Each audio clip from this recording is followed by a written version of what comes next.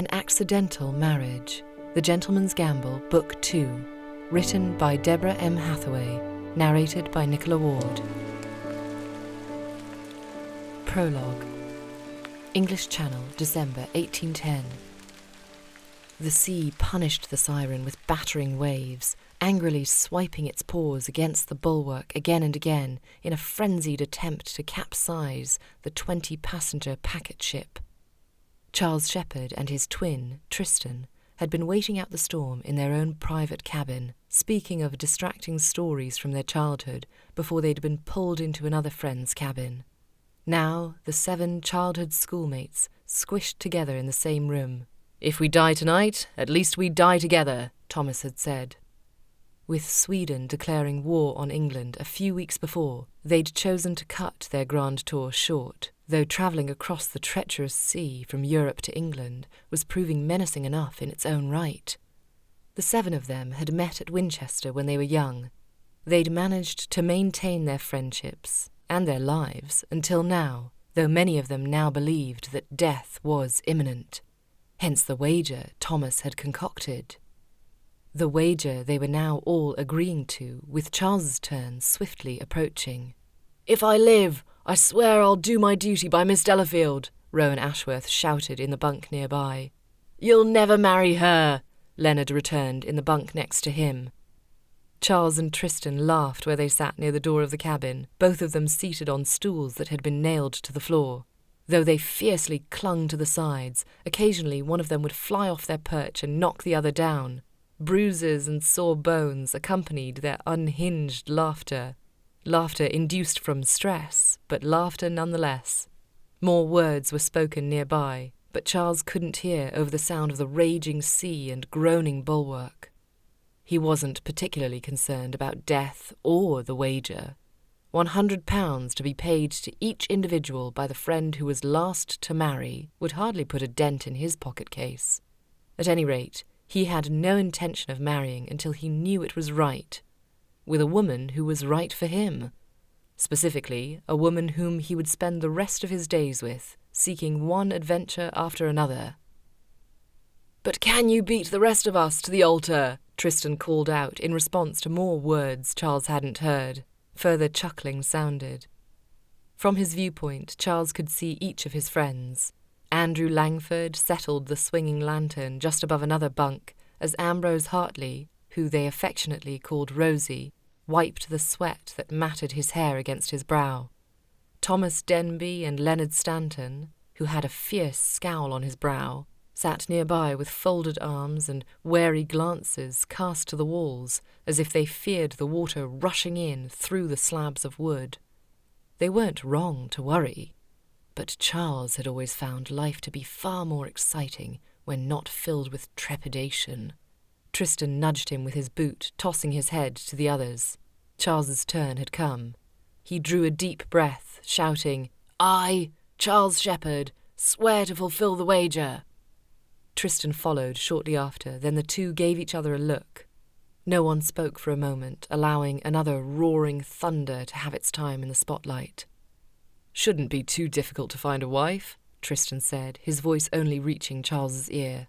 "What with Mother's plans to marry us off the minute we return home?" "Precisely why I intend not to return home," Charles countered. "You mean to die out here?" Tristan returned, with a sardonic lift of his brow. "Death would be a thrilling adventure, but not exactly what I meant.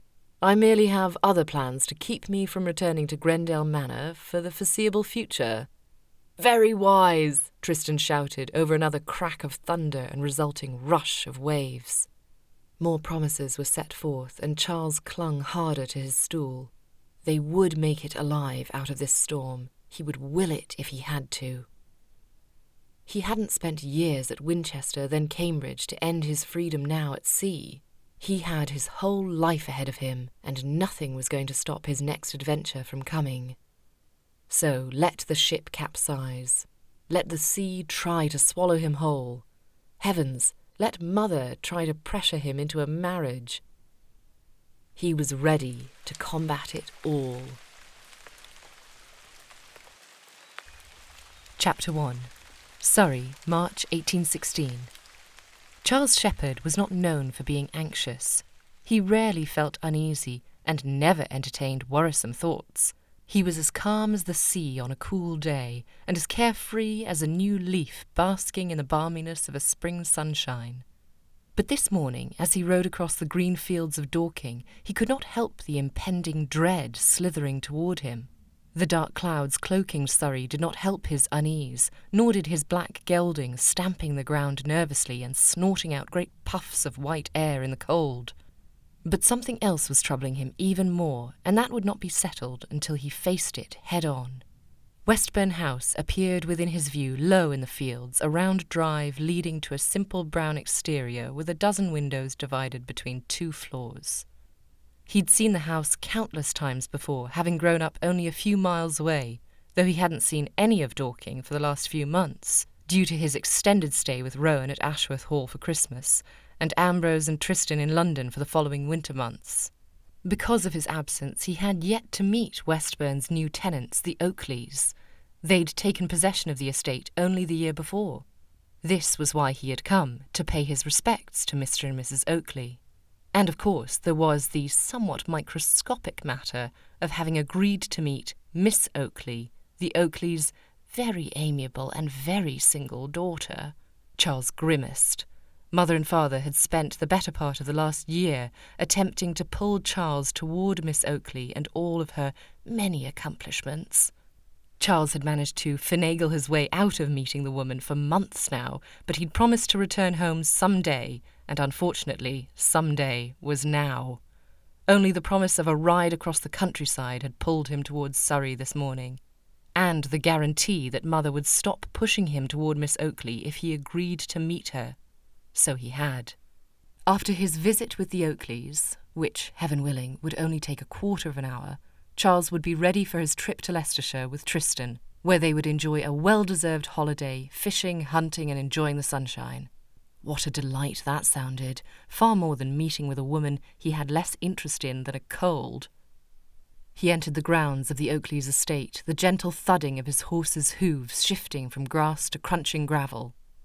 With each new step he drew closer to fulfilling his duty of contributing to Mother's happiness. Her favourite pastime was setting her sons up with one woman after another, convinced that each new female would be the answer to her sons' joyous futures. Tristan had thus far managed to evade the worst of her attempts, thanks to Charles. Charles was the oldest, by 3 minutes and 13 seconds, so he was happy to help his brother, even if he had to deal with the brunt of Mother's meddling matchmaking. First it had been Miss Beaumont with her £5,000 dowry. Then there had been the heiress, Miss Fitzroy, and the year after that, Miss Grant with her red hair that would have made the loveliest of babies. Now it was Miss Oakley and her unmatched accomplishments. Miss Oakley is too serene for your brother. You, Charles, are in need of a gentle touch, and she is sure to give it, as she is the most charming woman. You will not, I am certain, find her equal in beauty and goodness in all of England. I am convinced, as is your father, that you two would make a most happy match. Miss Oakley has also expressed interest in an arranged marriage, as she is perhaps a mere degree older than your average female, I believe quite near your age. I know how you feel about such arrangements, but has your opinion perhaps changed? How you would make my maternal heart sing if it has. There was always more to her letters, but Charles's interest typically drifted off after a couple paragraphs. Still, knowing Mother and her crafty ways, this Miss Oakley could very well be nearing 50.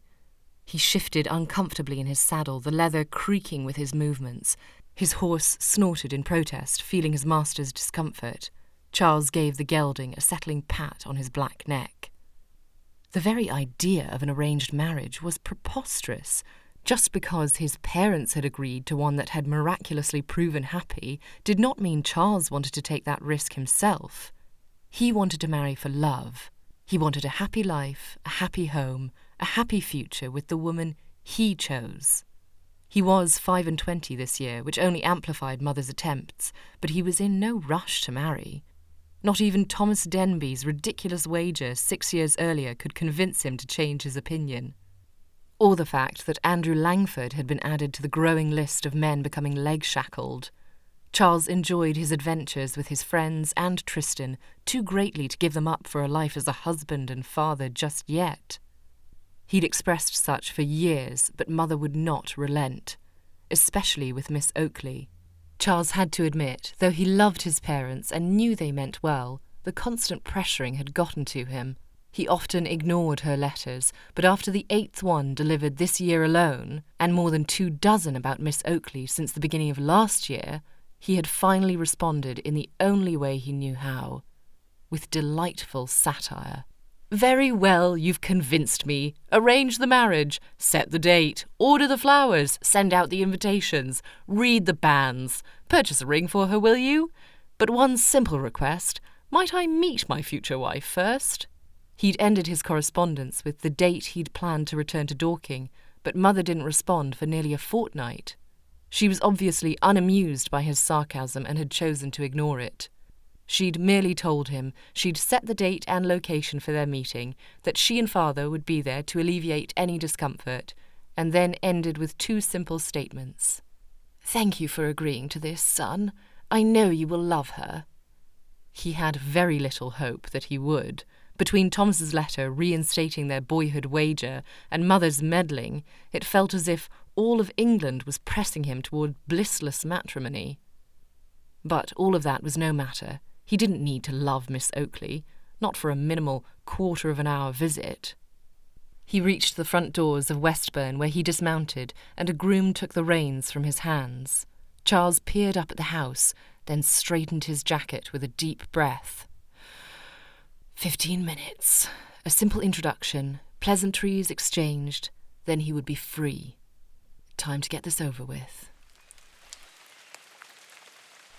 Marie Oakley peered out of the window at the gravelled drive, her eyes fixed on the gentleman who stood before Westbourne's doors. Mr. Charles Shepherd. She couldn't see much of him from her viewpoint, but he was tall and had a thick head of hair that he was currently running his fingers through. Was he as handsome as Mrs. Shepherd claimed?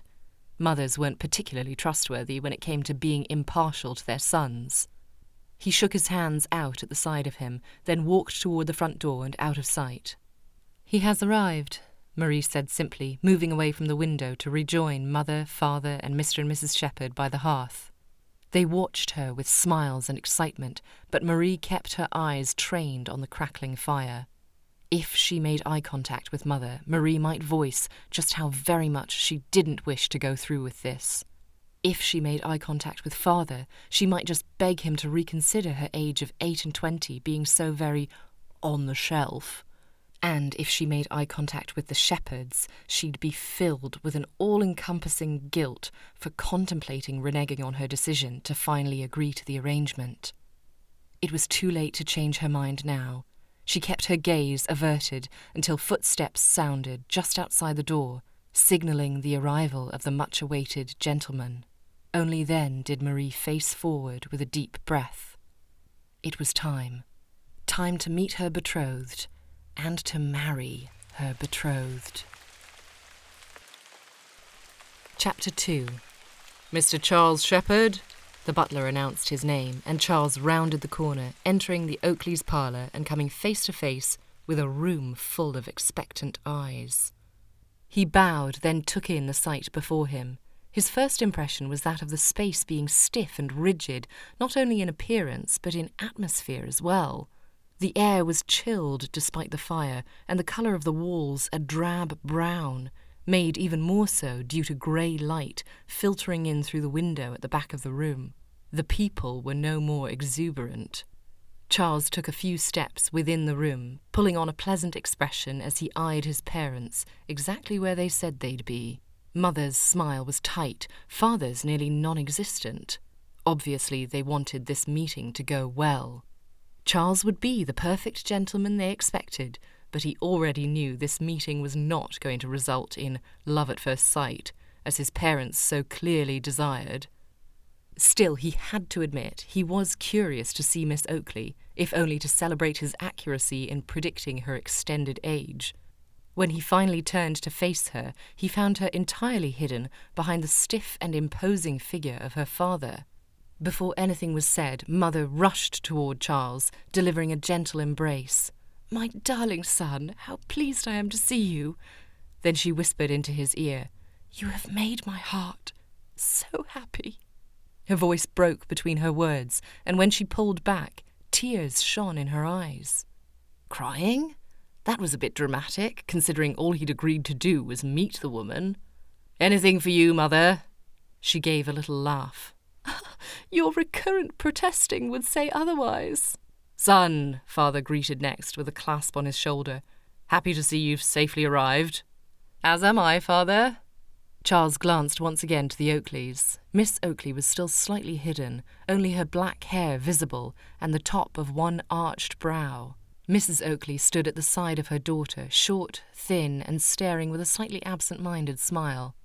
She and Mr. Oakley certainly didn't look old enough to have an aging daughter. If only Charles could see Miss Oakley for himself. Was her father unaware that he was hiding her from Charles's view? Or was that his intention, putting off Charles's inevitable disappointment at the discovery of Miss Oakley's age and appearance? "Come," Mother said, urging Charles farther into the room. "You remember Mr. and Mrs. Oakley, do you not?" "Of course. Lovely to see you both again." Mr. Oakley held no hint of a smile on his features. "And you, Mr. Shepherd." Charles had met Mr. and Mrs. Oakley at Westbourne last year after returning home for a few days. He had liked the couple well enough. Mrs. Oakley still had that unchanged, distant look about her, but Mr. Oakley had appeared much less examining. Miss Oakley had been in Bath with her aunt at the time, and Charles had missed his opportunity to have met her, a disappointment only due to not overcoming this issue months earlier. 13 minutes left. "Thank you for agreeing to this," Mr. Oakley continued. "We are indebted to you." Indebted? For Charles meeting his daughter? Was Mr. Oakley as desperate as Mother to see their children married? His stomach tightened. Mother had to have told them of Charles's aversion to arranged marriages. If she hadn't, this was not going to end well for any of them. "It is my pleasure to come here," Charles responded, as politeness dictated. He held his hands behind his back, clenching his fingers together to avoid fidgeting. Mr. Oakley scrutinized him again. "Son," Mother paused with an anxious glance at Charles. "This is Miss Marie Oakley." Finally, the Oakleys shifted to the side like a curtain being drawn, and Miss Oakley was revealed. Well, she certainly wasn't 50. With her hair in an elegant chignon, dark curls gracing smooth, pale skin, and red, curved lips, Miss Oakley had to be one of the most bewitching women Charles had ever seen.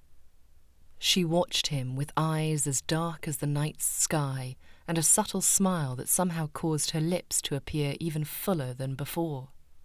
"Mr. Shepherd," she greeted with a smooth tone. "How lovely to finally make your acquaintance." Charles had to take a moment to recover.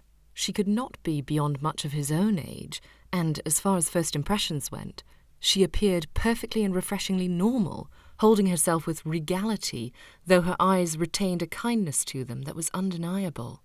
For once, Mother had not exaggerated. He cleared his throat, shifting his feet. "Pleasure to meet you, Miss Oakley." He'd been about to say more, something about how their parents were determined to bring the two of them together, or perhaps how pleased he was to see she was not an aged spinster or feral squirrel. But when Miss Oakley scrutinized him as her father had, eyeing him up and down, Charles's words dried up. Had he passed muster? Unfortunately, her expression remained impassive. Perhaps he'd extend the quarter of an hour, spending a few minutes more with a woman who appeared as lovely as the portraits in the Royal Academy of Arts was hardly a chore. At least this way, he'd be able to satisfy his curiosity and vanity, to see if he was a disappointment or a pleasant surprise to her. Another moment passed by in silence before he realized all eyes were on him. Expectant eyes. Watchful eyes. Right, he was supposed to be the gentleman here. He settled his desire to pace across the room, an urging he had to quiet often in social settings, for the mark of a gentleman was stillness. "It is strange, is it not, Miss Oakley, that we have not met before, essentially living next door to one another? Although I suppose it is to be expected, what with how often I am away." "Indeed, time and circumstances have certainly not been on our side."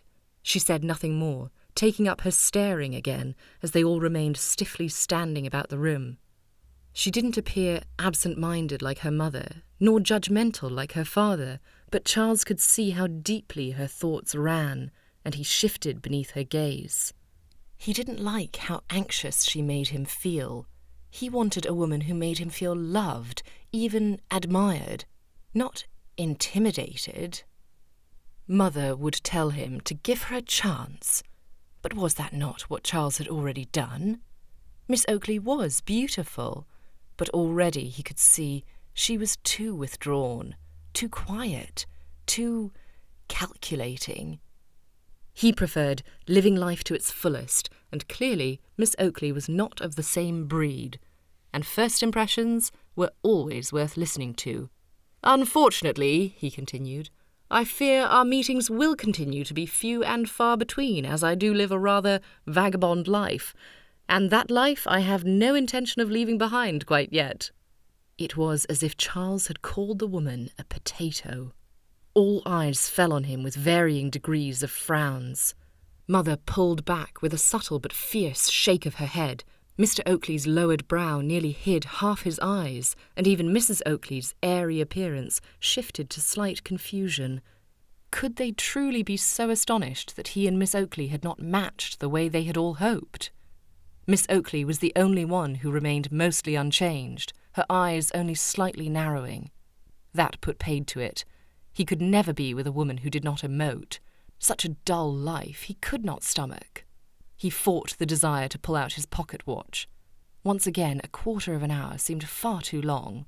He might last another 5 minutes, but even that was pressing his patience, especially when no one else was speaking. What was the matter with everyone? Father met his gaze, then subtly motioned toward the Oakleys once more. Apparently, Charles was the only one allowed to speak in this circumstance. Stupendous.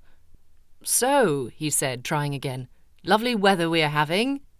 Thunder rumbled outside. No one made a response. "Do you enjoy walks in the sunshine, Miss Oakley?" Heaven help her to know he was not requesting they do so together.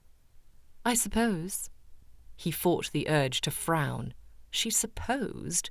Who didn't enjoy walking in the sunshine? A woman who was not for him, that was who. He gave his parents a look that very clearly stated, "I am finished, I have done my duty, it is now your turn." However, Mr. Oakley spoke instead. "I apologize for the delay. You must be wondering why we have not yet begun." Charles looked between his parents and Miss Oakley's, confusion parting his lips. Begun? Begun what? "I have already shared this with your parents, Charles," Mr. Oakley said, "but Mr. Berryman extended the time this morning by a quarter of an hour. He ought to arrive any moment now." Mr. Berryman? The vicar? Why on earth was the vicar invited to their simple introduction? But as Charles glanced at each person about the room, noting their looks of expectation and recalling their strange behaviour, ruminations began to stir within him before pieces fell into place, forming a very unsettling picture. "Mother," he began, his polite smile vanishing. But his words ended as boots thudded outside of the door, and Mr. Berryman appeared, holding in his hands a large copy of the Book of Common Prayer. There was only one reason a vicar needed such a book in such a place, and Charles and Miss Oakley were clearly the main parts in this equation. Blast it all! Mother had tricked him again.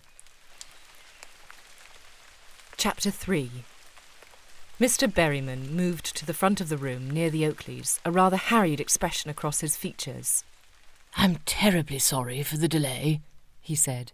"Thank you for your patience."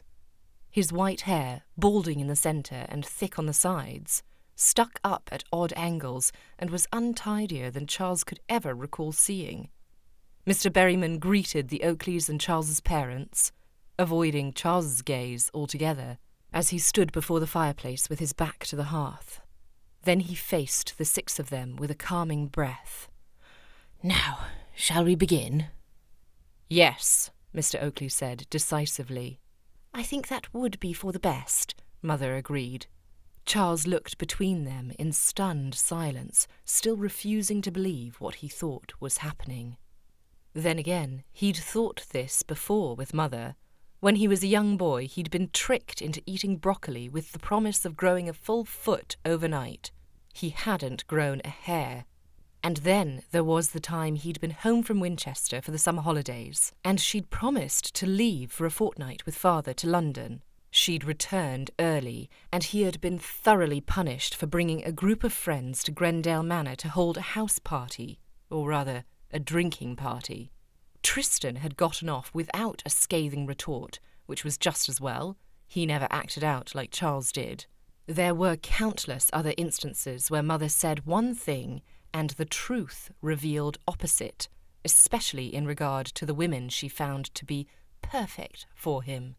"Miss Beaumont has a £5,000 dowry." "Yes, but the woman was already engaged to another."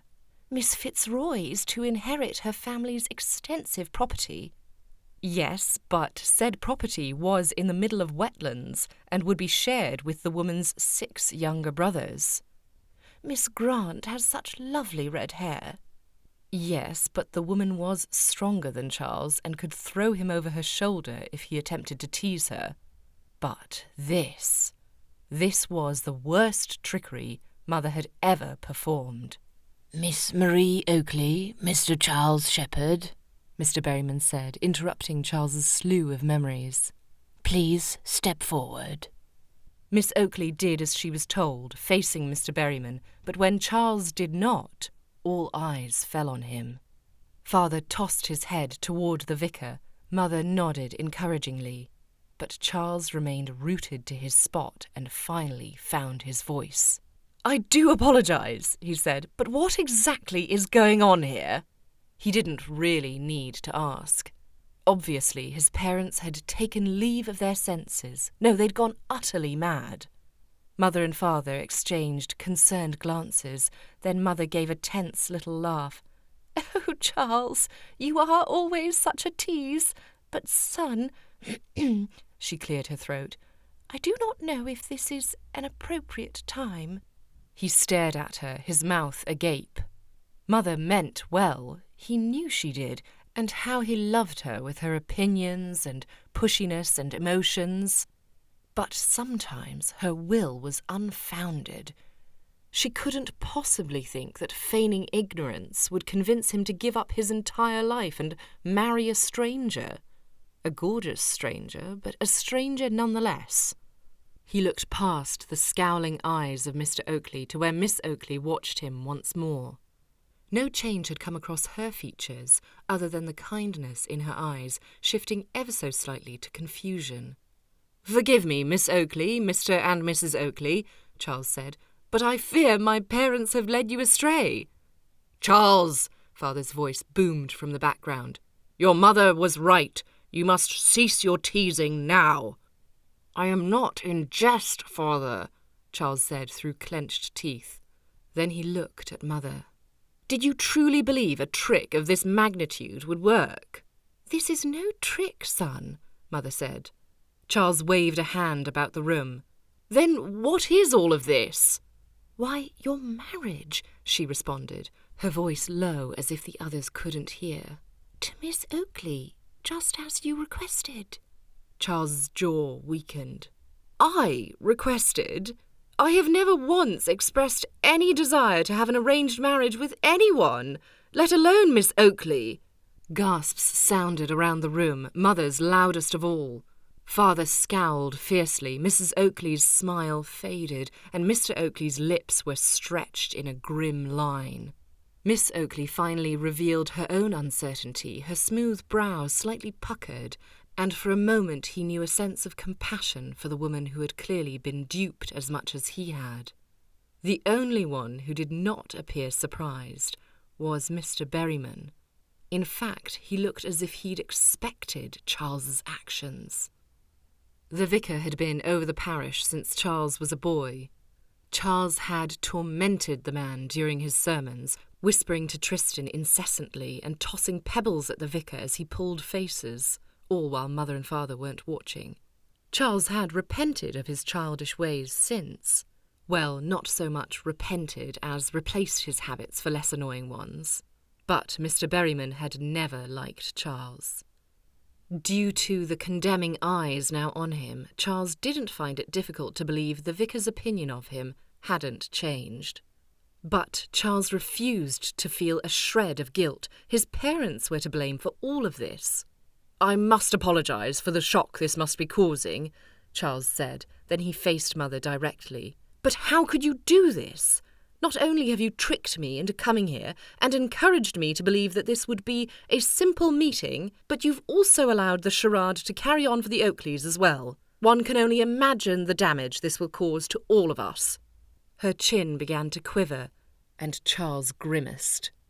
Mother could cry at the drop of a hat, and often did so. But she needed to know her behaviour was unacceptable. And yet, when father moved forward in clear defence of his wife, Charles knew his words had gone too far. "What on earth is going on here?" Mr. Oakley chimed in. "We deserve an answer." "We all do, Mr. Oakley," father said. "I assure you we will get to the bottom of this." He faced Charles. "For the last time, this was no trick.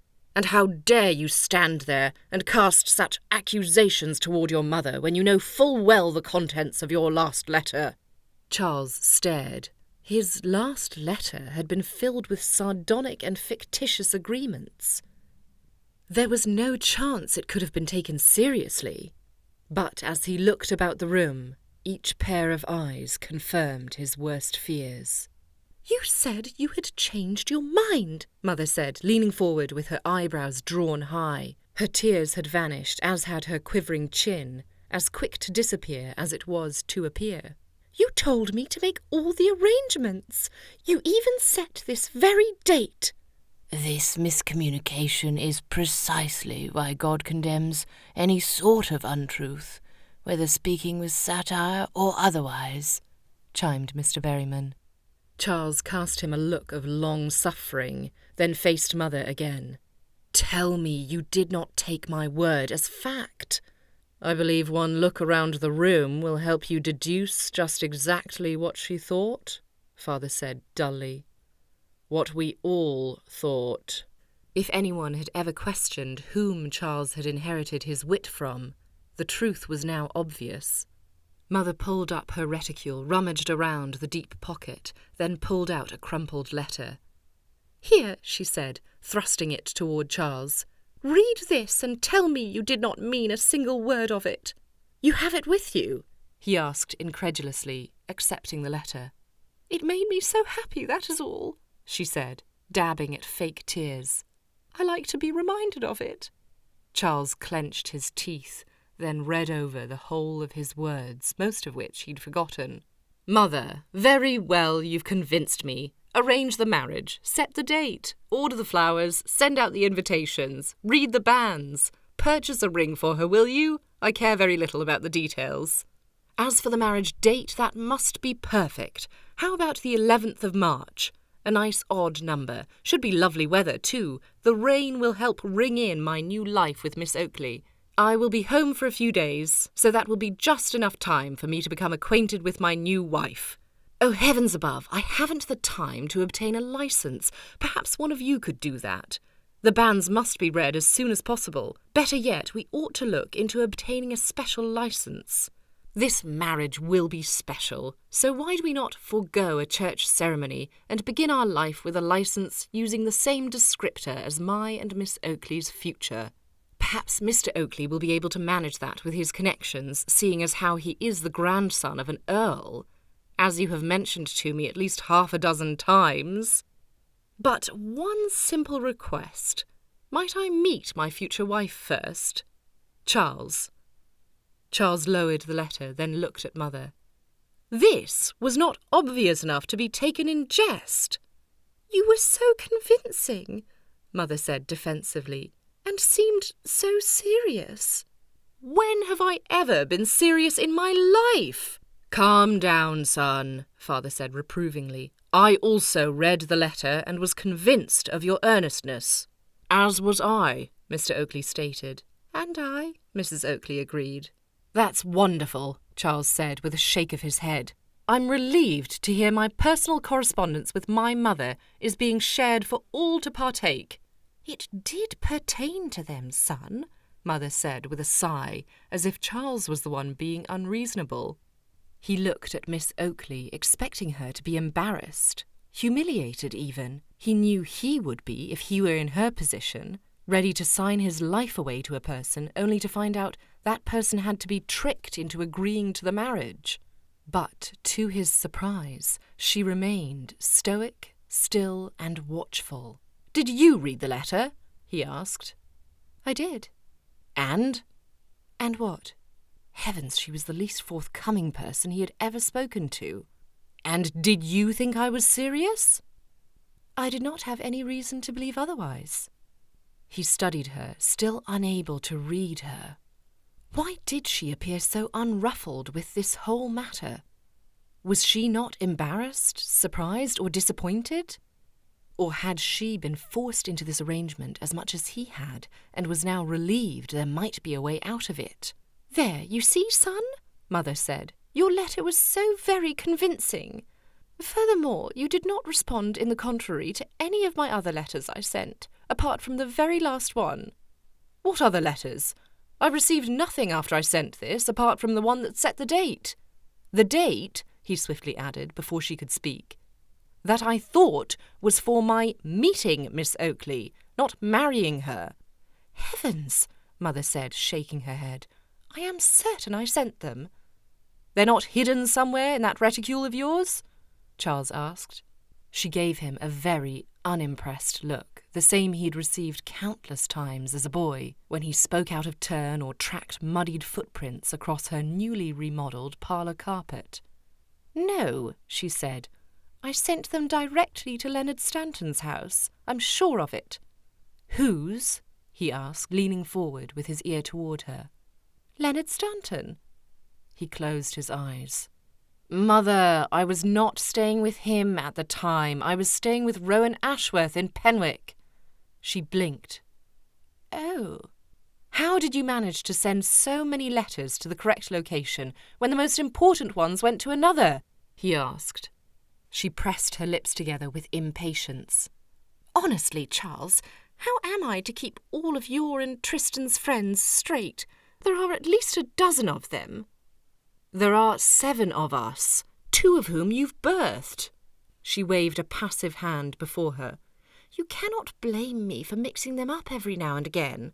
She lowered her voice. "Especially when you live as a vagabond." She straightened, then smiled reassuringly at the Oakleys. "At any rate, the letters were sent. That is what is most important." She was mad. That was all there was to it. Honestly, he wouldn't put it past her to have sent the letters to the wrong place on purpose. "What exactly did you write in these letters, anyway?" "Well, there were 3 to be exact." She raised her fingers, counting them out. "In the first, I told you that the Oakleys—" She paused, sending an affectionate smile to Miss Oakley. "Had agreed to the marriage upon your acceptance." "My alleged acceptance," he inserted. "In the second," she continued, ignoring his words, "I informed you that Mr. Oakley had indeed managed to procure a special licence. And in the third, I told you of our shared desire to maintain discretion, that no one should hear of the marriage until after it had been accomplished, and that the union should be discussed with those around us as a happy one." Charles stared. "So your intention was to lie to everyone we know?" "Not lie," Mother said with a quick settling smile in Mr. Berryman's direction. "Our intention was to keep you and Miss Oakley safe from gossip by ensuring everyone that yours was a marriage of joy. At any rate, we did not believe that would be a stretch due to your good-natured response." Charles walked about the room, pacing back and forth and running his fingers through his hair. "Did you not question my supposed acceptance when I did not respond to the others?" "You are not exactly prompt with your correspondence, son," Father piped in. "In truth, you very rarely respond at all." Charles glanced at the others, heat rushing over his cheeks. Mr. Oakley hardly seemed impressed. Miss Oakley remained unchanged, and Mr. Berryman, once again, didn't look surprised. Nothing like his parents airing out their grievances in front of all the world to see. It wasn't Charles's fault he couldn't keep up with all of Mother's letters, especially when more than half of them begged to introduce women to him. Little did he know his lack of correspondence would lead to his mother arranging a marriage for him. He blew out a large puff of air. This was too much. It was all too much. He needed fresh air, space to move, somewhere without 6 sets of eyes on him. "Charles," Mother said softly, seeming to sense his overwhelm, "all of this letter business hardly matters now." "It most certainly does matter," he stated, refusing to be mollified. "For everyone who expects the marriage will now surely be disappointed." The silence grew so thick, Charles couldn't move now if he tried. "Disappointed," Mr. Oakley said. "You mean to say you have no intention of marrying my daughter?" Charles straightened. "No, sir, I do not." Mr. Oakley took an abrupt step forward, but Charles stood his ground. Before the man could move any closer, however, Miss Oakley's hand shot forward, staying her father's advancement. "Father, a word?" Chapter 4. With sure steps, Marie pulled her father to the far side of the room, acutely aware of Mr. Charles Shepherd doing the same with his own parents, so there was no chance of overhearing either conversation. Mother remained beside the vicar, standing in silence with an unbothered smile, just like always. "The audacity of the man," Father grumbled as she faced him. "To imagine he believes he can simply escape this union by his own miscommunication. It is unthinkable." Marie nodded soothingly. "I know, Father, but we must maintain our dignity. His parents are our friends, first and foremost." "Yes, but how can I remain calm after he insults you so?" "I don't recall any insults." "His mere rejection of you is the highest form." "I am not so very injured by that." And that was the truth. She was well aware of the look of approval in Mr. Charles Shepherd's eyes when he'd first noticed her. In truth, she had been pleasantly surprised by his features as well. She glanced beyond Father's shoulder now, stealing another glimpse of the younger Mr. Shepherd. He was as tall as he'd appeared on the drive, with a thick dark mane and a shadow of facial hair already appearing across his jawline. Wrinkles jutted out from his eyes, indicative of how often he must smile. But his lips held no sign of anything other than a frown as he spoke animatedly to his parents, their own hands raised in order to quiet his words. Poor man, he had clearly received the shock of his life. That being said, how could Marie consider his actions a rejection when he'd never agreed to the marriage in the first place? "Well," Father said gruffly, "whether you are offended or not, the man will be made to follow through with the arrangement." Marie hesitated, her mouth hovering open, the words on the tip of her tongue. Father stared hard. "Do not tell me you have a mind to reject this proposal now, too." "No, Father, of course not. However, surely you can see circumstances have changed. I agreed to the marriage when I was under the impression that he wished to marry me. Now that the truth has been revealed—" She couldn't finish her statement. Father appeared ready to blast steam from his nose like a kettle. When plans were made, and those plans did not come to fruition due to another's actions, Father could hardly stand it, whether it was dinner parties falling through or trips being cancelled. "Being reliable is important," he always said. "Being trustworthy is even more so." She reached forward, placing a soothing hand on his arm. "Father, you know I will follow through with this wedding." Instantly, his breathing settled. "I was only saying," she continued carefully, "that there might be other options for me now." Father stared, clearly shocked at the way Marie was not reacting, offended or otherwise. It wasn't that she wasn't feeling anything. She'd never felt so many emotions all at once. Humiliation, relief, confusion. They threatened to overwhelm her, but she did as she always did in situations that unearthed her ground. Took a deep breath, imagined standing before a calm brook, and moved forward with confidence. "I'm sorry, but there are no other options," Father pressed. "This is your one chance at having a future." So she'd been told for months. Marie had never wanted to marry a stranger. She'd hoped to be able to remain with her parents and have more of a chance at finding a spouse she actually loved. Her parents were well enough off to live comfortably the rest of their days. Surely they wouldn't mind providing for her. Yet Marie had no desire to become a burden on them. Indeed, that was why she'd agreed to the wedding. Well, that, and because she believed Mr. Shepherd had wanted to marry her. After all, finding a man who wanted an arranged marriage, a man who was not in his late 50s to be exact, was becoming more and more difficult. But now that she knew Mr. Shepherd wished for nothing less, she wasn't entirely torn up about having to change her plans. She had no desire to marry a man who responded in such a satirical way to a matter as delicate and serious as an arranged marriage. She far preferred a husband who could be serious, relied upon, and courteous, all of which Mr. Charles Shepherd was not. "We have discussed this in great length, Marie," Father said, bringing her back down to earth. "A union with the Shepherd family will be your best chance at having a happy future." Marie glanced at the Shepherd family. She had grown to love Mr. and Mrs. Shepherd in the last year. They were exactly the sort of people she would wish to be connected to. Kind, caring, comforting. She'd believed she would feel the same way about their son. After all, the apple couldn't fall too far from the tree. Unfortunately, while it appeared that Charles's apple did fall nearby, it was now rotting slowly beneath the great shade of his parents' branches.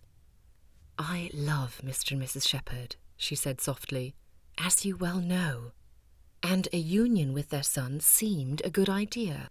However, I do not wish to force a man to be yoked with me. Surely we can find someone else." Slowly, Father shook his head. "My darling girl, how I love you and your optimism. But the world is a cruel place, and men cannot look past the years a woman has lived." Marie knew that to her cost. What if my dowry was a degree larger?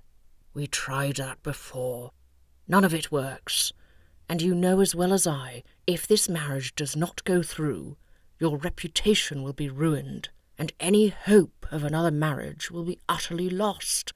It was the nail in the coffin she'd been trying to remove with her bare hands.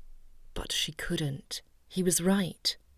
Too many people already knew of the special license they'd obtained. Too many people were expecting to see Marie happily wedded to the eldest Shepherd twin. Should it not go through now? Who knew what manner of salacious gossip would spread about her, thereby ending any chance of a happy future? "What are we to do?" she asked, forcing an unchanged tone and expression, though the favourable future she'd pictured was quietly slipping from her fingertips. Force him into agreeing? She grimaced. How awkward, how terrible to begin a marriage with a man pressured into it. He was to blame for this whole debacle. Lack of stoicism would always get a man into trouble, but she felt for him all the same. "We must appeal to his senses," Father said. "Allow him to see what this will do to your reputation should he refuse." "And if he still refuses?" He looked at the Shepherds with a grim expression. "I shall take other measures." Marie cringed. Father and his dramatics. She had no doubt he'd duel with Mr. Charles Shepherd if he were allowed to do so. She could only pray it wouldn't lead to that. She followed Father back to the hearth, waiting there in silence and doing her best not to overhear the last of the Shepherd's conversation. "You will be happy with her, son," Mrs. Shepherd said. "Trust us." "Trust you?" her son spat out in a whisper. How can I trust you after all of this?" "Hush now," his father said, motioning to Marie.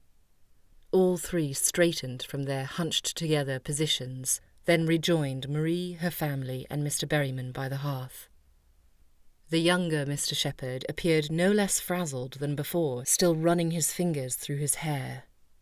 "My daughter was right to pull me away," Father began first. "She has reminded me that we are all friends, and friends we shall remain." Mr. and Mrs. Shepherd exchanged glances of relief and nods of affirmation before Father continued.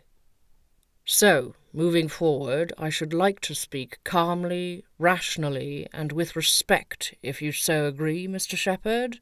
The younger Mr. Shepherd nodded in agreement. Father pressed on. "Now, I'm certain your parents have already shared with you the serious matter of my beloved daughter's reputation, should you not follow through with this marriage." Charles gave a firm nod. "Yes, sir, I was informed that might occur.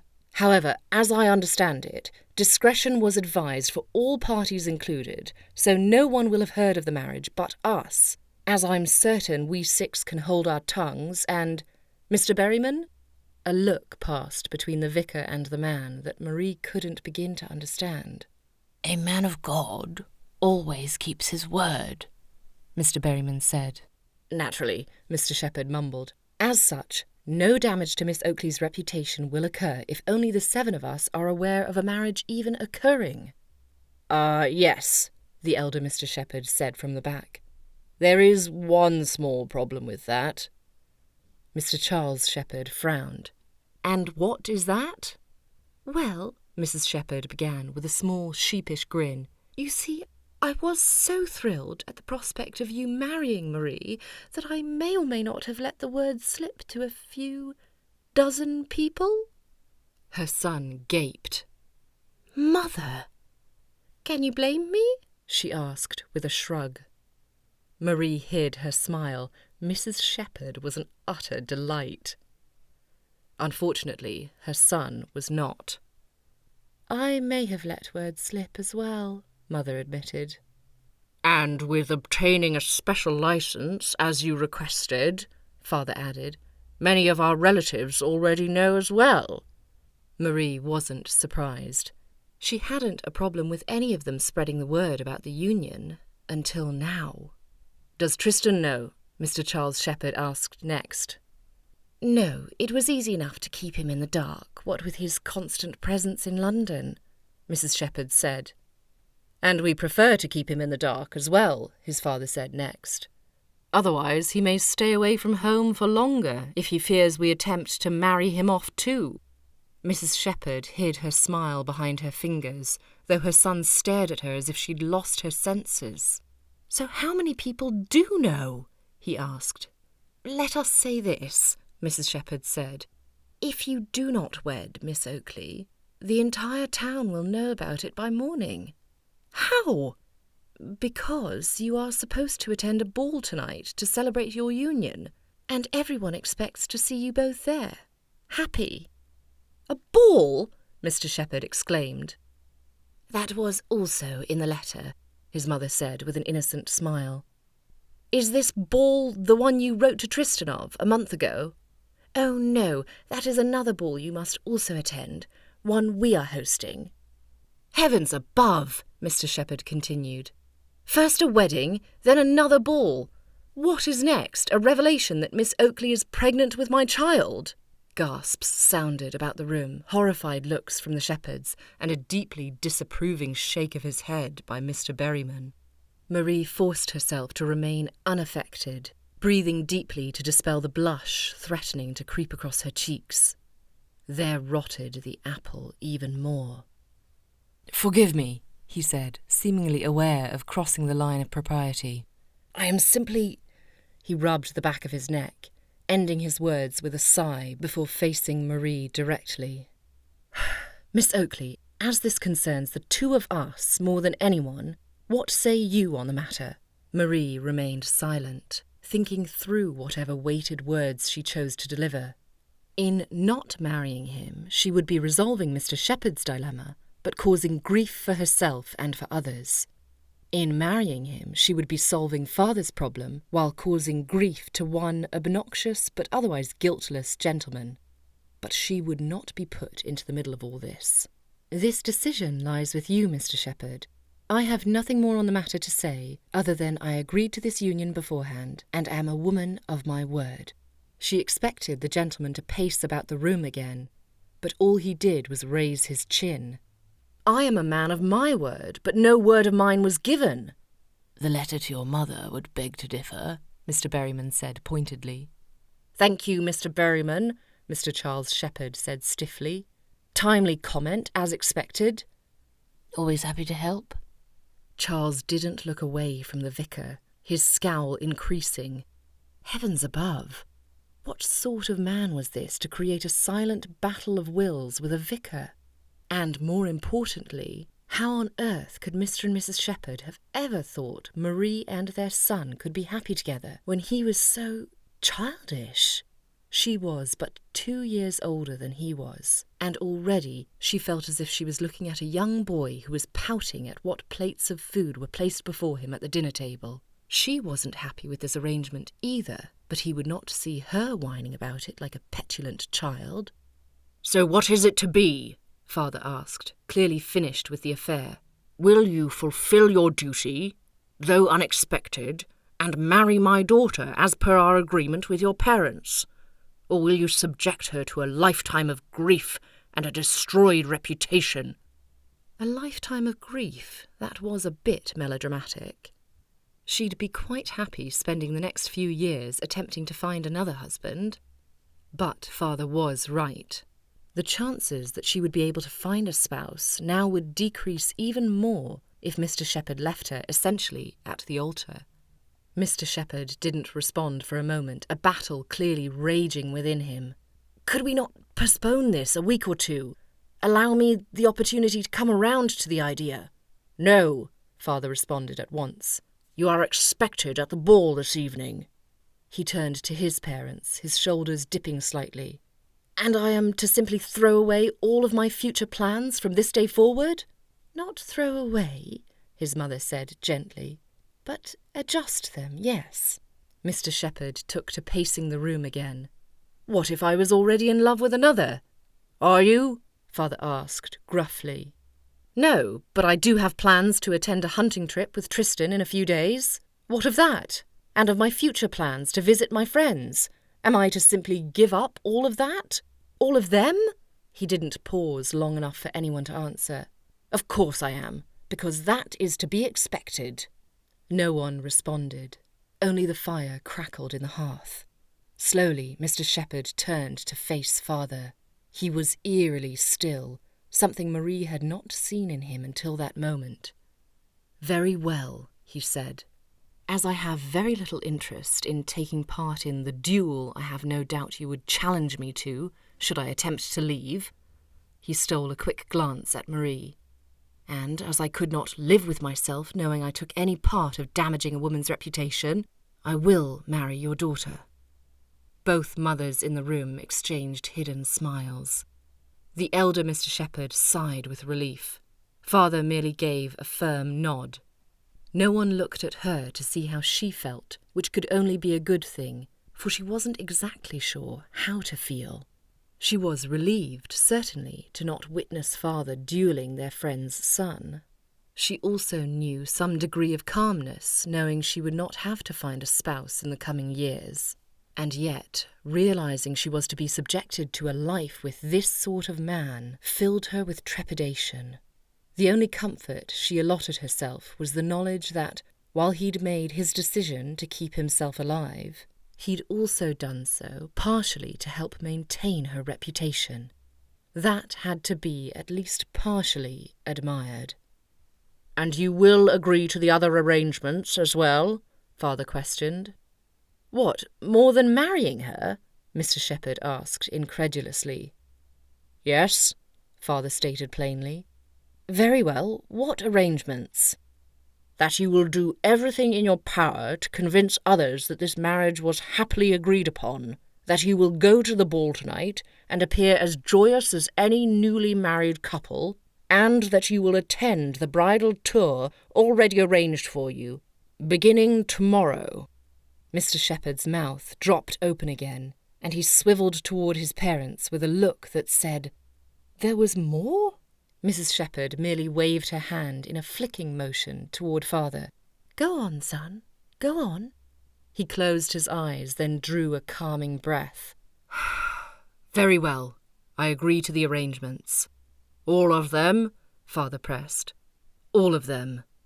Tangible relief sailed about the room, everyone clearly feeling the emotion, aside from Marie, for suddenly she was overcome with sudden, palpable, undeniable disappointment. So, she'd be marrying Mr. Charles Shepherd after all. Pity. Chapter 5. Charles stood beside Miss Oakley, facing Mr. Berryman as the vicar read from the Book of Common Prayer with a languid voice. "Dearly beloved, we are gathered here in the sight of God to join together this man and this woman in holy matrimony. Therefore it is not to be taken in hand, unadvisedly, lightly, or wantonly." At this, Mr. Berryman's eyes settled directly on Charles. Charles stared right back at the vicar, daring him to voice just how deeply he disapproved of this marriage, and of Charles in general. Instead, Mr. Berryman continued, even slower than before. "I require and charge you both that if either of you know any impediment why ye may not be lawfully joined together in matrimony, ye do now confess it." Was having no love for one's betrothed not reason enough? Perhaps one's reputation was more important than heaven's will. After another condemning look at Charles, Mr. Berryman continued. Charles did his best to listen. He had heard the words before at other weddings. There they had been filled with promise, hope, and love. Now they were filled with dread, emptiness, and a falsehood he could not bear. "For be ye well assured that so many as are coupled together otherwise than God's word doth allow are not joined together by God, neither is their matrimony lawful." Miss Oakley remained still and silent beside him, just as she'd done all morning, back when he'd thought a quarter of an hour visit would finally placate his parents to allow him his own future. Little did he know that 15 minutes would lead to a lifetime of servitude. He should have known something like this would have occurred. He knew deep down this had all been a horrifying misunderstanding. But he couldn't help but entertain the thought that perhaps Mother had simply chosen ignorance on purpose. "Charles Shepherd, wilt thou have this woman to thy wedded wife?" Mr. Berryman continued. Charles was only vaguely aware the vicar still spoke, his thoughts remaining on the woman standing beside him. Why had Miss Oakley agreed to the marriage? He'd been so overcome with shock and frustration he'd not considered this until now. Was she truly so overaged that no one wished to shackle themselves to her? Or was it due to her less than enthusiastic personality? "Wilt thou love her, comfort her, honour and keep her, in sickness and in health, and forsaking all others, keep only unto her, for so long as ye both shall live?" Miss Oakley certainly hadn't chosen to be single, otherwise she would be choosing to remain single. Had something prevented her from marrying, then? Had she some dark secret hidden behind her beauty? Some personality trait no one could look beyond? What on earth had his parents fettered him to? "Charles," whispered a voice from behind. He glanced at his mother, then back at the vicar, who watched him with an unimpressed look. "Still not listening?" Mr. Berryman whispered. "Shall I repeat myself?" "There is no need," Charles responded. He knew what had been said, and how he was expected to respond. And yet his tongue was bound. This was it, his final chance to make a run for it. If he ever wished for his own happiness and his own future, he would have to flee now before he vowed otherwise. But he already knew he had to make the vow. Whether this was all his parents' fault or his own, Charles would not ruin this woman, nor her reputation. For what sort of life would he lead, knowing he'd destroyed another's? Curse his parents for raising him to have a conscience. "I will," he finally stated with a firm nod. Mother breathed an audible sigh of relief behind him, but he ignored it. She should not be feeling such joy at this farce of a marriage. "You've made your decision, Charles. Stand by it." And yet he didn't really feel as if he was standing at all. He felt as if he'd taken to floating about the room and was now watching someone else exchange vows with Miss Oakley. "I will," Miss Oakley responded. Charles hadn't even heard Mr. Berryman address her. "Who giveth this woman to be married to this man?" the vicar asked next. Mr. Oakley stood forth, and Mr. Berryman motioned for Charles to take Miss Oakley by her right hand. Charles did so, but he could not meet her gaze, staring instead at their hands. Both were gloved, a physical barrier between them, and even still Miss Oakley's fingers barely rested on his. "I, Charles," Mr. Berryman prompted. "I, Charles." "Take thee, Marie." "Take thee, Charles hesitated. His mind refused to focus. He'd said Marie, had he not? But what sort of name was that? French? Miss Oakley wasn't French. Her eyes seared into him, but Charles stayed focused on her fingers, still hovering above his. "Marie," Mr. Berryman repeated, speaking the word in broken syllables, as if Charles was 85 years old and hard of hearing. Charles cast him an annoyed glance. "Take thee, Marie," the vicar continued, and Charles didn't hesitate this time, repeating each phrase until Miss Oakley did the same. To no surprise of Charles, at the end of the ceremony, Mother produced a simple gold band for him to give to his new wife, and he placed it on her finger after she removed her gloves. She didn't so much as thank him, which was just as well. It was Mother's doing, after all. All of it was. After the ring, no kiss was exchanged, much to Charles's relief, and no further word was spoken between him and his bride as the vicar prayed over those gathered. Charles's legs grew stiffer and stiffer as the prayer continued far longer than it needed to. Finally, Mr. Berryman finished, and just like that, Charles was married to a perfect stranger. And, coincidentally, £100 richer. He wasn't the last of his friends to be married now, that was for certain. Still, the knowledge was merely a dim light in a sea of darkness he'd just committed to. What on earth had he just done? Marie accepted the congratulations from her parents and the shepherds, though she didn't feel as if she deserved it. Was it anything to congratulate when two perfect strangers made vows under pressure from external forces? Charles, as she supposed she ought to call him now, didn't say a word to anyone after he'd forgotten her name. She hadn't been surprised by his hesitation. She was fairly certain he had never listened to a vicar a day in his life. She tried to read his expression after the ceremony ended, but he continuously averted his gaze with a rigid shift of his jaw. Was he intentionally behaving like an entitled child, speaking so harshly to his parents and selfishly thinking of only how his life and future had been affected? He deserved grace due to the shock he'd just received, but then, did she not deserve some in return? The next few moments passed by swiftly as Father urged Marie to return with the shepherds to Grendale. "No use prolonging the inevitable," he whispered to her with an embrace. "I am so proud of the woman you've become."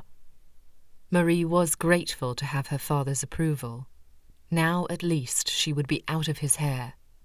After all, what father would want his almost 28-year-old daughter in his house forever?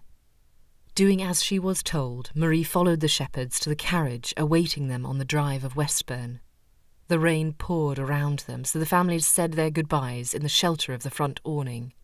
No tears were shed between her and her parents, nor did she expect any. The Oakleys were not a family who showed tender emotions, leaving room for more comfortable feelings like frustration or anger. After an embrace from Mother, Marie walked with the Shepherds out into the rain, a footman shielding her from the water drops as he walked alongside her with an open umbrella.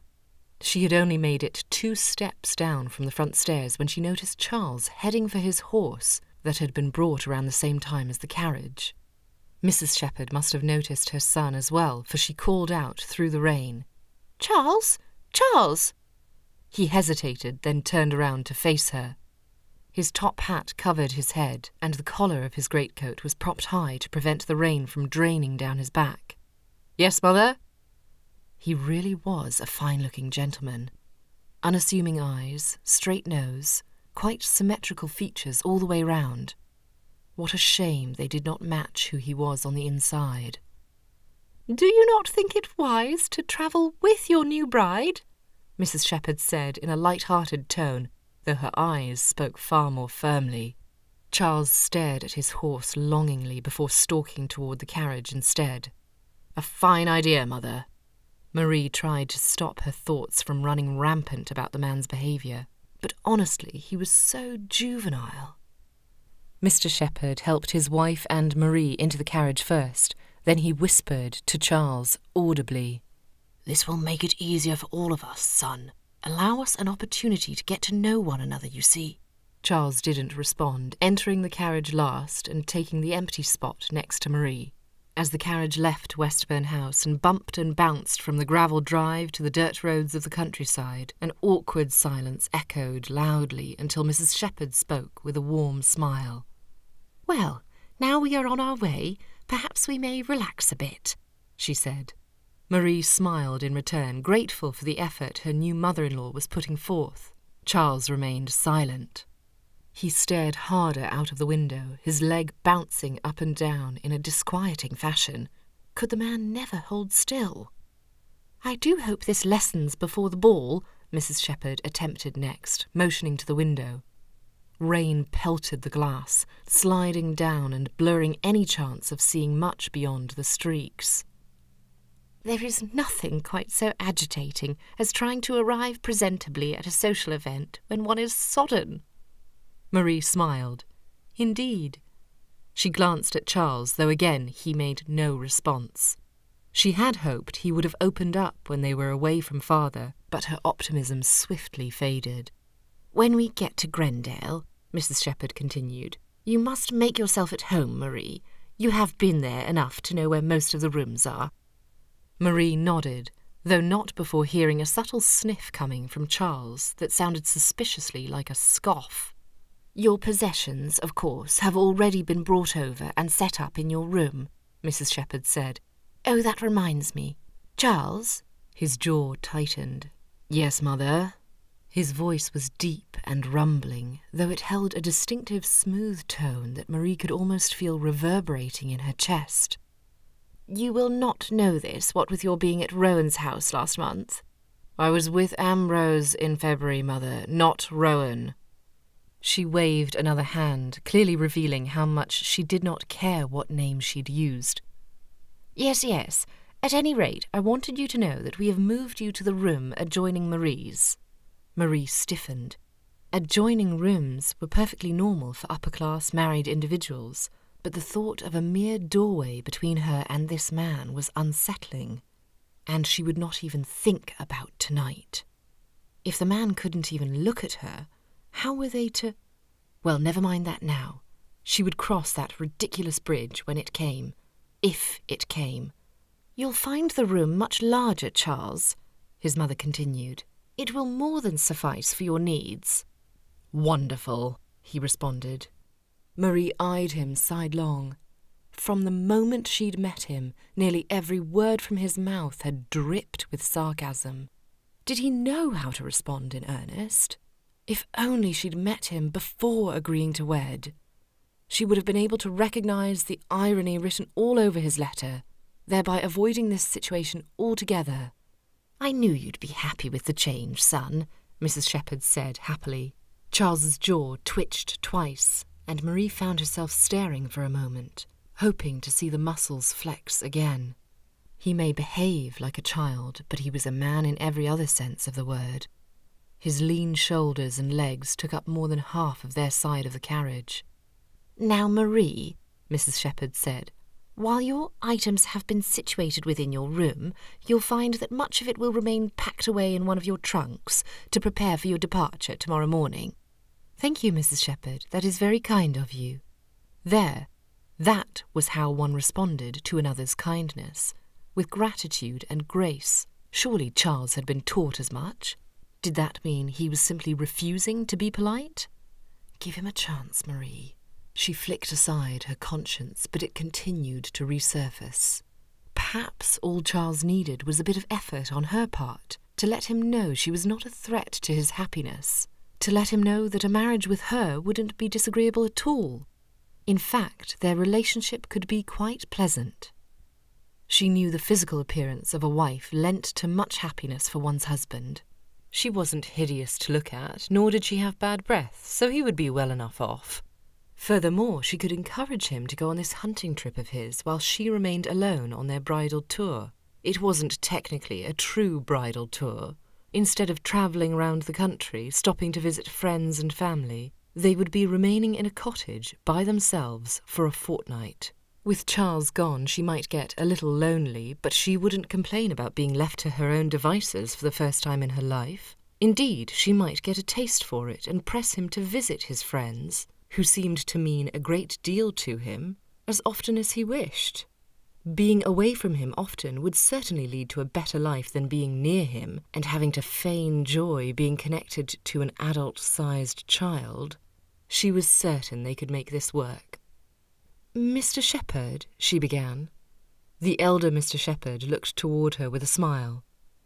"My apologies, I meant your son," she clarified. "Oh, call him Charles, dear," Mrs. Shepherd said, catching on at once. Marie glanced at Charles. "Very well. Charles?" She waited until he looked her way, but he only did so by staring at her gloved hands on her lap. "Yes?" "Marie," Mrs. Shepherd urged under her breath. "Yes, thank you, Mother. I'm aware of her name." She raised her brows. "Just making sure," as was the vicar before, she muttered under her breath. He scowled. "I knew her name then, too." She batted her eyelashes at him with a sweet smile. "Then use it."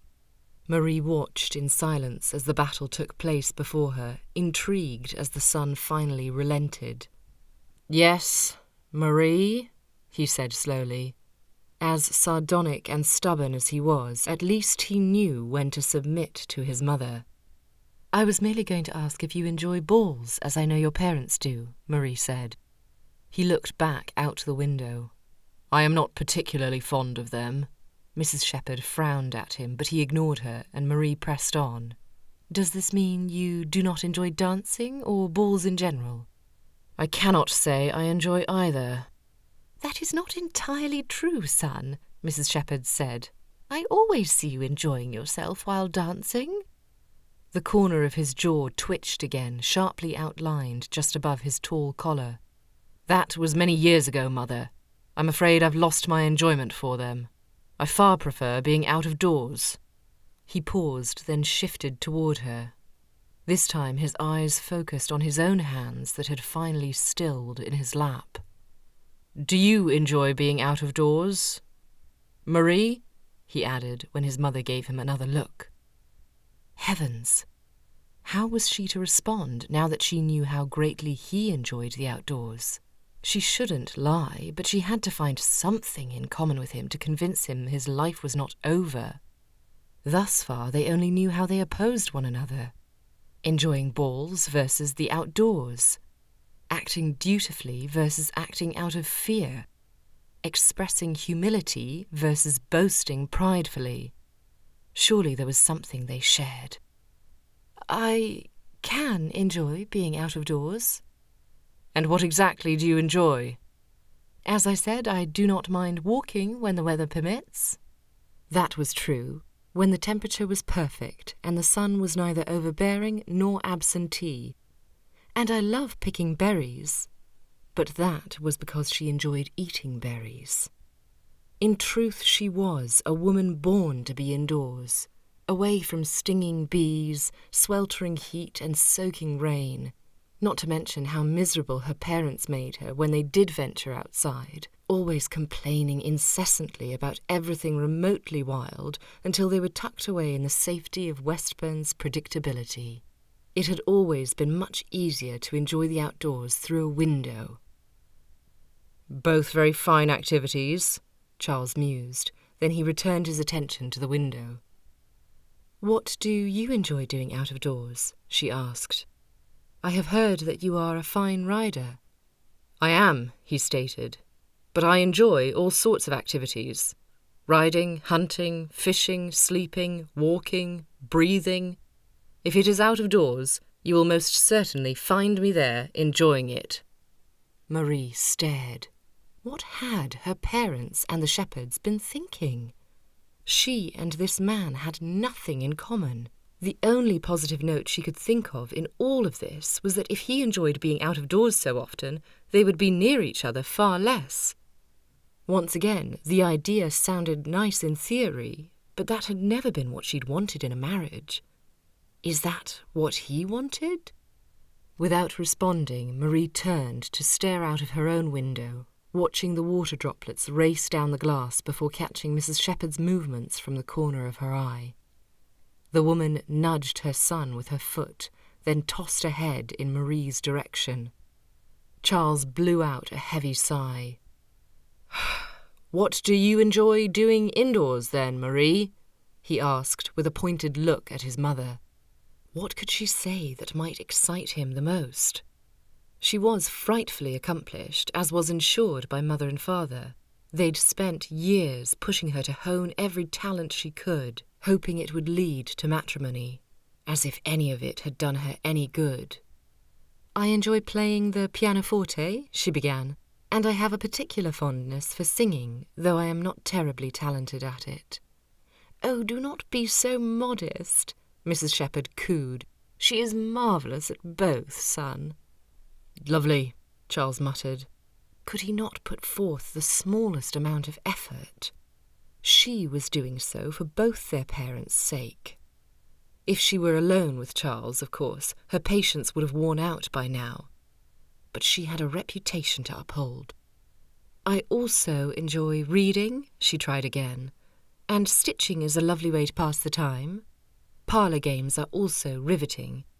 While Mr. and Mrs. Shepherd listened on with encouraging smiles, Charles merely nodded in silence.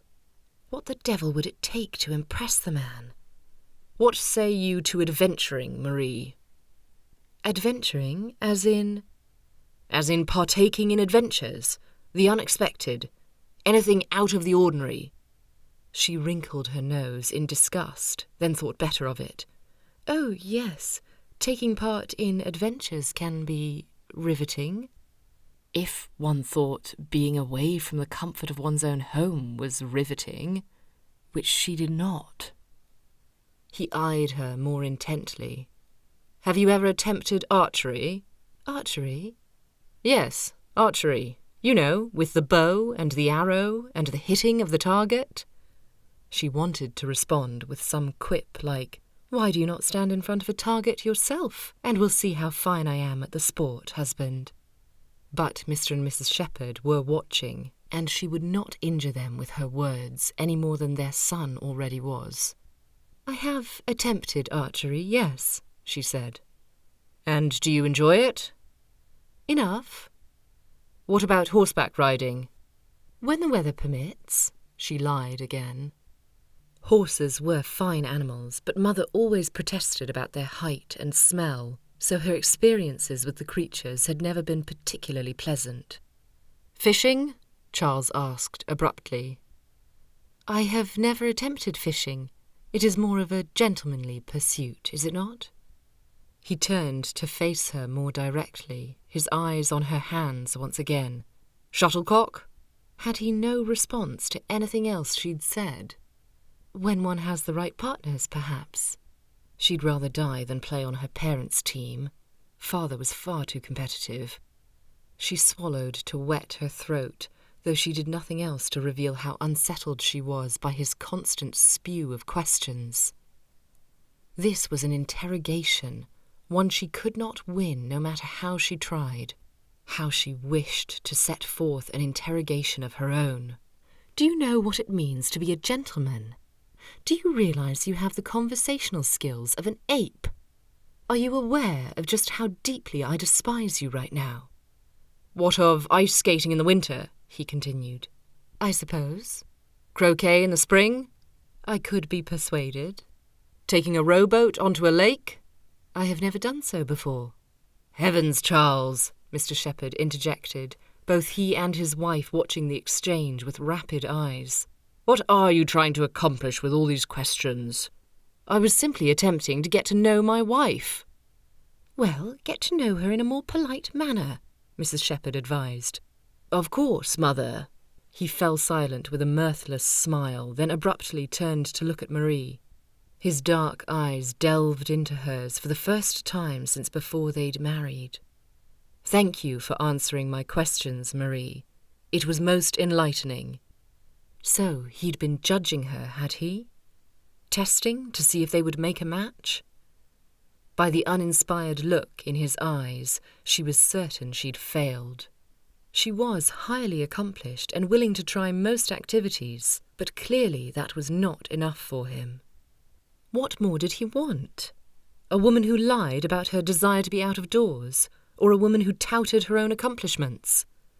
Whatever it was, she was certain he didn't want the real Marie. No man did, as was evident by her single status.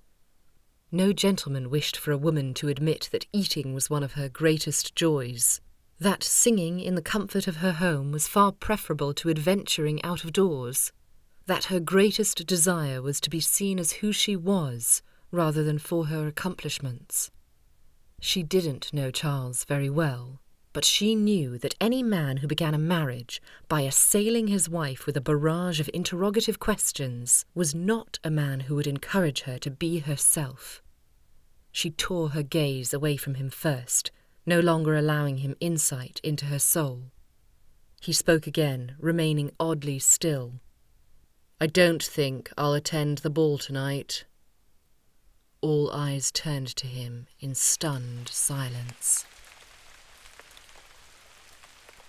Chapter 6. Charles, Mr. Shepherd began, you promised you would attend. I know, Charles said, but a ball sounds rather dreary right now, and I'm exhausted from my travels. Perhaps I will simply take refuge in my bedchamber this evening and retire early. The Shepherds exchanged concerned glances. Marie caught his gaze, his eyes holding a challenge she couldn't begin to understand. Was this his way of saying he wished to retire with her or without her? She hoped it was the latter, for at this rate there was nothing on this earth that would prompt her to keep her side of the bedchamber unlocked. But not attending the ball that evening? She could certainly support that idea. She hadn't wanted to go anyway. Lying to all in attendance about her supposed love for her new husband was becoming more and more unappealing by every turn of the carriage's wheels. Still, she would never hear the end of it if she didn't make an appearance that evening. Father would be furious, and Mother and the Shepherds disappointed. "You must go, Charles," Mrs. Shepherd said with a smile, clearly attempting a more cheerful approach than before. "This will be your first appearance as man and wife, a celebration." "That is just the thing, Mother. I do not feel as if there is much to celebrate." Marie's tolerance of his childishness vanished. Of all the despicable ways to behave, the man was a complete reprobate. "Charles, where are your manners?" Mother asked, shame in her tone. "You are required to go, son," Mr. Shepherd said next. "You gave your word." Charles moved his attention out the window, his jaw working ever harder. "Very well. If I must, I must. I will go to the ball, be on my best behaviour, and ensure everyone believes our marriage to be one of love." He glanced at Marie. "However difficult that may be." "I'm certain you'll find the strength you need to carry on, son," his father said threateningly. Charles didn't respond. Marie pretended not to notice Mrs. Shepherd's apologetic smile in her direction. She was finished conversing. She was finished trying to get to know Charles and pretending to be happy with this arrangement. All the shepherds had said for months was how happy Marie would be with Charles, how much they had in common, and how wonderfully he would treat her. Thus far, not a single one of their promises had been true. All Marie could think of was how terribly she'd been duped. And all for what? For their parents to get what they wished. This marriage was not what she wanted, not anymore. Charles remained in the drawing room for a half-hour after the carriage had arrived at Grendale, waiting for Mother and Father to join him for their customary cups of tea his parents always took after journeys. They were showing Marie her new living quarters, and taking their sweet time doing so. Charles supposed he could have joined them. After all, his bedchamber would be new to him too. But if he had to spend another moment with that conniving, sneaking, lying Marie Oakley shepherd, he was going to truly unbridle his tongue. He paced the room back and forth, his boots thumping between the wooden flooring and the red rug in the centre of the space. He'd always felt quite comfortable in this room, its golden walls, white hearth, and red chairs, warm and inviting. But now all he could think of was how this space was to be shared from this day forward with his wife, whom he could barely tolerate. He fisted his hands, attempting to dispel any pent-up frustration as he rehearsed the words he'd say, all about how he'd been tricked into this marriage, how he and Marie had nothing in common, and, worse than anything, how she'd lied in the carriage. "Charles?"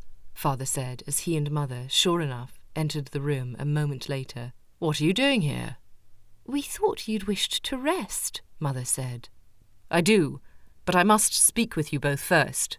His parents exchanged looks, as if to give one another strength. "Very well," Father said. "Sit with us, please." "I'm happy to stand, thank you." Neither of them responded. Both were used to Charles's desire to always be moving in some form or another. His parents sat down, sighing deeply before facing him with weary looks and motioning for him to begin. So Charles did. As soon as the tea had been delivered and the servants had departed, Charles released everything as calmly as he could. How injured he had been, how unfair the situation was, and how frustrated he was with the entire affair. He expressed how they must not know him at all, for they never otherwise would have assumed his letter was in earnest, nor matched him to a female so unlike himself. Throughout it all, his parents remained silent, which he was grateful for, as any defence on their part would have been rendered moot. This was, after all, entirely their doing. "And then," he continued, "to discover the woman is a liar? I cannot bear it." "Liar?" Mother interjected, speaking for the first time since he'd begun. "Marie is as honourable a woman as I have ever known." Charles scoffed. "Then what do you have to say about her words in the carriage? She obviously despises anything to do with adventures and being out of doors." "That is not what I heard," Father said. "Nor I," Mother agreed. "Then the two of you have been deceived," Charles continued. "How often have you told me we are alike? And in what way are we alike?" "She does enjoy being out of doors," Mother insisted. "And you both are trustworthy and honourable," Father said. Charles shook his head. His parents had obviously been charmed by the woman's accomplishments, so much that they could not see reality. Marie had been lying clear as day about her love of the outdoors and adventuring, and the activities he'd mentioned. She had no desire other than to play her pianoforte and stitch indoors for the rest of her days, he was sure of it. So how had she managed to lie her way into the hearts of his parents? Had she orchestrated this whole affair to trap Charles into marrying her, since she couldn't get married on her own? "There is more to life than your adventures, son," Mother said, setting her cup of tea down. "I am well aware," he stated. "Like family and friends, like Tristan, whom I shall now have to disappoint by cancelling my hunting party with him." "Perhaps you could simply postpone it," Mother suggested. Spend 2 weeks with Marie on your bridal tour, then take her with you on your little trip. Charles ran his fingers through his hair. She would be miserable, and would therefore make me miserable. Perhaps she could learn to love the outdoors as greatly as you do, Mother said. Stranger things have been known to happen, Father agreed. Charles huffed, frustration overcoming him again. You are both missing the point. Did you not hear the fact that she was lying to me? Does this behaviour not cause you alarm? She did not lie, Mother said, matching his exasperation. She was merely stretching the truth so you might not be disappointed in her answers. Stretching the truth is as good as lying, Charles said. Or must we ask Mr. Berryman his opinion on the matter? You think he'd take your side in this? Father said with a laugh, and Mother joined in. Charles turned away, frowning. Father was right. The vicar had had it out for him from the start. No doubt he'd helped Marie with this entire affair too. What am I to tell Tristan? He asked pointedly. That you are married, Mother said. Otherwise you would be stretching the truth. Father hid his smile by taking a sip of his tea. Charles shook his head, moving a few steps away and pacing the room once more. Am I the only one with any sense around here? How am I to be married to a woman who isn't truthful? Oh, and you are so very truthful all the time? Mother asked. I am, yes. Really? She pressed. Yes. She dropped her chin. What about the letter you sent to me, confirming your desire to wed? Charles stared. That was entirely different. Satirical. Satire, truth-stretching, Father began. It is all one and the same. That settled it. Charles really was the only sane one left in this world. Did they not think he deserved an apology? Simple understanding? Compassion, even? Obviously they did not. Obviously they took Marie's side in all of this. Heavens above, was he jealous of the woman now? He held his hands on his head as if to keep his thoughts from bursting out around him. I cannot imagine how you even came to choose her for me, he said. Yes, she is gorgeous, as perfect as a portrait. I'll credit you for that. But I care not for that or for her many accomplishments, as much as I care about how I am now shackled for the rest of my life with the last woman I ever would have chosen to marry. Marie had thought what she needed was to be alone, to rest. But being within the confines of her new bedchamber with only her thoughts for companions, with Charles no doubt resting peacefully a mere door-widths away, she could not find respite. Instead of attempting to force herself to sleep, Marie left her chamber behind and went in search of Mr. and Mrs. Shepherd, as she always enjoyed their company. She wandered down the corridor, reaching the bottom step of the grand staircase.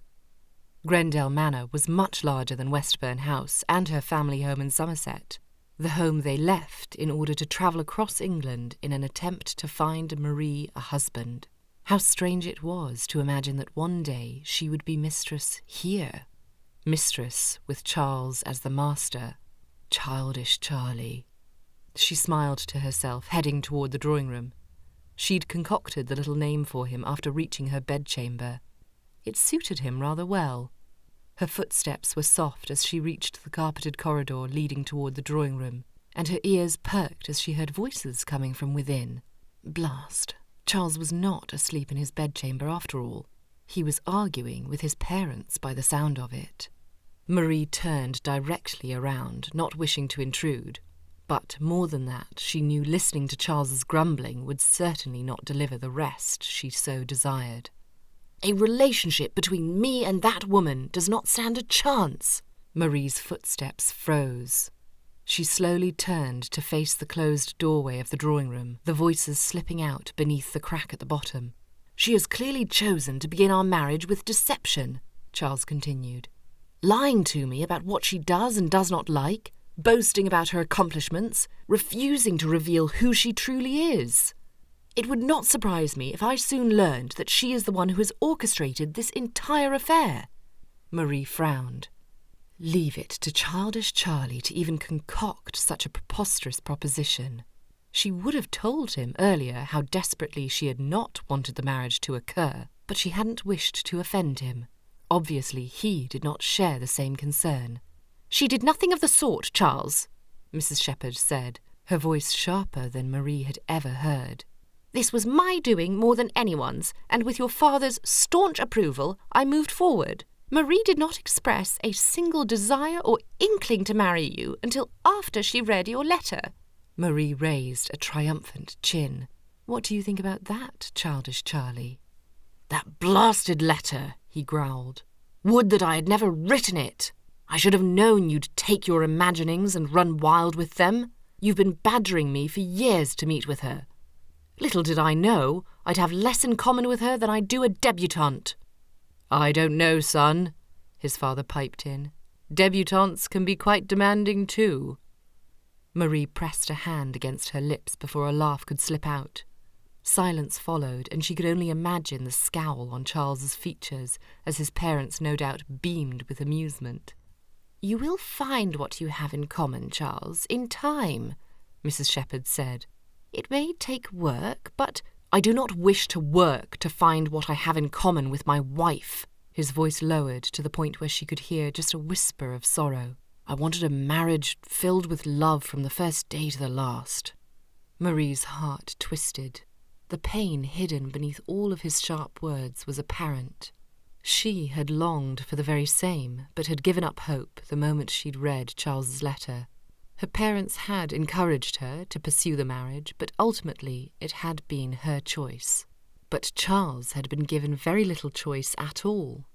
Destroy a woman's reputation or ruin his future, and he'd chosen her. Humility softened her heart. He may be behaving like a child now, but he'd behaved as a man when it had counted most. "You will find that love and that joy," Mrs. Shepherd said. "I am confident of that, son." "You may be confident, but I am not. Of all the women in the world, you had to choose her. A woman who is as lifeless and dreary as her accomplishments. A woman with as much personality as a handkerchief." The compassion she felt before slipped from her grasp. She felt more the fool now than ever, having lent sympathy to the man who turned around and slapped her in the face with it. The Shepherds instantly protested his words, but Marie did not wait to hear them. Her feet were already propelling her back to her bedchamber. She had a mind to march straight back to the drawing room, demand an apology from Charles, and prove that he was wrong about her. But she knew the pain she felt at his criticism would cause her to become a blubbering mess. Even if she was a shepherd now, she still had Oakley blood running through her, which meant she would maintain her dignity by refusing to ever cry in front of that so-called gentleman. Instead, she would return to her bedchamber, make ready for the ball, and prepare mentally so she was ready to put on the performance of a lifetime. Not for others, but for Charles. She'd tried to be demure and polite, and he'd been bored. She'd tried to let him know of her amiability, and he'd rejected her. She'd tried to get along with him, and he'd accused her of lying. And now he said she was lifeless. Well, childish Charlie Shepherd had better secure his feet far into his stirrups. For if he wished for a wife who wasn't lifeless and dreary, he was going to get one.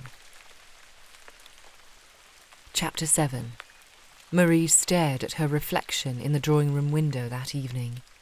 With only the fire in the hearth and a few spare candles lit nearby, she couldn't see beyond much of her outline, but having already examined her features in her bedchamber's looking-glass earlier, she'd been more than pleased with her lady's maid's efforts tonight. Jane had outdone herself, which was exactly what Marie had requested. Her dark green gown accentuated her figure in all the right places, and her gold and emerald necklace and earrings highlighted the hollow of her throat and her dainty ears. Her hair was a true masterpiece as well, her black curls stacked high and glinting with her every movement. A golden-coloured ribbon embroidered with shimmering beads had been weaved throughout her locks with delicate intricacy, and a light brushing of subtle pink had been added to her lips and cheekbones. To any outsider, she appeared every inch the blushing, glowing bride, which was perfect, really. It was just what she needed to give her enough confidence to complete her plan for that evening. She turned away from the window and faced the doorway expectantly, standing in the empty room with a quiet regality. She'd been rehearsing her behaviour and actions for the last few hours now, and was more than ready to face her husband, despicable man that he was. A few short minutes later, Charles appeared on his own, nearly coming to a skidding halt in the doorway when he realised Marie was alone. His eyes scanned the length of her, and pleasure pulled at her stomach at the clear approval in his expression. He remained silent, standing in the doorway. "Is something the matter?" she asked. He hesitated a moment longer, blinked, then shook his head in silence. Entering the room, he headed in the opposite direction of her and toward the hearth. All the while, Marie maintained a steady gaze. Charles looked dashing tonight. Pomaded hair, high collar, breeches that accentuated his muscular legs, and a green waistcoat that matched her gown. Whether that was a coincidence or Mrs. Shepherd's doing, Marie couldn't be sure. "You must be looking forward to this evening," he said after a moment, his back to her. "I am. I find balls a perfect way to discover more about a person." "One would imagine talking would suffice in that regard," he returned. "Conversing is unreliable." Her clipped words pulled his attention toward her. "How so?" "Any person can speak whatever they wish, whether they mean it or not." Her eyes honed in. "Actions reveal far more." "Cannot actions be feigned as well?" he countered. "Not for long. In the end, a person always reveals who he or she is on the inside by their actions." Shadows danced across his rigid cheekbones as he studied her, and a fleeting thought occurred about how this was their first time alone together. She'd certainly pictured the moment differently. "So how do you come to learn more about a person at a ball, then?" he asked, his expression revealing that he had no intention of believing her either way. Clearly, he thought he was in control of the conversation. Childish Charlie indeed. "Sooner or later," she replied. "As the night wears on, and propriety and politeness wane, the drink becomes stronger and the tired eyes become weaker, a person reveals his true character. How he treats others during those late hours is very telling." He tipped his head to the side, eyes narrowed. "And are you hoping to learn more tonight about me, or for me to discover more about you?" She gave an enigmatic smile. "I suppose we shall simply have to wait and see." His confident stance wavered only slightly at her pointed gaze, giving her further courage. "Either way, I can assure you, Charles, tonight at the ball, you will discover that you have not married a lifeless woman after all." She let the words dangle heavily between them. A flicker of alarm within his dark eyes shone first, then it shifted to embarrassment before he looked abruptly away without a word. Satisfaction filled every inch of her. He knew that she knew. Not a moment later, Mr. and Mrs. Shepherd joined them in the drawing-room, complimenting Marie's appearance. "Is your wife not utterly stunning, Charles?" Mrs. Shepherd said. He peered down at his pocket watch, then tucked it away. "We had better be off. We oughtn't to be late." "Now who is anxious to go to the ball?" Mr. Shepherd teased. "He no doubt cannot wait to dance with his wife," Mrs. Shepherd said with a grin and a wink in Marie's direction. "Not at all," Charles said gruffly. "I am simply ready to be done with this whole debacle. I do not relish the idea of lying tonight, though I suppose some of us do not have qualms over such deception." He looked in Marie's direction, though he did not meet her eyes. He'd found his voice then, had he? Well, Marie would make certain he'd lose it again before the night was over. "It is enjoyable to play act at times," she said with an innocent smile. "If I do well tonight, I think I might attempt to join a pantomime in London next." Mr. and Mrs. Shepherd laughed, but Charles left the room, his shoulders stiff and unmoving. "He'll warm up eventually," Mrs. Shepherd reassured her with a whisper as they filed out of the drawing-room. Marie nodded, though she held her tongue. The Shepherds were either in denial or completely oblivious, if not a bit of both. After Charles's temper tantrum that afternoon, they had to be fully aware of his feelings about the marriage, but she wasn't going to be the one to crush their reality by telling them how much she despised him right back. No, tonight she would be the perfect daughter-in-law, the perfect wife, and the perfect example of being filled with so much life she could not contain it. And childish Charlie was going to hate it. Charles stood on the outskirts of the ballroom, attempting invisibility amidst the crowds. He'd done a fine job of it thus far, having only danced a handful of times and succeeding in remaining hidden for the rest. Still, this whole affair was beginning to wear on him. How much longer was he expected to feign merriment? For as long as your wife demands.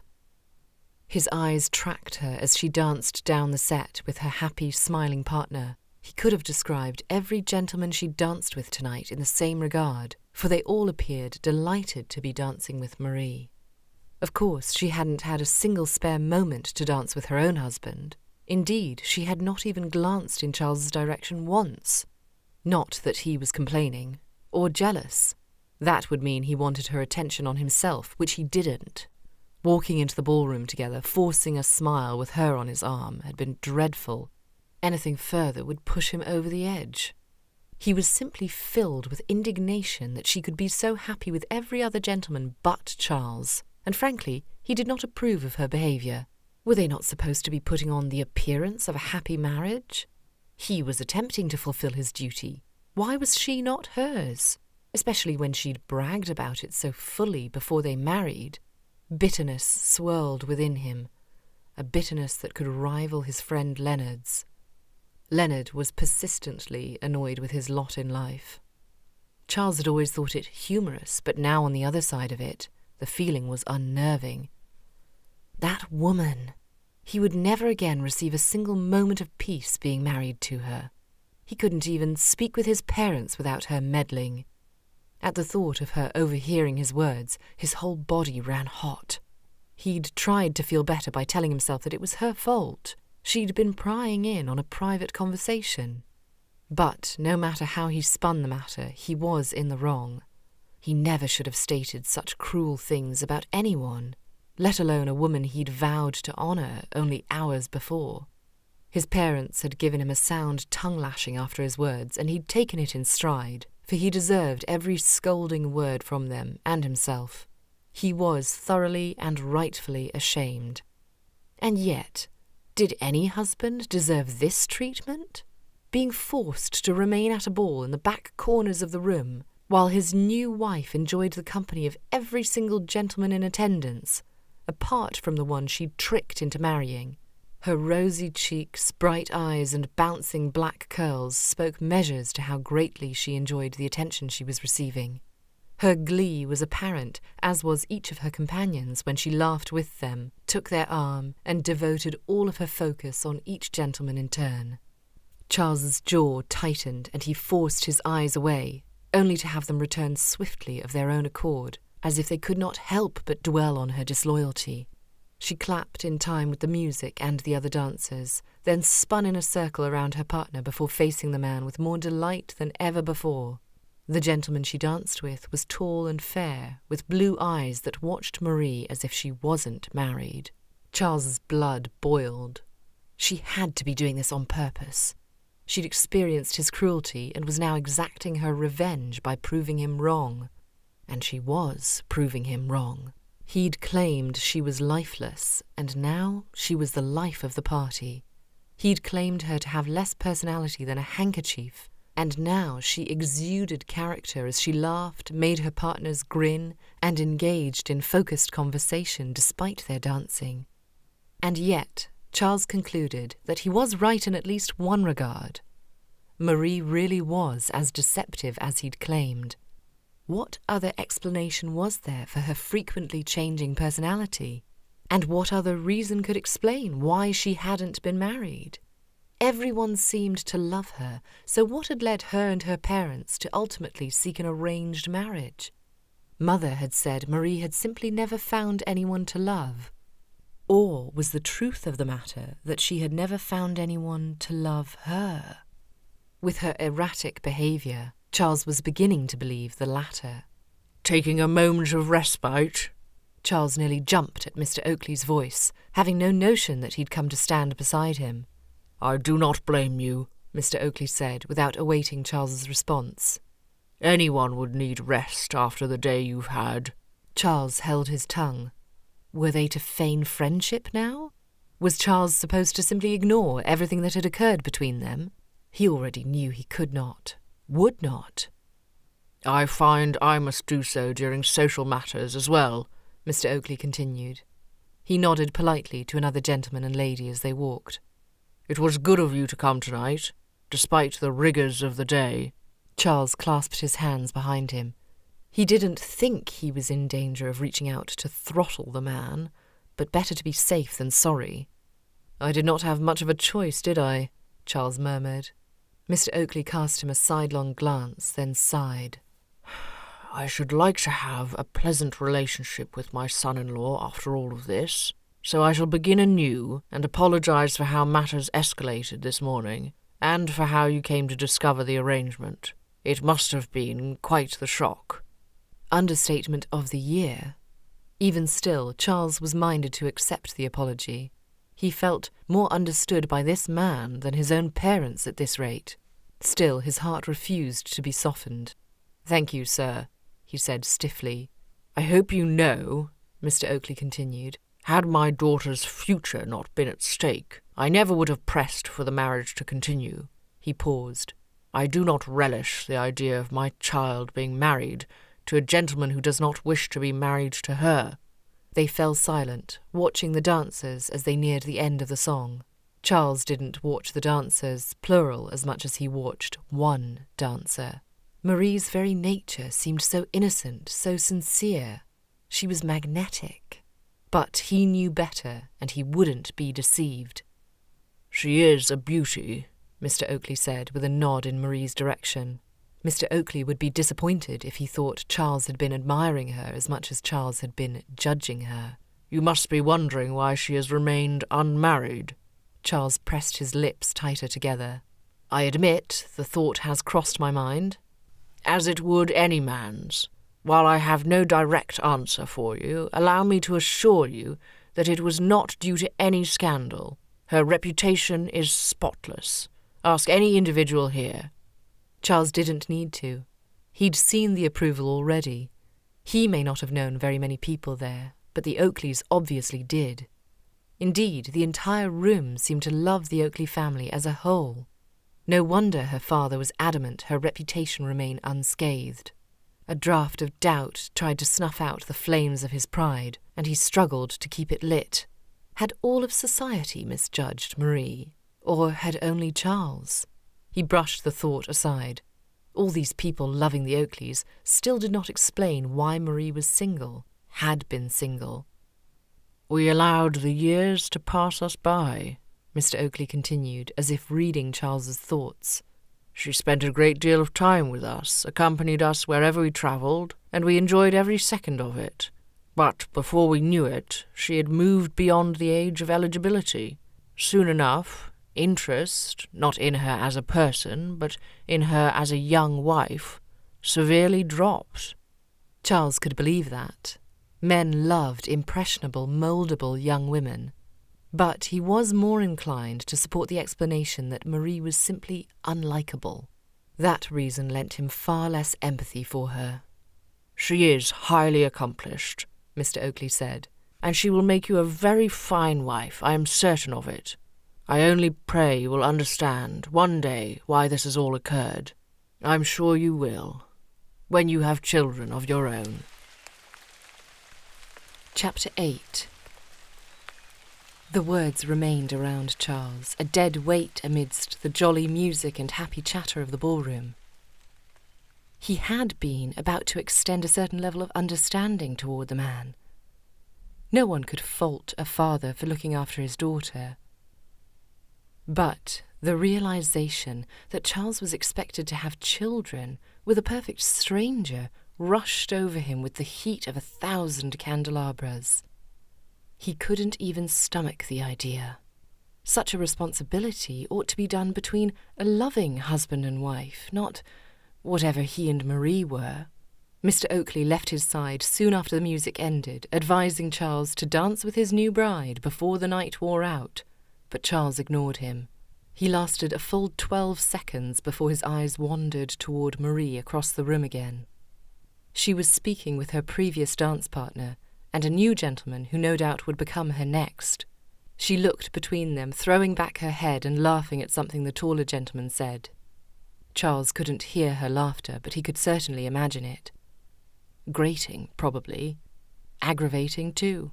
She proceeded to lay a hand on each of the gentleman's forearms as she no doubt returned a joke of her own. And Charles scowled.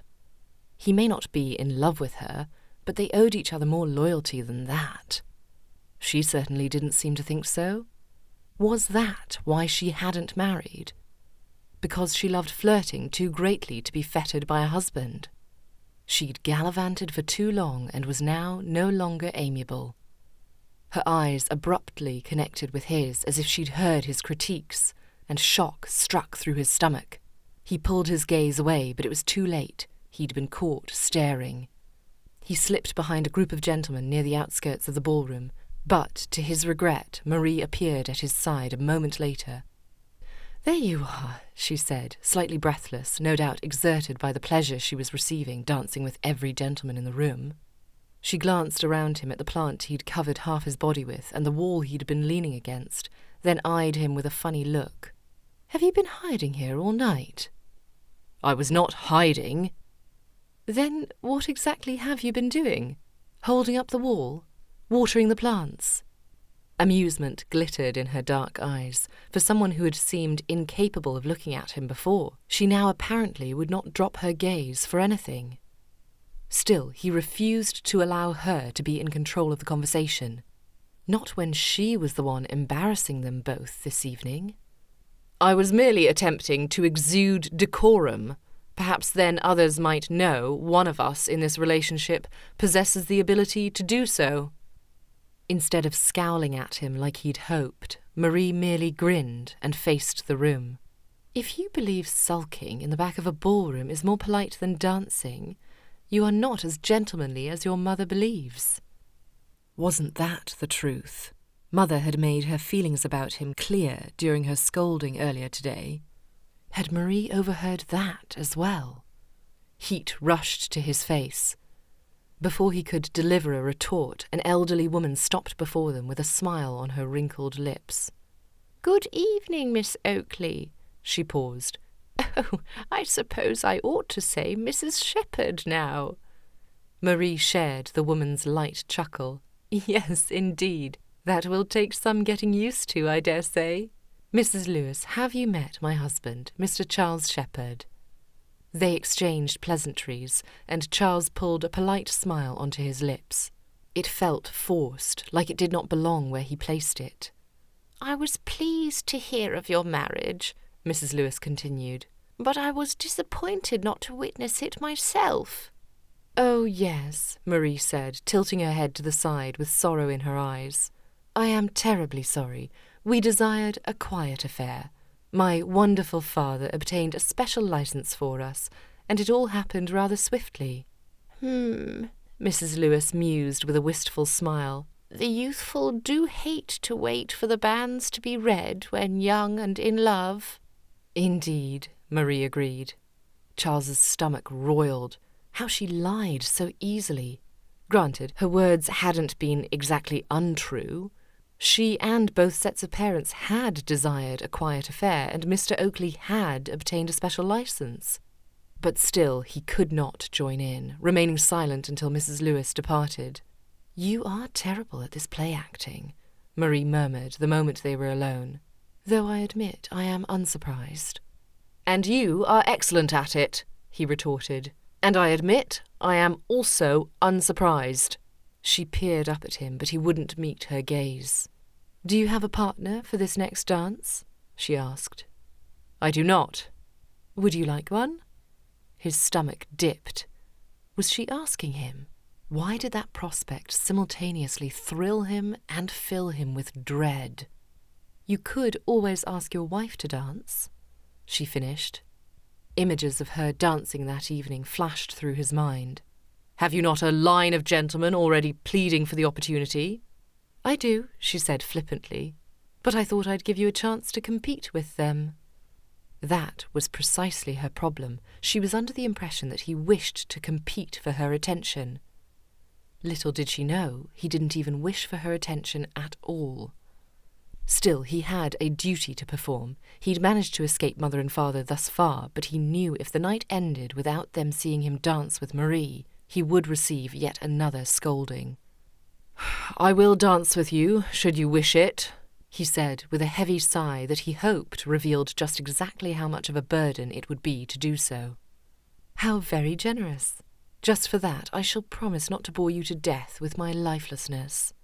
She was clearly attempting to cause his guilt to fire up once again, and blast it if her words hadn't produced the desired effect. Charles was not one to care much about anything, aside from his friends and their adventures. He used to care too much about everything, and his life had almost been destroyed by it. Since then, and rather unfortunately, he'd learned to cope by masking any guilt he felt due to his apparent apathy by simply leaning into retaliation instead of retreat. "On second thought," he said, "I think I'll forego the dance altogether and leave." His threat was empty, just as it had been in the carriage earlier that morning. Apparently Marie knew it as well. She smiled at him knowingly. "I thought you might. Well, you have made your appearance, and while your attempt was embarrassingly lacklustre, I cannot fault you for it. Enjoy your ride home in solitude. Oh, and do not wait up for me. I intend to enjoy myself to the fullest this evening. Good night, Mr. Shepherd." She began to saunter away, but Charles forced himself to remain steady. "You have everything worked out for yourself, do you not?" She paused, turning around to face him. Most of the crowd advanced toward the dance floor, music signalling the beginning of A Trip to the Clouds. A couple walked by, and Marie nodded in greeting with a kind smile before drawing a step closer to Charles. "What do you mean?" she asked, her voice low so other passers-by might not hear them. He followed suit. "Your life. You have somehow managed to sort all the issues out so you have every happiness. You have a husband when you had no hope of obtaining one, and a future when you had no hope of securing one. You have 2 parents who supported your intentions from the start, and now 2 new parents who dote on you at every turn." Her smile lessened as he continued, and his courage took heart. "And, having obtained everything you wished, you are now allowed to enjoy an errant existence of flirting and freedom.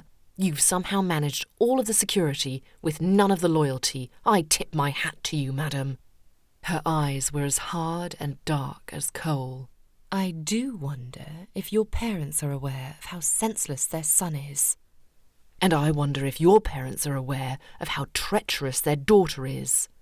"I did not trick you into this marriage," she spat out, her voice raising before she checked it. "And as much as you like to believe otherwise, I do not have every happiness." She gave him a look up and down. "Especially now." Finally, Charles had coaxed the real Marie from her hiding place. That knowledge satisfied him so greatly he couldn't help but provoke her further. "How could you not be happy?" he retorted. "You are secured for life. You have a husband who was raised a gentleman, and as such he will provide you with all of life's basic necessities. He will ensure you are well cared for and bring you to balls to stand by in silence as you flirt your way around Surrey." He'd hoped she'd hang her head in shame, perhaps even boast a blush, but when a satisfied smile reached her lips, his confidence faltered. "You were watching me then?" she asked. Blast. It is difficult not to notice one's wife behaving like a spectacle. "Oh, so I am a spectacle now. What a relief, as I thought I had less personality than— what was it again? Oh, that is right, a handkerchief." He cringed. Hearing his own words out loud managed to unseat his stubborn pride for a moment, replacing it with an overwhelming sense of embarrassment and guilt. He'd been raised better than to even entertain such criticisms about a woman, let alone voice them. No matter what Marie had done, no one deserved such unkindness. And yet did he deserve the unkindness shown to him by his own parents? He stamped the emotions down within him, unwilling to harbour the unwelcome, vulnerable feeling a moment longer. "I'm sorry you overheard my words from earlier," he began. "But you should not have been listening to them to begin with." Is that your idea of an apology? "Forgive me, I cannot lie as well as you," he said. No hint of a smile touched Marie's lips any longer. The next dance had already begun, the excited chatter drowned out by the countless feet tapping the dance steps against the floor. Charles was only vaguely aware of the fact that he still remained in the ballroom, consumed instead by Marie's calculating gaze. "I might have believed you before," she said, "that you were incapable of lying. But this evening, just as I suspected, your true character has been revealed. You were merely performing before, just like the rest of us." "Was I?" "Yes. Not only have you deceived your parents into thinking you are a gentleman, but you have also convinced yourself that your charm and status are enough to make a woman happy in an unwanted arranged marriage, simply because it is a marriage with you. But let me assure you, Charles Shepherd, you are the last man I would have ever chosen for myself." Her words cut past his pride, slicing through his insecurities and piercing the truth. She was right. About everything. "I see past your performance," she continued, drawing a step closer to him, her voice dangerously low. "I see who you truly are, a spiteful scoundrel, hidden behind fine clothing and polite words. You, Charles Shepherd, are nothing more than a child." She spun around to leave, but that final word sealed up his wound, released Charles's pride from its maimed cage, and filled him with anger. He reached out, catching her wrist. With a fierce scowl, she whirled around to face him. "Let me go." "Or what?" he countered. She glanced around them with a wary eye. "I shall tell my father. Or your mother." "What can they do?" He pulled her toward him, and she stumbled forward a step. "You are legally mine now, remember?" Disgust crossed her features. With a swift toss of her head, she motioned to his fingers around her wrist. "I belong to no one, and you swore to feign a happy marriage." "Who is to say I am not holding you out of joy?" "Your hardened gaze would suggest otherwise, sir. Let me go." Charles fought with his conscience. He did not wish to harm her. Indeed, if she wrenched free, he would certainly release her. But he was so furious, so livid, his fingers refused to lessen their hold. She was but 2 years his senior. How dare she call him a child? "You have behaved like a child today, Charles." That inner, doubting voice slithered through his thoughts and pressed him to maintain his hold of her. "I will not let you go, Marie," he said. "For you have accused me of being a child, and I am minded to prove you otherwise." She scoffed. "However will you manage that?" He forced his breathing to remain level. "By reminding you that I am a true gentleman, and true gentlemen always keep their word." He stared down at her. "As you said, I have promised to maintain the appearance of a happy marriage, so I think I'll do just that." Uncertainty flickered in her expression. "How?" He didn't answer. Instead, he shifted his hold of her wrist to grasp her hand instead. Then, with abrupt movements, he progressed through the ballroom, pulling her swiftly behind him.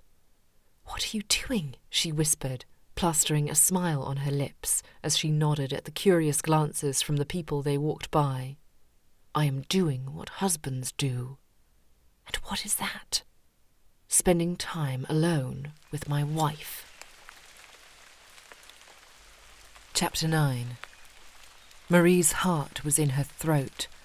They left the ballroom behind, heading in the direction of the doors open to the darkness outside. She did not attempt to pull away from his touch, determined to maintain composure, though she was grateful to no longer force her smile as they left the ballroom behind. "This is entirely inappropriate, Mr. Shepherd," she whispered through clenched teeth as they moved down the steps and farther into the gardens below. "Not entirely," he returned. "At least not for married couples." Giggles and gasps from nearby couples drifted toward her, but she could not see another soul. Could they see her being dragged by this man-child to who knew where? "People will talk," she tried again. "About how we are married? Is that not what you wished for?" He continued blazing forward, their crunching footsteps on the gravel pathway punctuating the still night air. Soon the hedges he pulled her toward grew so tall, only the starry sky was visible above. Fortunately, the light of the moon lit just enough of their pathway forward. Charles's broad shoulders shifted side to side as he pulled her deeper into the gardens until they reached a dark corner of the twisting shrubs. There, Charles whirled around to face her, finally releasing his hold. The powdery scent of lilac on the breeze and the distant splashing of water marked the air, but Marie could not see anything beyond Charles's fierce glower peering closely down at her. "Why have you brought me out here?" she demanded, refusing to be intimidated by his actions. "Are you frightened?" "Not in the slightest," she said. "I was merely wondering if I ought to prepare myself for you to make another scene like you did in the ballroom." Honestly, there had been no scene. She knew her smile had been enough to convince any observer that all was well between the newlyweds. She'd just been wanting to deliver another swipe at Charles. The music from the ballroom drifted on the breeze toward them, and she fought the urge to flee toward the joy she'd felt before. The knowledge that Charles had been watching her, becoming jealous at her attention toward other men, had nourished her starving pride. But now she feared she may have taken a bite too large. Charles's expression retained an unhinged look, the fury in his eyes visible in the light of the moon. Marie truly wasn't frightened of him. Even when he'd held her wrist, his grasp had been soft enough to allow her to get away if she'd truly tried. She just hadn't wanted to make a scene. And furthermore, were Charles truly a violent man, he certainly would not have hesitated to throttle her by now. Even still, she was uneasy because she didn't know what to expect from him out here. "I was not making a scene," he stated. "I am attempting to adjust to the idea of what my future holds now and what my present is. The events of today have rocked my stability past the point of logic." "Do you not think my own stability has been rocked?" she countered. "You have had far longer than I to adjust to it."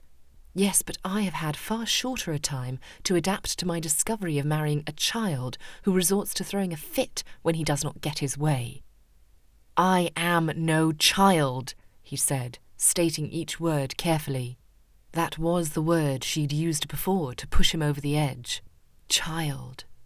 Dare she continue? Goading was no way to treat one's husband. As lifeless and dreary as her accomplishments, as much personality as a handkerchief.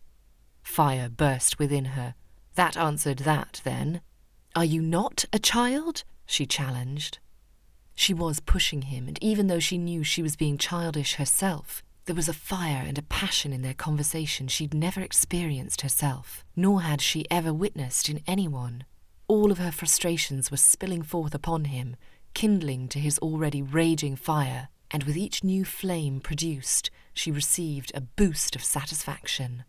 And blast it all if she didn't wish to stroke her morbid curiosity further to see just what he might say next. She drew a step closer to him, giving in to her human failings. "Then what would you call storming out of a ballroom simply because you did not like the words coming from my lips?" His eyes centered on her mouth, his broad chest rising and falling with angry breaths. "I had to leave before a true scene would be made. Some would call that self-control and compassion. I would call it unable to be domesticated." His nostrils flared, and he took an abrupt step toward her. She did not flinch, merely lifting her chin to meet his gaze and whatever further vitriol he would let loose. But nothing more came. Instead, he closed his eyes, a line forming in the middle of his brow as he created more distance between them. "This was your plan all along, was it not?" he asked. "To trick my parents into thinking you are amiable and accomplished so they would arrange for you to marry me? Are you truly so prideful as to believe I wished to marry you so desperately?" she asked. "No, of course not, because any man would do for you, wouldn't he?" His eyes found hers again. "You cared not who you'd wed, so long as your future was secured. so long as you could dupe unsuspecting parents like my own. Her heart twinged. She loved Mr. and Mrs. Shepherd, and that love had only grown in the last few months. Did Charles truly think her capable of taking advantage of their goodness?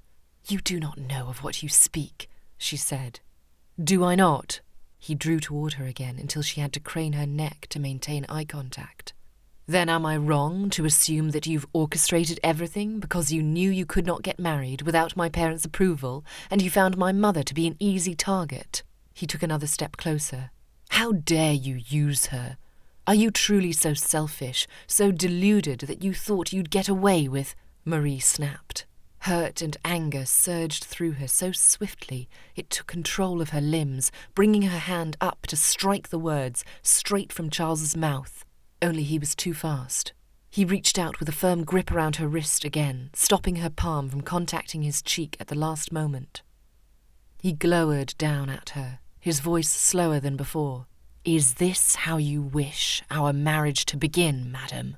"Is this how you wish our marriage to begin?" she returned, motioning toward him with a shift of her chin. They remained there for a moment, unmoving. A mere step separated them as his eyes delved into hers. Then his gaze dropped to her lips. Marie's heart stuttered as his brow flinched and his own lips parted. Fear sprung within her at the mere thought of what might occur, so she hardened her soul and raised her chin ever higher. "Release me," she whispered vehemently. Charles hesitated, then did as he was told.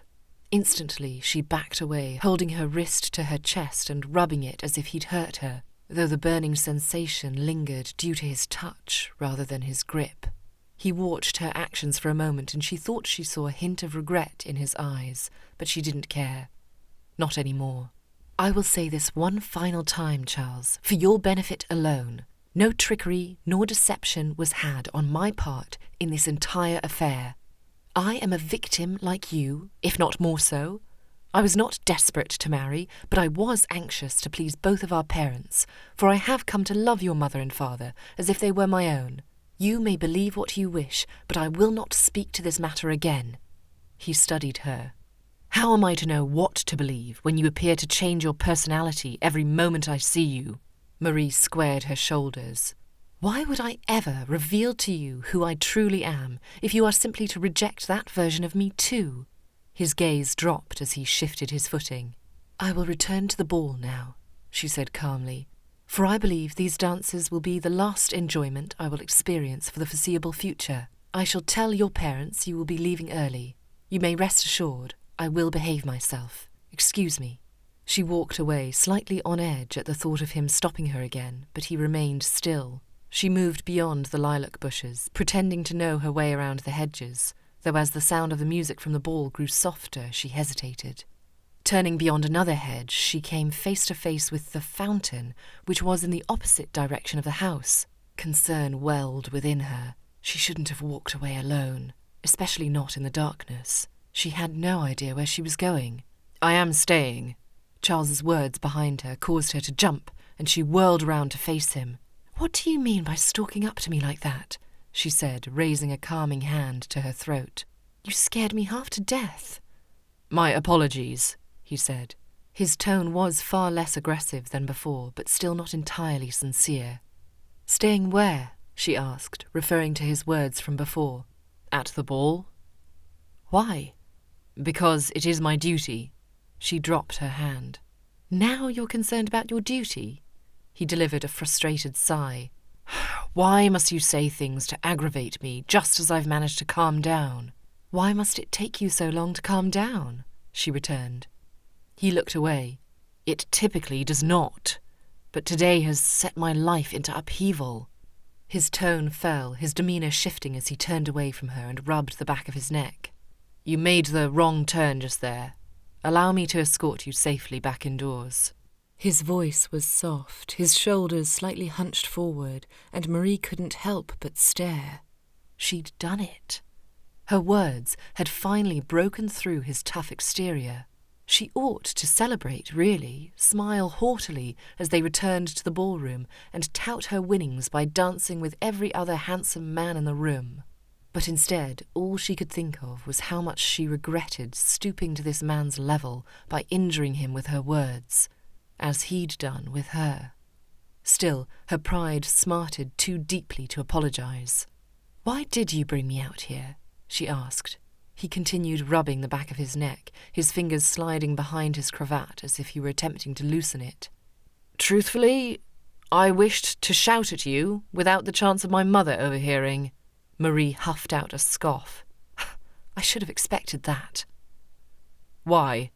"Because you haven't exactly behaved honourably since our meeting, have you?" "And you have?" he questioned. "More so than you in the last 12 hours. "And what exactly have I done that is so dishonourable?" She held out her fingers, distinctly aware that their argument was gaining steam once again. "Let us count the ways. First, you wrote a letter to your dear mother using sarcasm," she coughed out the word, "lying," before continuing. "Second, you accused her and your father of trickery. Third, you accused me of trickery. Fourth, you claimed that your new bride was lifeless, dreary, and had less personality than a handkerchief. Fifth, you—" All right, Charles interrupted with a wave of his hand. "This is entirely unnecessary." "Yes, because you know I am right," she stated with a little wiggle of her head in victory. He narrowed his eyes, shifting his body to face her more fully. Where they stood near the fountain, the hedges had parted way, allowing the moon's light to pour more brightly upon them. "Shall we count how you have behaved dishonourably, then?" he asked. "By all means, enlighten me." He took a step toward her. "First, you hid your true self from me before our marriage." He paused, coughing out the word lied, just as she had done, then took another step in her direction. "Second, you hid your true self from me in the carriage. Third, you eavesdropped on a private conversation between me and my parents. Fourth, you danced and flirted with every single gentleman in the room just for attention." He paused, giving her a pointed look as if waiting for her to deny her actions. But she was woman enough to stand her ground and not deny the truth when it was placed before her, even if it made her sound like a wretch. "Fifth," he continued, drawing ever closer, "you shouted at your husband in the middle of the ballroom." "You provoked me, and you know it," she cut in defensively. "And I did not shout." "And sixth." He paused, staring down at her, a mere foot between them now. His eyes flicked the length of her features, and when he spoke again, his voice held a distinctive rugged tone that hadn't been there before. "You believed I would bring you out here to make good on my promise that everyone would know us to be husband and wife." Marie froze. She could not deny the truth in his words. Her first thought had been that Charles was going to have his way with her. But how did that make her dishonourable and not him? She was about to ask that very question, but as he dipped his chin to meet her gaze more fully, the air between them tangibly shifted. Where once hostility filled the space, a sudden sparkling occurred, and her heart stamped against her chest. "I doubt there will be a question in anyone's mind after you've dragged me out here, sir," she stated. "Should we just be certain?" He wet his lower lip, and Marie reeled. How were they shouting moments before, so ferociously that she'd longed to strike him, and now they were speaking of this? All confusion fled when she caught the look in his eye, the challenge within them, as if he were attempting to beat her in their repartee. Clearly he intended to win this conversation, and he was going to stop at nothing to do so. A fire sparked within her. She had never been a gracious loser. He took another step closer, but her hand shot forth, planting between them with a halting movement. "That is close enough, sir." "Or?" he prompted. She took a subtle step back, but the heel of her slipper came in contact with the solid side of the fountain. "Or I risk falling into the fountain and being soaked through for the rest of the ball." He eyed her up and down, then raised a shoulder. "It could only be an improvement." Marie knew he lied. She'd seen the look of approval in his eyes each time he stared at her. Indeed, she'd seen it for the better part of the evening. but his very nerve at even stating such a thing needed to be checked. He tried once more to draw closer, so she pressed her hand firmly against his waistcoat, intent on pushing him away to reveal just how much leeway she was going to allow him this evening. However, with his firm footing and her severe underestimation of how solid his chest was, Marie ended up pushing herself back instead, and she lost balance. Her lower legs pressed up against the fountain wall, and her hands spun out at the side of her like the wheels of a cart as she attempted to catch her balance.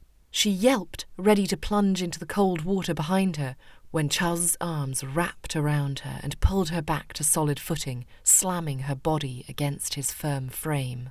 She breathed heavily, attempting to gain her bearings. "You must be more careful," Charles growled.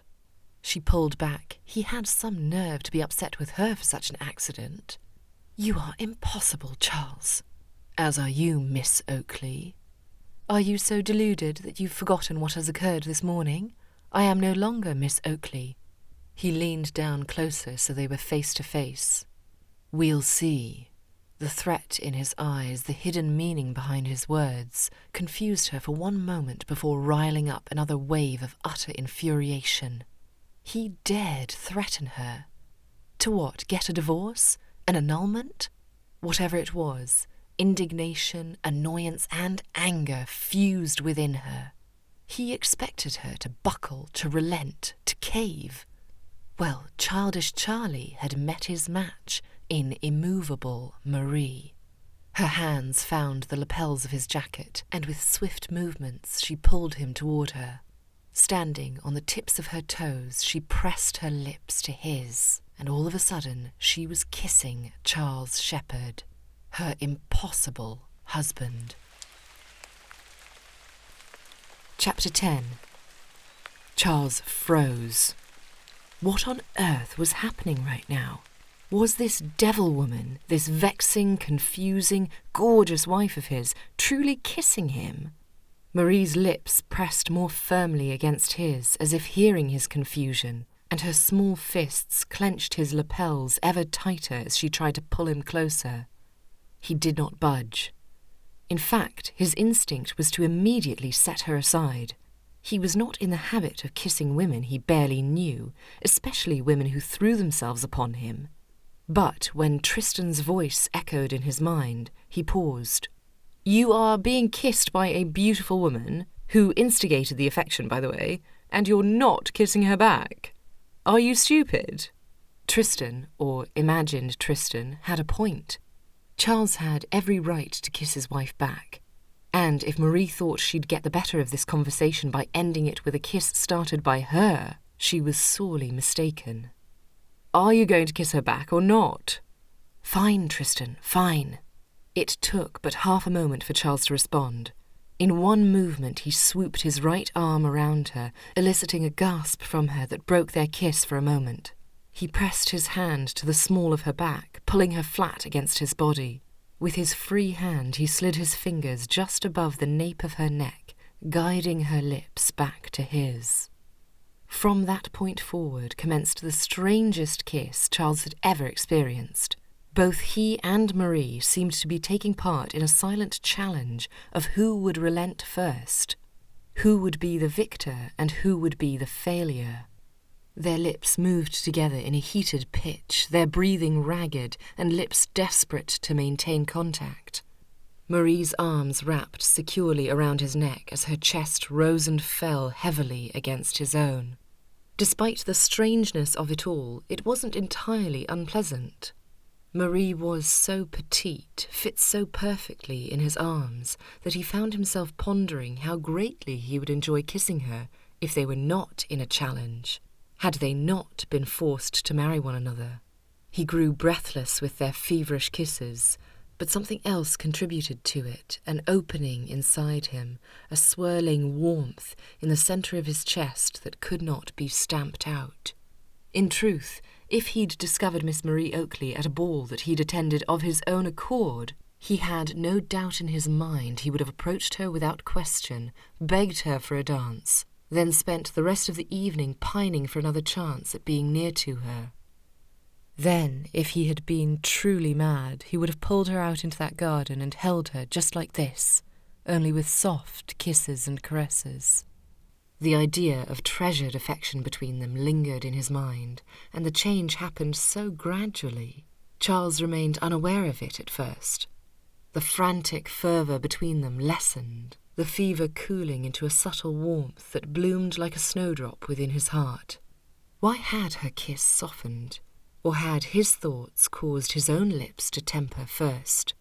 Either way, his breathing shallowed and something shifted in their movements.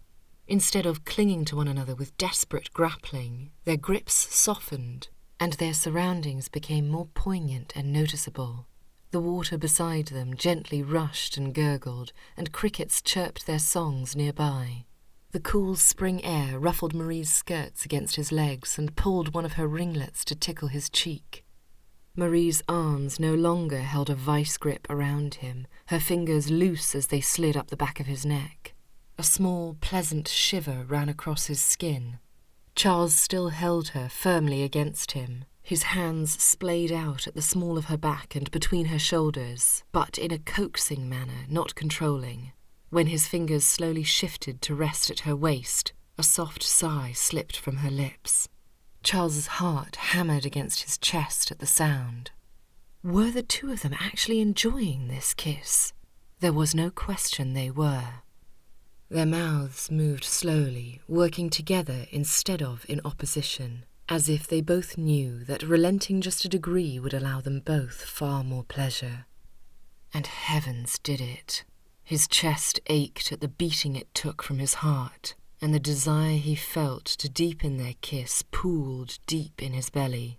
Charles had never enjoyed a kiss as greatly as this, a fact he would be sure to never admit to anyone, especially Marie. She wouldn't admit to taking pleasure in it either, though there was no denying the way she melted into him, as if her legs had given way and she expected him to support her, to hold her. And he would, just as he'd promised to do that morning as they'd exchanged vows. Vows. Because they were married. The realization of what he was doing struck him, and he opened his eyes.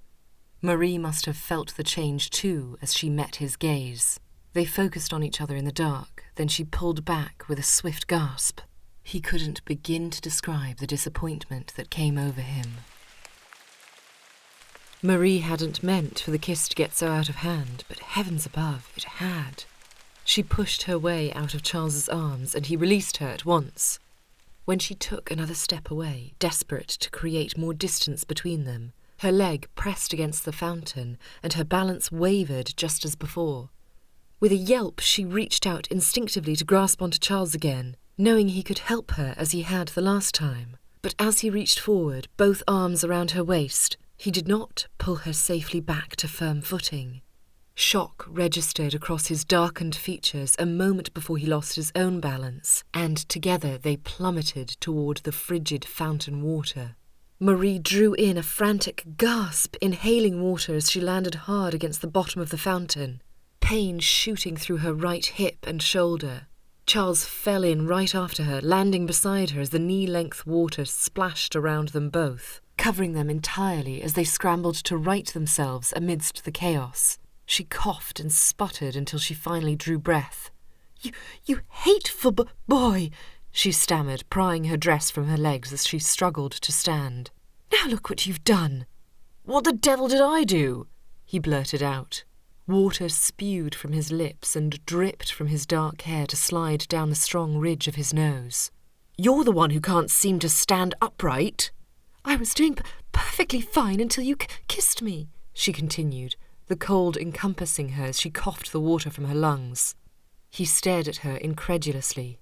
Until I kissed you?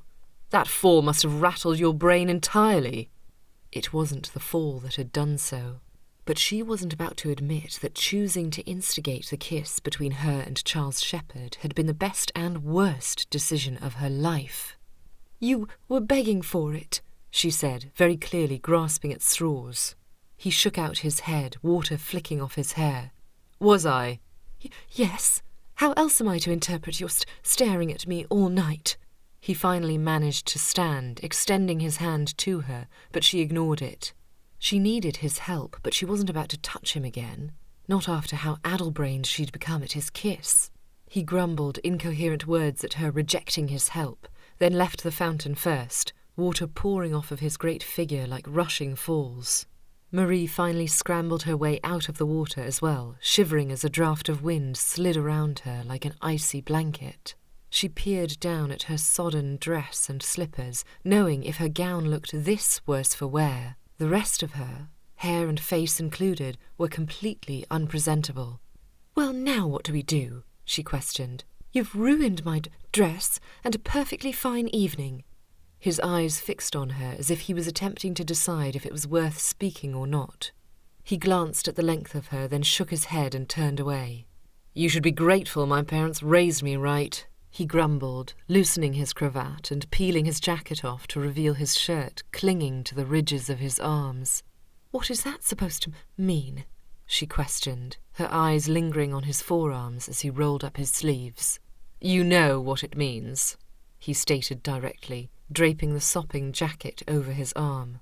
His eyes on her produced a heat within her that pushed aside the rest of her cold. "You are despicable."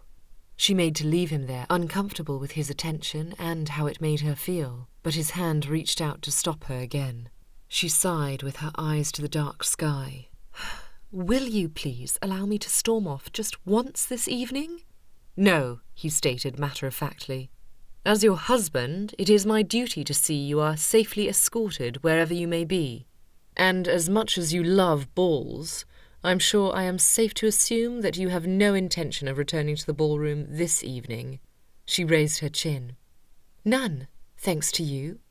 "I will call for a carriage at the front of the house, away from prying eyes. You may remain hidden in the shadows to maintain your dignity, then I shall escort you to the carriage and back to Grendale." Marie hesitated, juggling between accepting his help and accepting public humiliation. "Fine." "I appreciate the enthusiasm," he mumbled, then led the way through the hedges. She fought off her pride, trying to convince her to walk in the other direction, and followed his broad shoulders swinging confidently back and forth. She'd been clinging to those shoulders only minutes before. "Is this how the rest of our marriage will look?" she questioned, desperate to find something to complain about. "You exacting revenge if you don't get your way?" He looked over his shoulder at her. "You needn't worry about what the rest of our marriage will look like. There may not be much more of a marriage to experience anyway." He forged ahead, leaving Marie to walk 2 steps to his 1 as she attempted to keep up with him, though her thoughts were still back by the fountain, lingering on the kiss they'd shared, and the ominous foreboding he'd just delivered again. The rest of the evening was unbearable. Charles attempted to offer Marie his hand as they entered the carriage in the quiet darkness, void of any prying eyes aside from the averted gazes of their family footman and groom. True to form, Marie walked straight past Charles's extended fingers. She tripped on the step, grunted, then shoved his hand away as he tried to help her again. "You really are that stubborn?" he asked. "Yes." When she finally entered the carriage, clambering across her wet skirts, Charles followed in after her, making a point to sit on the opposite side. As the carriage rolled forward and the air between them filled with silence, Marie shivered, though he could see her desperate attempts to hide it. Her skirts still clung to her legs all the way to her thighs, and she attempted to unstick the fabric discreetly with her fingertips. She must have been as aware as he was how translucent the material had become. Reaching behind him, he pulled out the blanket Mother always brought along with her to late-night parties and balls, tossing it to the seat beside Marie. "That is my mother's," he clarified. "I know you would not accept it if it were mine." She glowered at him, then pulled the blanket across her body. He nearly sighed in relief at no longer having to fight his wayward eyes. "How are your parents to get home if we take the carriage now?" she asked, eyeing the dark brown cover across her lap. He'd already sent a footman to deliver the message to them both that he and Marie would be headed home early. No doubt Mother and Father would assume his return to Grendale with Marie was for one specific reason, but they would have a rude awakening when they discovered what exactly Charles had in mind for his future with Marie. Mr. Lloyd will return to the ball upon delivering us to Grendale, he replied. She didn't respond, shivering once again, though this time with smaller movements. She stared out of the window, and Charles took a moment to observe her in the dim light the carriage lantern outside allotted. Her skin was pale, her curls mere strings of black, and her shoulders were slightly slumped forward. But her lips were still curved in a lilting manner, and her eyebrows as dark and striking as ever. The woman was stunning, even after all that had occurred tonight. Another shiver racked her body, and a wave of guilt overcame him. "Sorry," he mumbled. She turned toward him, her eyes condemning. "For what? Dragging me away from a perfectly fine ball and shouting at me? Or because you caused me to fall into the water? Or do you apologise for calling me lifeless and accusing me of mistreating your parents and orchestrating this marriage because I could not find a husband of my own?" Charles winced. Laid out like that, he sounded rather like a cad. He supposed he was a cad. He also sounded mad now that he thought about it. What sort of woman would orchestrate all that had occurred today? Especially if what she'd said had been true, that he was the last man she'd ever wanted to marry. She was far easier to hate when he thought her capable of such trickery, for when he thought of her as a woman in the same position as himself, forced by well-intentioned parents to give up the rest of their futures, she became far too relatable, and that made his guilt paramount. He really had put his foot in his mouth far too many times today. Rowan, his Shakespeare-loving friend, would tell him to put forth more effort or script some form of eloquent confession. But that wasn't Charles. "Can my apology be for all of that?" he asked. She stared at him. "No." He looked away with a frustrated sigh. He'd apologised thrice now, and still Marie refused to accept his regret. Granted, his words had held a distinct defensive tone, but did he not receive credit for trying? It was just as well she didn't forgive him, though. He hardly needed it with what he was planning for their future. The rest of the journey home was met with silence, though Charles continued to monitor Marie's shivering until they pulled into Grendale Manor's drive. He followed behind her in silence as they made their way to their bedchambers. Charles would have foregone following her feminine figure entirely by heading to the drawing-room first, were he not desperate to change out of his own clothes. When they reached their adjoining rooms, her door first, she stopped abruptly and spoke over her shoulder. "Good night, Mr. Shepherd." Then she promptly entered her room and closed the door firmly behind her. Charles shook his head with a scoff at her obvious rejection. Little did she know that the very idea of spending a moment longer with her would be akin to torture. Most of that was due to the fact that he could not extricate her kiss from his mind. He strode to his room next, closing the door behind him, not waiting for his valet to strip off his sopping wet cravat and waistcoat. He set them near the wardrobe just as the distinct sound of a lock echoed around his room. He eyed the door adjoined to Marie's, knowing full well she'd secured the lock from her bedchamber on purpose. Despite himself, Charles released a soft chuckle. He didn't think Marie believed that he would attempt to enter her room. Rather, he knew she'd locked the door on purpose. Another way to say, "I do not forgive you, Charles, and I never will." He shook his head and moved to stare out of the window, eyeing the stars through the glass as he peeled off his shirt-sleeves next. He and Marie had been volatile today. There was no chance the two of them could survive a marriage together. They'd drive each other mad, and he had no desire to add "be sent to a madhouse" on his list of adventures to accomplish this year. Divorce wasn't an option, not without injuring Marie's reputation. And as much as he did not like the woman, he stood by his decision earlier. He would not harm her future. After their conversation in the gardens that evening, however, with Marie's admission that she hadn't wanted to marry him either, it was obvious that something needed to be done. He knew very little about annulments, but that had to be their clearest pathway forward. An annulment, time away from society, and a proper bribe to her father would do the trick. All he needed to do was convince his new bride, on their bridal tour no less, to follow along with his plan. He had little doubt that she would take any convincing at all. After all, she despised him as much as he despised her.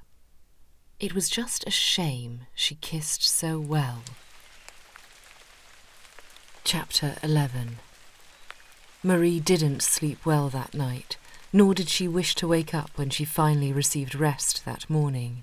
She was roused from a deep slumber long after the sun had risen to a soft knocking upon her door. She ignored it for a moment, but when the sound persisted, she blinked as she looked around her, slightly disoriented, until she caught sight of the stockings draped over a nearby chair. They were nearly dry after her night in the fountain with her husband, something that sounded far more romantic than it actually had been, especially considering said husband sounded very much like he was attempting to end their marriage prematurely. "Mum?" The soft voice came from the door after another knock, and finally Marie extracted herself from her bed to answer. "My apologies, Jane," Marie said as she allowed her lady's maid into the room. "I forgot I locked my door last night after you left." She'd done so loud enough for Charles to hear again, or so she hoped. "Not to worry, Ma'am," Jane replied. "I'm sorry to wake you, but we're scheduled to leave in just under an hour. Mr. Charles Shepherd has requested an 11 o'clock departure." Marie sighed. There she was again, being dictated by the man. Unless... A slow smile spread across her lips, and without a word she scribbled a note to Charles. "My dearest husband, I understand that you would like to depart at 11 o'clock. I regret to inform you that I shall need at least a few hours more to prepare for our journey. You see, I did not sleep very well last night, and I'm quite afraid I am coming down with a cold due to the occurrences of the evening. In fact, we may need to request the presence of a doctor here to ensure I am well. A professional opinion is always best, as you well know. At any rate, physician or not, I cannot see myself being able to leave until 2 o'clock at the earliest. I do apologize for the inconvenience this may cause, but you understand. Yours, Marie." There, that should buy her an hour or two. Marie folded the correspondence, then beckoned Jane to deliver it, all the while smiling to herself at the knowledge of how the letter would be received. After breakfast, which she took in her room, and a very slow start to the morning, reading a few chapters of her latest book she had never before been interested in, and brushing her hair at least a few 100 times, which she had also never done before, Marie finally felt motivated enough to dress, so she called for Jane to return to her chambers. Jane came and brought with her Charles's response. "To my perfect wife. How terribly sorry I am to hear that you have caught cold after your antics last evening. Although I must say that does not surprise me, what with your obviously weak constitution. That being said, 2 o'clock will suit my schedule perfectly. As thrilled as I am at the prospect of spending the next fortnight with you, I am more than happy to wait until you are well enough to travel. In fact, why do we not push the time even further? What would you say to postponing the bridal tour indefinitely? My mother will wonder, of course, at our hesitance to proceed with the tour, but I suppose she will overcome whatever disappointment she may feel. As for calling for a physician, I'd hate to worry my mother unnecessarily. Perhaps we ought to wait to see if you will be miraculously healed of your ailments on your own. Do keep me updated. Your anxious husband, Charles." Marie frowned. It was almost as if he'd expected her to push back on their departure time. Did he already know her so well? Well, he wouldn't expect what she had to say next. "To my charming husband, your thoughtfulness knows no bounds, and your ability to manifest the future. As it so happens, I have been miraculously healed and will be ready to leave within an hour. I would not wish to make you wait a moment longer without me. I know how much you love our time together. Do tell your mother of our plan to still leave. If she wishes to know why there has been back and forth, perhaps you might simply explain what you did last night. She will understand perfectly then, I am certain. Your just as equally thoughtful wife, Marie. P.S. Have you any requests as to which personality you would prefer for the trip and fortnight ahead? I am happy to assume whichever you prefer. although I do promise to not behave like a handkerchief again. Unless, of course, you are in need of me when you sneeze." With another satisfied smile, she bade Jane once more to deliver the note, then awaited her return. Over the next half hour, the two of them worked together to ensure Marie was dressed and ready for their departure. With 2 minutes to spare, she left her room behind, only to find Mrs. Shepherd walking toward her down the otherwise empty corridor. "I came to deliver this," Mrs. Shepherd said with a warm smile. "It is from my son, no doubt a love note of some sort." Marie highly doubted that was what the letter held. Still, she accepted it with a smile. They moved down the corridor together. 6 portraits decorated the walls, each filled with various paintings of horses, dogs, and hunting parties. "How are you faring, my dear?" Mrs. Shepherd asked. "We missed your presence throughout the rest of the ball last night, but I gather it was for good reason?" Marie could hardly crush her spirits. "Your son and I had a very interesting conversation." Mrs. Shepherd's features fell, but she hid them swiftly with a smile. "Well, I do hope you enjoy yourselves over the coming weeks. My bridal tour with Mr. Shepherd was the best thing for our marriage. And do be patient with Charles. I know he can be quite a difficult person to be around at times, but once a person breaks down his rather crusted exterior, there is no one who will love you more fully." Marie nodded, unable to even concoct a word. Mrs. Shepherd was putting far too much stock in her son's abilities to be a good person. "I will meet you downstairs," Mrs. Shepherd said. "I must fetch Mr. Shepherd's walking stick." Marie nodded, waiting until Mrs. Shepherd was out of sight before ripping open the burning letter in her hands. "Dearest darling Marie, thank you for the opportunity to choose my own wife for the day. I believe I have seen enough of each, and would prefer now to witness the amiable woman I was promised by my mother from the beginning, as I have yet to see her. Your patient husband, Charles. P.S. I myself shall remain as I have always been, honourable, respectful, and ever doting." Marie scoffed in disgust, shaking her head and tearing the paper in two before sliding the pieces into her reticule. No wonder he'd delivered it at the last moment. He must have known it would allow him to get the final word in. She had a mind to show the correspondence to Mrs. Shepherd. Charles would be sure to receive the scolding of the century. But she didn't wish for the woman to worry any further about Marie's relationship with Charles. At any rate, there was no guarantee Mrs. Shepherd would recognise the satire within their letters anyway. She certainly hadn't before. Marie hadn't either, but now that she knew the man, his personality was obvious.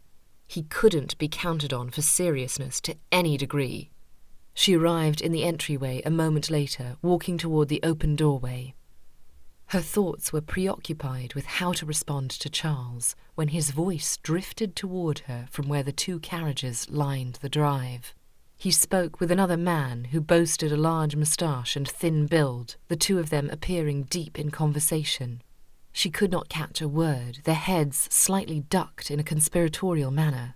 The gentleman caught her eye first, and he straightened. Charles glanced over his shoulder and smiled with a self-satisfied air, then turned back to the gentleman with a single nod. The gentleman departed, and Charles faced her. Marie narrowed her eyes at his impassive expression. His words from the night before slid into her memory. There may not be much more of a marriage to experience anyway.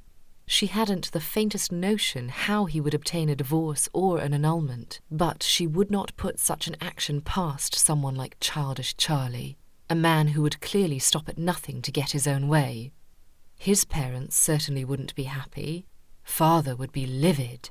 And Marie? Marie would be ruined. But at least she would not be forced to be with someone who loathed her. "There you are," Charles said as she walked down the steps toward him and the already loaded carriages. "I see you are feeling better." "Your palpable concern has appeared to revive me." Before another word could be shared, the Shepherds appeared behind her, and goodbyes were exchanged. Shortly after, Marie and Charles were escorted off the premises in their carriage, the help following behind in a coach of their own. Charles didn't speak across from her, and the pleasant expression on his features did nothing to settle her nerves, nor did his constant fidgeting. He tapped his fingers against his leg and persistently shifted in his seat. After the 13th time of Charles tapping out some absent-minded tune, Marie couldn't bear it any longer. She turned to face him directly with a pointed look. "Do you ever hold still?" He finally settled, his jawline highlighted as it poked out from his high collar and cravat. "Is my movement upsetting you?" "It is rather distracting, that is all." "My apologies. I would never wish to upset my wife." He smirked at the word, then instantly resumed his movements. This time he bounced his leg up and down so greatly he proved to rattle the carriage more fully than the bumpy road beneath them. She stifled a sigh, ignoring him for as long as possible before catching his growing smile. "You appear more at ease this morning," she said. "I am." "Why is that?" He turned to face her, and Marie's breath slipped from her lips. She had never seen Charles with an actual pleasant expression across his features.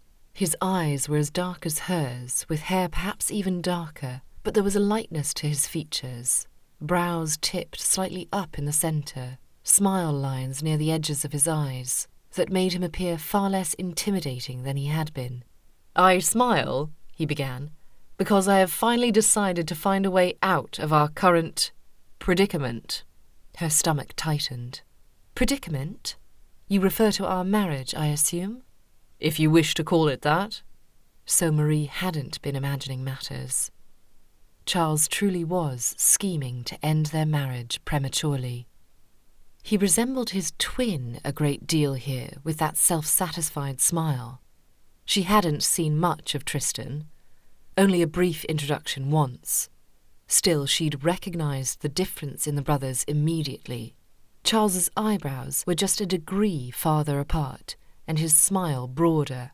More than that, his lack of awareness and devil-may-care attitude practically leapt from his person, which was why it rankled her to no end to admit how greatly she enjoyed kissing him last night.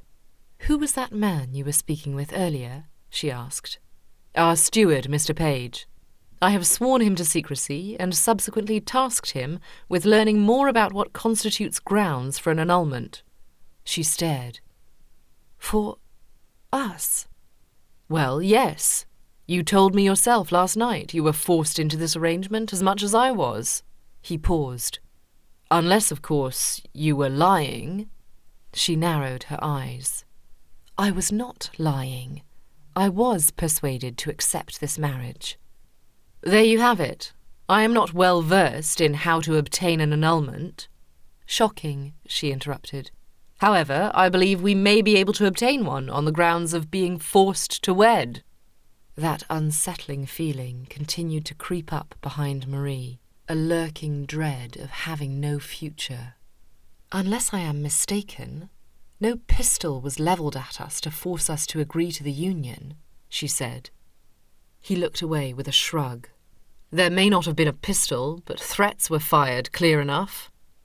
At any rate, Mr. Page will inform us the moment he learns anything new, so that we might both escape this marriage we have no desire to continue."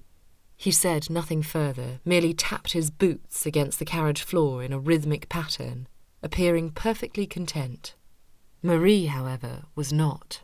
She wasn't pleased with the husband she'd married, but her future had finally been secured. Now all thought of leading a somewhat peaceful existence, at least in being financially cared for, vanished. "You do want the marriage to end, do you not?" Charles asked. She couldn't answer. Did she wish for that security to end? To return to her family and live with a disappointed father and absent-minded mother? She didn't think she could bear the whispers that would spread about her spinsterhood and inability to keep a husband even after marriage. "Marie?" Charles pressed, his brow low. She needed to explain her hesitance before he assumed something ridiculous, like that she'd miraculously fallen for him. "I would prefer having a marriage with a man who loved me as much as I loved him." She spoke the truth, even if she no longer believed love was in her future. However, I must admit I do not see how a life after an annulment would be worth living, particularly for myself as a woman. You refer to your reputation? She nodded in silence. He didn't speak for a moment, seeming to gather his thoughts. Finally, he leaned forward in his seat across from her, resting his arms on his knees as he laced his fingers together. They were only a few inches away from her own legs, so she scooted farther back in the carriage seat, allotting herself more room in preparation of any wayward bump from the carriage. "You have every right to be concerned," he said softly, "but I meant what I said before. I will not proceed if there is a chance that your reputation might be damaged." The look in his eyes was unlike anything Marie had seen within them, something akin to sincerity. Her heart fought back against his words, but they slipped beneath her defences, and for some reason she could not fathom, an emotion rose within her at his intent to protect her. But Oakley's did not cry. His eyes lingered a moment too long on her, so she shifted in her seat and averted her gaze. "When do you expect a response from Mr. Page?" she asked, smoothing out her skirts and staring at his fingers, still just out of reach from her legs. "And what of my father? Your parents? How will you assuage them?" "I have yet to solve those conundrums," he said. "Perhaps we may work together on that." Work together as husband and wife to no longer be husband and wife? She'd never heard of anything so preposterous. Still, she agreed, if only to prevent him from assuming she wished to be married to him still. That would be more humiliating than anything. "So, we are in agreement?" he asked. The carriage jostled above a dip in the road, and just as she'd expected, his fingers brushed against her knee. The touch was so faint she wasn't entirely sure he'd felt it as he remained leaning forward. "Yes," she breathed, "we are in agreement." "Very well. Then we shall continue forward, unless the path affects either of us negatively. Or, of course, in the circumstance that you change your mind and wish to remain married to me after all, in which case I will perform my duty and remain your husband. Agreed?" Marie stiffened, the flood of warmth emptying her person in great waves. She'd been swept up with his promises of security until that last caveat. "Unless I change my mind and wish to remain married to you," she repeated. "Yes." She raised her chin. "And unless you change your mind and wish to remain married to me?" A smirk of disbelief lifted the corners of his lips, and he finally straightened, leaning back against the seat in a relaxed manner. "Of course." Her pride flared, sizzling from her person like steam from a teapot. "Is that so very far-fetched?" "Not at all." His smooth voice and level-headed responses were really beginning to irk her. "Well, worry not," she added, "childish Charlie," to her own thoughts. "I will not change my mind." Nor would she ever. A marriage with Charles Shepherd sounded worse than purgatory. She straightened in her seat and pulled her gaze to the window. "Do keep me updated the moment you receive word from Mr. Page. I am quite interested in his solutions." "As am I," Charles said, apparently not catching on to her clear desire to be finished speaking with him. Forever, if luck would have it. "But we must prepare ourselves if our only solution is to remain wedded." She pulled on a face as if she'd just smelled rotting cabbage. "As I said, do keep me updated." She shifted her body away from him, and this time Charles accepted the hint. They fell silent, and Marie was left to her own thoughts. She had very little hope that whatever Mr. Page found out about annulments, her reputation would be left unscathed. She also doubted that the knowledge would prevent Charles from seeking an annulment anyway. If he could not keep a vow made before God, why would he keep a mere promise to Marie? Whatever happened, she knew one thing. She would die before allowing Charles to discover that she would rather remain in their marriage than leave it. Chapter 12. Hours later, the carriage pulled to a stop before the smallest cottage Charles had ever laid eyes on. Woolwood Cottage, Marie asked, her eyes moving across the 2-storied house. "This is where we are staying." "Are you surprised? Of course this is where they wish us to spend the next fortnight together." He lowered his breath, mumbling to himself. "We hardly have the space to breathe our own air here." With off-white bricks and a roof in shambles, the edifice had clearly seen better days, though the small white door and red-bordered windows lent a certain charm to the overall feel. Pink and red rose bushes with their early blooms shone brightly in front of the 2 lower windows, and strands of ivy crawled to the 3 windows on the 2nd floor. There could not be much of a dining area with such limited space, nor could there be above 3 or 4 rooms, which Charles knew was precisely the point. Instead of sending them on an actual bridal tour visiting relatives and viewing beautiful locations throughout England, their parents had chosen to send him and Marie to the smallest home in the country, no doubt another attempt to solidify their union. Mother and father were never subtle. It was a wonder Charles and Tristan had turned out so well. Charles followed Marie as they took themselves on a tour through the house, which was even smaller than it had appeared on the outside.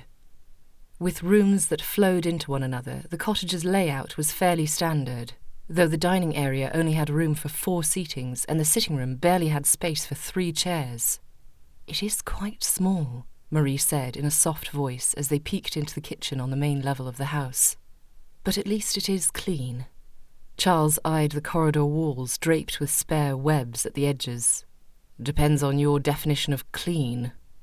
"Frightened of spiders, are you?" she asked over her shoulder. "Worry not, I am no stranger to trapping them for my mother. I'd be happy to provide my delicate husband with the same courtesy." "That won't be necessary, but thank you all the same for your generous offer." Charles could handle a little spider now and again, but the worst of the matter was when they climbed the stairs that were barely wide enough to fit 1 person at a time, and reached the bedchambers. Each door was closed apart from the first room at the start of the corridor. Together they made their way toward it, both of them leaning halfway into the room and peering at the 2 trunks resting side by side near the bed. His and Marie's trunks, placed in the same room. No doubt this was another request from Mother. In the same moment he glanced at Marie, she glanced at him, and her expression said it all. She did not approve. He didn't pay too much attention to her expression, however, for the small doorframe they stood within brought them nearly as close to each other as the fountain had. Their eyes dropped to each other's mouths simultaneously, but Marie looked away first. "1 room will not do," she said, "especially if we are to seek an annulment." He watched her in silence. She must have taken his lack of response as confusion rather than what it was. A desperate attempt to stop himself from replaying their kiss in his mind over and over again. "Correct me if I am mistaken," she began, "but I was under the impression that for a couple to seek an annulment, they must remain apart." "I believe you are correct," he said softly. Energy sparked between them as their eyes met again, and Charles's breathing shallowed. "Will that be too difficult for you?" she asked. He barely registered her words. All he could think about was having just 1 more look at her lips. That was all he needed. 1 look and he'd be satiated. And yet, when he glanced again at those perfect rosy lips and traced the gentle slopes and curves with his eyes, he knew in that moment his desire for her would never be quenched until he could drink from those lips again. "Charles," she repeated sternly, "will that be too difficult for you?" "Not for me," he lied. "You?" "Not a chance." A smile tugged at his lips. "Are you certain? You are the one who kissed me, if you recall." Her eyes flicked between his, then finally she looked away. "I assure you that was a moment of weakness and fury that will not be repeated. At any rate, I think it wise if we do not share a room." She motioned to the small bed, barely suitable for 1 person. "Or that." He entered the room, pushing aside images of holding Marie in his arms as they fell asleep together. It would be necessary to hold her, after all, in so small a bed. "I'll have mine moved directly." He glanced to the wardrobe. "And the clothing of mine they have no doubt placed within there as well. I only hope they've already prepared another room." I can check for spiders first, if you'd feel safer." He rang the servant's bell near the bed, then turned to face her. She remained in the doorway, her eyes upon him with an expression comparable to when they'd first met, calculating but otherwise entirely imperceptible. Was she uncomfortable with him standing in her room? That had to be it. She'd agreed to the annulment, after all. Her desire for their relationship to remain platonic was obvious. Charles, of course, was willing to oblige, despite his level of attraction to her. He'd meant what he'd said before. He wouldn't do anything to injure her. A fleeting thought flickered through his mind.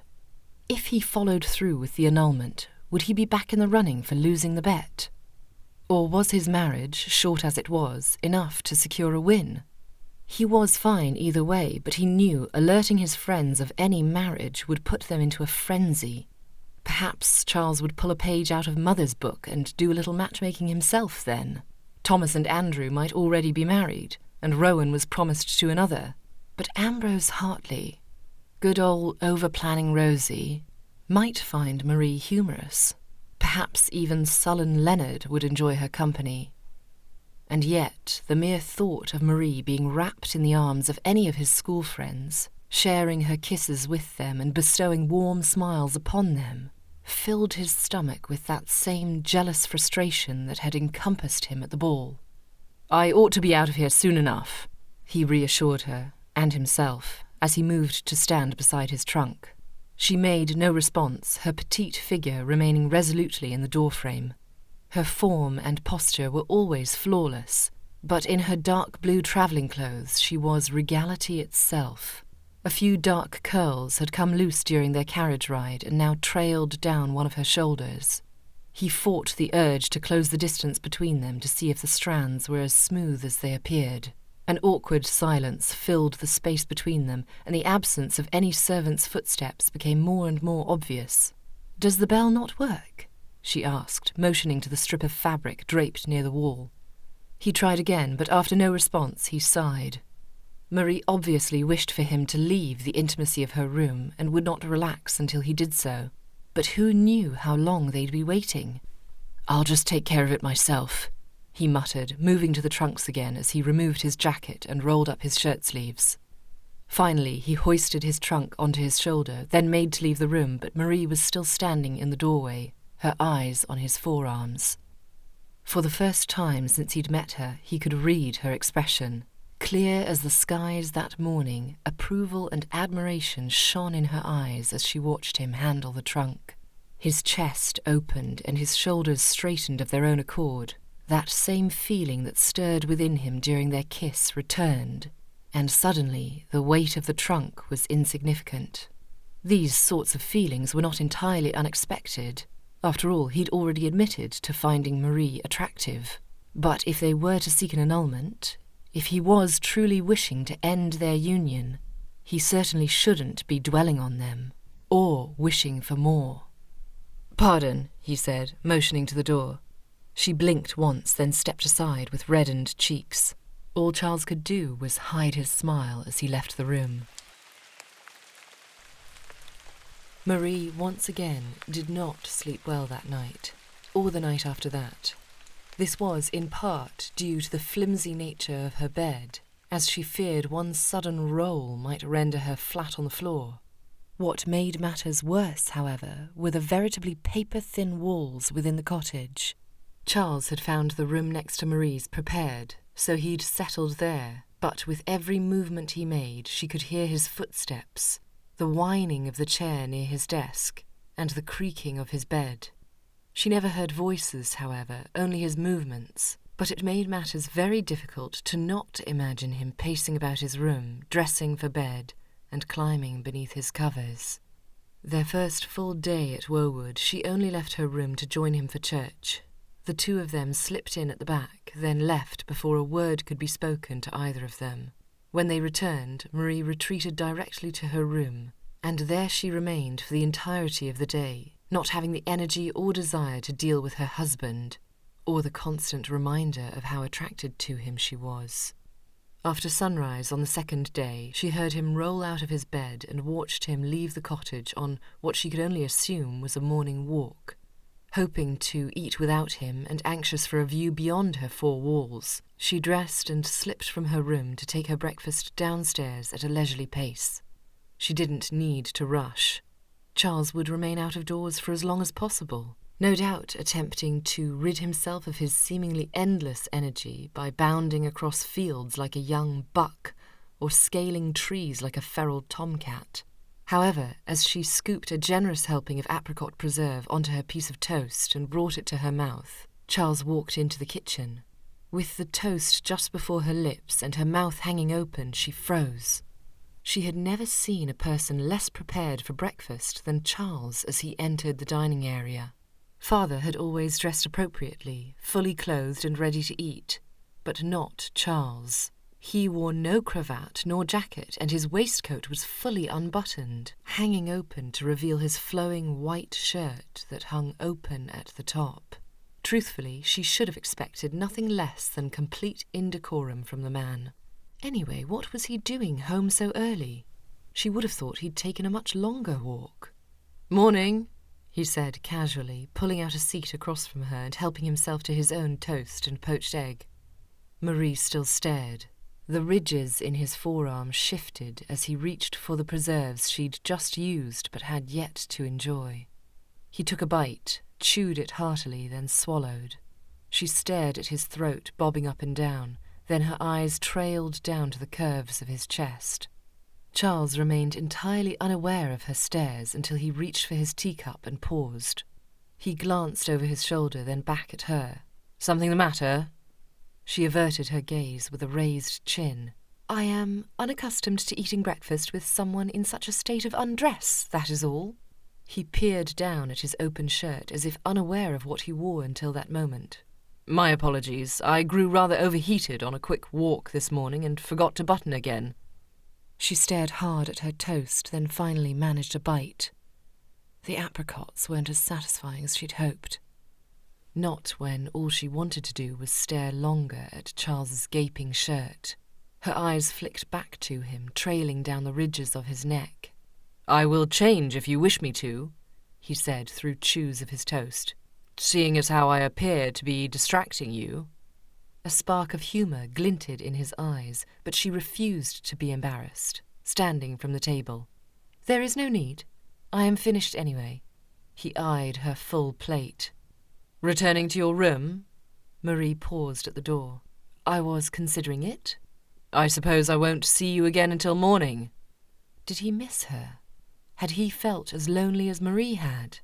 If their marriage was to be annulled, she didn't wish to grow accustomed to seeing him, but perhaps... "Well, enjoy your time wallowing away," he paused, then added with an apparent glint in his eye, "and skulking at me from your window." Marie had obviously gone mad. Why else would she have ever thought that Charles would miss her, other than to torment her? "I may as well remain in my bedchamber," she stated pointedly. "After all, there is nothing out here worthy to capture my attention." He smiled amusedly, taking a final bite of his toast and chewing in all of his undressed glory. "What are you to do this morning?" she asked. "Bound about the grounds like a directionless pup?" He leaned back in his seat, lazily propping his elbow against the back of it. "I think I will, actually. Or perhaps I'll make the short walk to the village to see if Mr. Page has written. You're welcome to join me if you'd like. Although the distance might be a bit strenuous for you. It may last longer than an entire 5 minutes." This repartee had to stop at some point, did it not? One of them had to be the bigger person. One of them had to apologize, forgive, and start afresh. Unfortunately, her pride was louder than her moral compass, so ending their arguments would not begin with her. "That is a generous offer," she returned. "However, I do think I ought to remain indoors. It is better for one's complexion." She eyed his skin up and down and wrinkled her nose. "Though I take it you care about no such thing." In truth, while Charles's skin was a few shades tanner than most dandies, Marie couldn't deny that she preferred it. The colour gave him a healthy glow, as if the sun had been unable to resist kissing Charles too. "You know," he said with a smile, "I quite like you, Marie. Your little slights and quirks are more enjoyable now that I know I won't be required to manage them for the rest of my days. That's interesting. I was just now thinking the very same about your entire personality. He smirked, clearly amused with her comments. He stood from the table and she raised her chin to maintain his gaze. So you'll not be joining me in the village then? He asked. No, I think it will be best if we remain apart as much as possible until Mr. Page writes with news. Afraid to fall in love with me, are you? She let out a forced laugh. That is the least of my concerns, Mr. Shepherd. And what is your greatest? She leaned toward him with a sickly sweet smile. That I will strangle you before I get the chance to annul our marriage. He threw back his head, his throat fully visible as it bobbed up and down with his genuine laugh. Marie turned away, walking from the room as he ended his laughter with a happy sigh. Marie should have been sullen and offended, but instead she found herself unable to wipe the smile from her own lips. Arguing with Charles was becoming more and more enjoyable, and that alone was cause enough for concern. Chapter 13.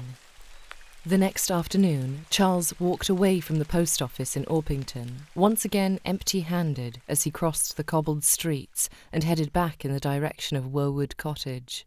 It was far too early to expect a correspondence from Mr. Page anyway, but Charles had managed to send off his letter to Tristan, despite Mother's desire to keep his brother in the dark.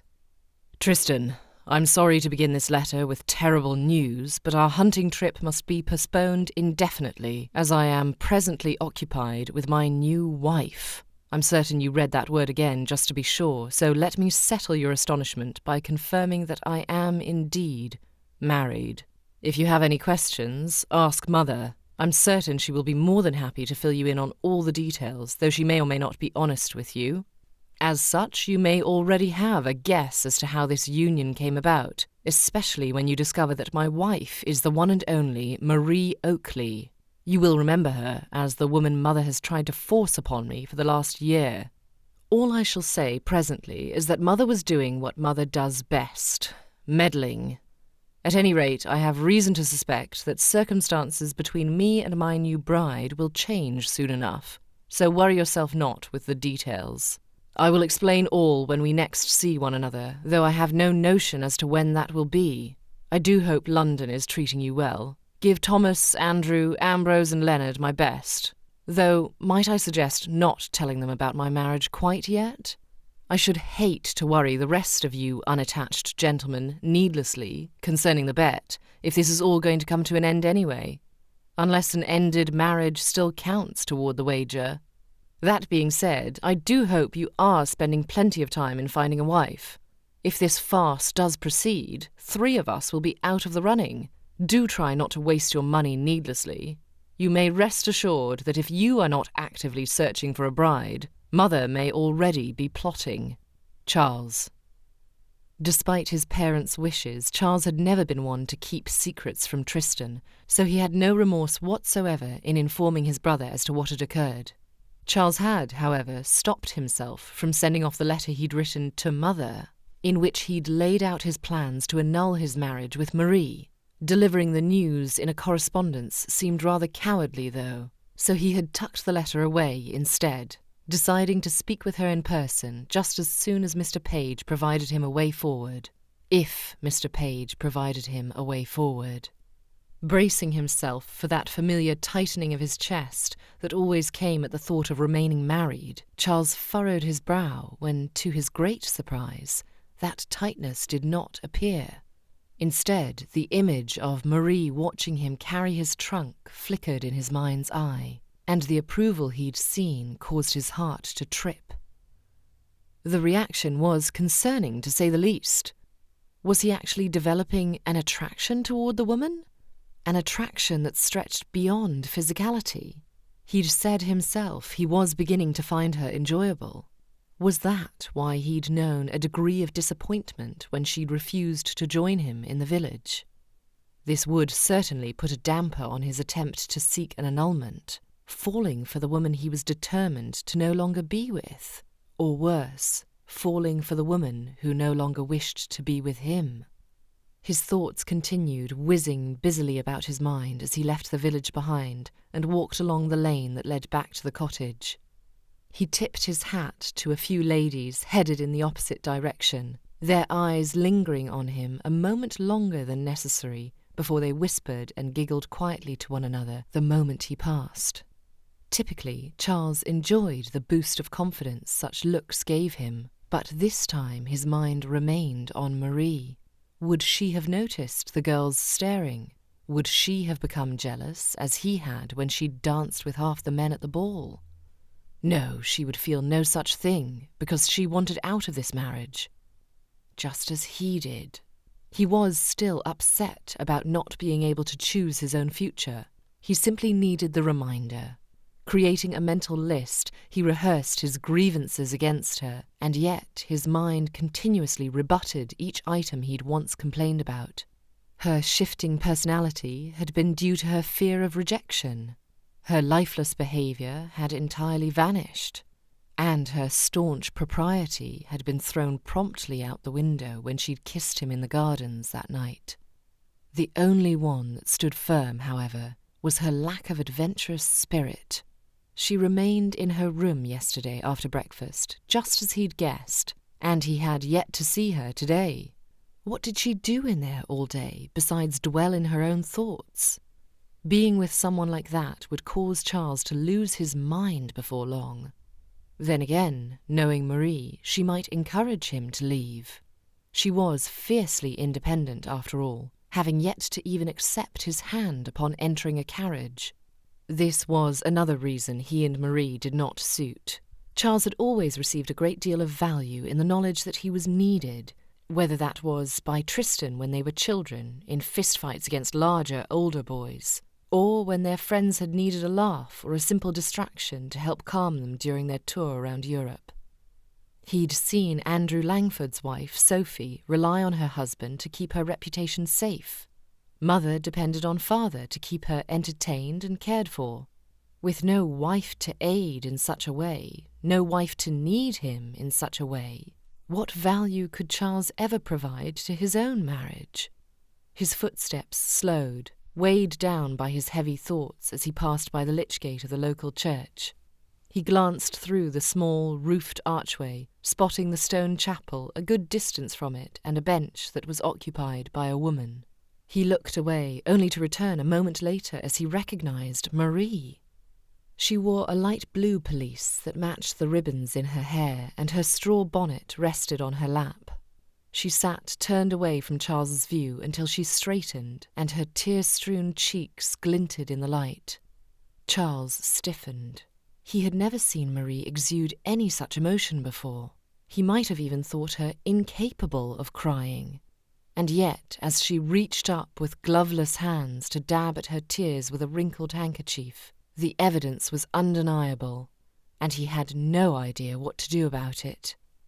Obviously, she had never revealed this side of her before because she did not trust Charles. How could she when all he'd done was complain about their marriage for 3 days? Was that why she'd become emotional? Or were these tears residual from the cruelty he'd shown her before? He shifted his boots uncomfortably in the dirt, still unnoticed by Marie as he remained hidden behind the covered gate. Crying women always made him question himself. He never knew what to say or what to do. This was in part due to Mother, for her tears could always be turned on and off with the blink of an eye. But Marie seemed genuinely upset. What could he do for her if she did not want his help? He would no doubt make matters worse, whatever his efforts were. And yet, as she swiped away another tear, his heart twisted. He had to help her. He yearned to help her. For not only was he her husband, he was also the cause of her tears. Marie tried to stop, but her tears slipped down her cheeks with no inclination to cease. It was as if her body knew she was free to release years of pent-up emotion, for not only was she away from father, but she was also away from Charles, who, she suspected, despised tears as much as father did. That was precisely why she'd walked to the church. With the cottage's thin walls, she'd have no chance at privacy. Still, she didn't approve of the emotion either, and soon, instead of dabbing at her tears, she swiped the moisture away in frustration with her bare hands. She hated crying. It prevented her stoic front from protecting her vulnerable state. And yet she could not help herself. She'd been fine for 2 days now, but being alone once again, her thoughts shifted to sorrow as she realized that her loneliness was going to increase tenfold if her marriage with Charles continued or ended. If it continued, they would remain in this manner their entire lives. Him leaving, her staying. And if it ended, she would be without a husband forever. Logically, she knew he would not annul the marriage if her reputation was at risk, but he seemed so determined she feared he would stop at nothing to seize control of his future, which would leave her with no future at all. A fresh bout of tears streamed from her eyes, and once again she aggressively swiped at them. Thank heavens Charles could not see her. If he did, he would— Marie? She gasped, swinging around on the bench to find Charles himself approaching her with hesitant footsteps. "Charles," she said, clearing her throat and turning away for a brief moment to wipe whatever moisture remained on her face. The shock from his sudden appearance finally put a stopper on her tears. "Enjoying your walk?" He stopped a few paces away from her. "I am. I was walking by the church when I saw you." Blast!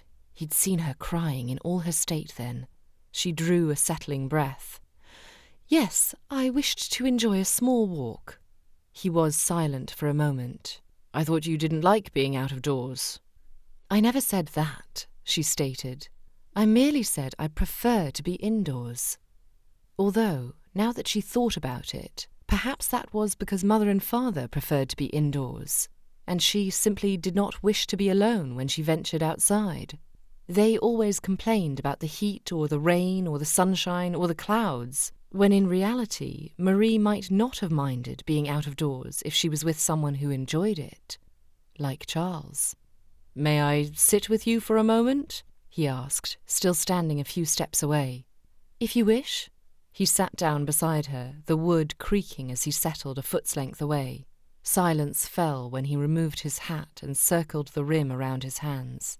She had assumed he'd immediately pelt her with questions as to why she was walking alone or why she was crying, but as each moment ticked by in continued silence, her worries quieted. He must not have wanted to speak as much as she didn't want to. They both stared across the small field that extended off the grounds of the church. Tall grass rippled in the gentle wind that brought with it the scent of the hyacinths growing in the nearby woods. Blue skies appeared between thick clouds, and all was quiet apart from the subtle bleating of distant sheep and the rustling of leaves from the oak tree they sat beneath. Her desire to weep had vanished, and finally she sat in serene peace, the one only discoverable after a healing cry, the one only experienced when being near the calm and steady presence of another. Never would she have guessed that Charles would be that person for her. She glanced over at him, his own peace soothing every inch of his expression, brow soft, lips loosely parted, and more apparent than anything, a still body. Marie had never known him to be so tranquil. Was he doing this for her? She did not wish for him to feel obligated to do so. "You needn't," she began. "I have some things," he started at the same moment. Their eyes met and a small smile passed between them. Instead of intense sparks of anger or attraction that typically accompanied their conversations, a serenity filled the space. Charles motioned with the tip of his head for her to take the lead. Marie nodded. "I was only going to say that you needn't remain here if you wish to continue with your walk. I know you do not care to sit still for long periods of time." He paused. "I don't recall ever telling you that." "You didn't. But you are almost always on the move, whether you're walking or standing." Her lips curved. "Or sitting. I also noticed that you appeared more horrified to discover that I didn't do much out of doors than when you discovered that you were going to have to marry me." His shoulders lifted as he gave a little laugh. Mr. Berryman and my parents always scolded me for not being able to hold still as a child. I thought I had gotten better from my youth, but I suppose I am not as inconspicuous as I had hoped. No, you are not. Their eyes caught. What was it you were about to say? His eyes lingered on hers, and he appeared as if he was in a different world for a moment before he blinked and looked away. I was going to say that I have a few things I wished to apologize for. Chapter 14. That was the last thing Marie had expected. "Oh," she replied. "I saw you crying," he continued. "I should like to help you, but I don't wish to impose." Her parents had always avoided her when she'd cried as a child, though they'd done their best to comfort her with a brief pat to the top of her head. She'd soon learned that it was far easier to not cry than to expect anything more. It was just as well. She still loved her parents, even if she longed for more compassion from them. "Am I?" he asked when she didn't respond. "Imposing, I mean." "No, you are not." He nodded, swallowing hard. "Then I shall continue by apologizing first for my behavior, from the time of our first meeting to my slights yesterday morning, and especially for when I spoke those horrible words to my parents." Marie shifted uncomfortably on the bench. She wasn't certain she'd ever received an apology from anyone before. She didn't know what to make of it. "You've already apologized for your words, Charles." He scoffed, raking his fingers through his hair. "I did nothing but make excuses for myself. I have allowed the circumstances surrounding our connection to cloud my judgment and have behaved despicably because of it. I never should have—" His words trailed off, and he shook his head, a deep line etched in his brow as he watched her. "I never should have said those words about you. Not only were they unkind, but they were entirely untrue. I have consistently blamed you and accused you of all manner of falsehoods. I cannot tell you how much I regret my childish actions. I am truly sorry, Marie, for everything." A weight began to lift from around her, and an airy feeling took flight in her chest. She'd never felt so carefree, so cared for. "I understand if you cannot forgive me, but I do forgive you." He eyed her. "You do?" "Of course." He didn't speak for a moment, then shook his head in disbelief. "You are nothing like what I first thought, Marie." "What, lifeless and dreary?" His lips parted in surprise, as if he wasn't sure how to respond. I did apologize for that." She smiled. "I know, and I have forgiven you, but that does not mean I won't bring it up any chance I can." He narrowed his eyes, a distinct spark in them revealing just how delighted he was by her teasing. "Yes, you are very different indeed." She smiled, then sobered. "I must share my own apology now, specifically for how mismanaged this entire affair has been. I cannot imagine the shock you must have felt, nor the betrayal. I believe every person ought to have the opportunity to choose whom they wish to wed, and I mourn for you being unable to have that chance. What happened was entirely unjust, and for that I am sorry." Charles couldn't speak. For days he'd longed to hear those words, yearned to know that someone understood him completely. To have Marie, of all people, speak the exact phrases he needed to hear, to have her comprehend exactly what he'd gone through. He wasn't sure how to feel. "Thank you," he said, lacing his fingers together. "I've wanted, that is to say, for quite some time thank you." She eyed him curiously, though nodded in silence. Neither of them spoke for a moment, Charles still reeling over the burden that Marie had so succinctly removed from around his neck, when another thought occurred. "May I ask you a question?" "Yes." "You have already told me that you were encouraged, not forced, to accept the union between us." She nodded. "What was the deciding factor for you to go along with it?" She looked away. "There were a few reasons, really. The first, I'm certain you've already been told." She cast him a sidelong glance. "That I am too old to find a husband of my own now." He didn't know what to say, unable to deny the truth, but Marie's knowing look silenced him further. It's true, at any rate, but what really convinced me to go along with the arrangement was the state of my future. I did not relish the prospect of siphoning from my parents' funds for the rest of my days, nor did I wish to spend my future by myself. Such a prospect sounded unbearably lonely. Charles's heart twisted at her hopeless tone. "And yet," he began softly, hoping to understand her better, "you preferred the idea of growing old with a stranger. I suppose I put a great deal of faith in your mother's description of you." She cast him a knowing glance before continuing. "At any rate, if you recall, we would not have been strangers had you met me before, as was your mother's plan all along. 3 times she tried, but you were always busy, or you were simply avoiding me." He squeezed his hands together, attempting not to fidget out of his own discomfort. "Yet something else I must apologize for. I wasn't avoiding you exactly, as much as I was avoiding anyone my mother pushed me towards." Yet somehow she still managed to make the marriage happen. "She's nothing if not persistent." They shared another smile before she continued with a small sigh. "After reading your letter, which I assumed was in earnest, I had high hopes that if any man could respond with such enthusiasm to an arranged marriage, I would not mind spending such a future with him." Charles's heart now doubled over in pain, and he winced. How he regretted that letter. Before, he'd mourned doing so because of how it had affected him. Now he realized how selfish he'd been. His sarcasm toward his mother had affected Marie far more than he'd ever considered.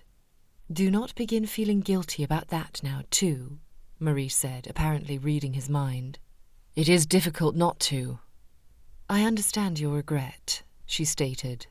"I, too, have experienced a great deal of shame these last few days, specifically for not pushing my father to renegotiate the wedding when I first discovered your ignorance. I just knew he would never agree to it. He had lost all confidence in my ability to find a husband, and with my reputation ruined, I would have no hope at all." Charles bit his tongue. The very fact that Mr. Oakley made it known that he'd lost faith in his own daughter was despicable. And yet Charles himself had wondered countless times why she had indeed been unable to find a spouse. He hesitated, not wishing to break the fragile connection now forging between them, but Marie must have seen the question in his eyes anyway. "You wish to know the real reason why I never married," she stated. Did the woman have some unseen power to read his every thought? "Please forgive my curiosity. You are beautiful, well accomplished, and can be amenable when you wish to be." Her eyes snapped to his, and he winked. To his delight, her eyes rounded in surprise, then a blush painted her cheeks. "I could say the same for you, sir." "Truthfully, though, I cannot make sense of it. Your father shared an explanation of his own at the ball, but I desire to know the truth from your own lips." His eyes dropped to her mouth at the mention of it. "If I promise to give you an answer, will you tell me why you haven't married?" she asked. "Of course. I never married because I was too focused on my next big adventure. I knew I would settle down one day, but I wasn't in a hurry. Apparently my parents thought I was taking too long." Her lips raised at the corners. "That is precisely what your mother told me, that you were waiting too long to find love." "Of course she did." "I hope you will not be angry with her for too long. She means well, though I'm certain you already know that." Charles did know that, but he couldn't deny he was softened further due to Marie's kindness toward his parents. How could he have ever accused her of misusing them? "I suppose it is my turn now," she continued. "However, I'm afraid I do not have a straightforward answer for you in regard to why I have remained unmarried for so long. My parents spent many years in London, Bath, and now Surrey in order to find me a husband. I do not boast when I say plenty of gentlemen have expressed interest in me, but the problem was I never had interest in them. After the initial attraction, I grew tired of each one, and they, in turn, grew tired of me." Her eyes took on a far-off look as she stared up into the leaves above them, My father feared I was too fastidious in attempting to find the perfect gentleman. But I wasn't looking for perfection. I was looking for friendship, companionship, love. But love never came. He encouraged me to improve my accomplishments to make up for my age. But in the last year or so it became clear that once my advanced years became known, no gentleman would pursue me beyond safe flirtation in a ballroom. She eyed him with raised brows. That is why I always enjoyed balls. For there I could pretend for one blissful evening that my future was not so very bleak after all. She finished, and Charles was rendered silent. What could he say to make matters better when he'd only ever proven to make them worse? She'd wanted the marriage because she could not find love elsewhere, not because no man would love her. And now that she finally had some semblance of security, he'd suggested an annulment. How could he, in good conscience, go through with it now? But then she'd said she'd wanted to pursue that course as well, unless she'd merely been going along with him to avoid humiliation herself. He absent-mindedly removed his gloves, his palms growing warm as he anticipated her answer. Which reply he preferred, he couldn't be sure. But he knew he needed to find the truth before they spent another day together as husband and wife. Marie, do you still wish to remain married? Chapter 15. How could Marie answer such a question? She wished to remain married only if Charles did, but she couldn't bear the guilt that would come if he stayed with her out of obligation rather than his own desire. Please be honest, Charles said softly. We have already made our vows, so you may rest assured I will remain faithful to you until the end. A lump grew in Marie's throat. This was the sort of man she'd always wanted to marry. Selfless, honourable, kind. If only heaven had allowed her the opportunity to meet him under different circumstances. One that didn't include a forced arrangement and an accidental marriage. But the time for tears had passed.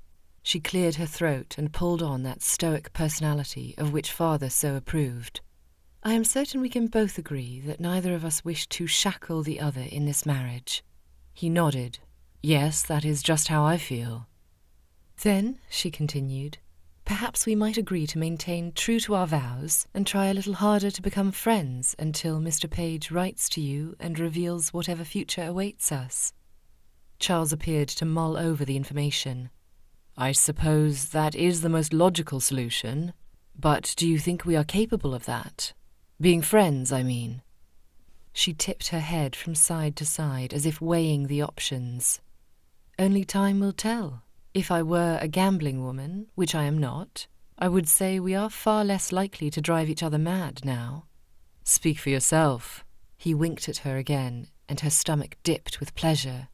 If she wished to escape this marriage unscathed, a wink from her husband, who very well could turn out to be not her husband, should not affect her in such a way. In truth, even agreeing to be friends with Charles was quite risky. He straightened on the bench, resting his hands on his thighs. Well, let us begin anew, then. He stood with his back to her, drew a deep breath that raised his broad shoulders in a movement quite like a barge upon the sea, then turned around to face her once again. His eyes fell on her, and he took a startled step back, holding his gloves in his hands. Oh, forgive me, I did not see you there, though I do not know how I could have missed your beauty. Marie beamed, though she tried not to. Was this how he would have spoken to her, had they met in a more natural manner? She might have scoffed at the ridiculous words, though most likely she would have blushed to high heaven and accepted the compliment with grace. But they were no longer strangers, and she could behave any way she wished. She pulled on a frown. Would you truly speak that way to a woman you just met, Charles? He shushed her. Do not break the illusion, he whispered from the side of his mouth. Now, may I have your name, Miss? Marie grinned. I am Miss... She paused, this time with a genuine frown. Oh, I do not know what name to give you. Heavens, are you unwell? Shall I call for a physician? One should typically know one's own name. She gave a humoured smile. "I am in earnest, Charles. Am I to call myself Miss Oakley, or shall I remain Mrs. Shepherd until, if the annulment occurs?" He pursed his lips in thought. "Very well, you have found another flaw in my little game.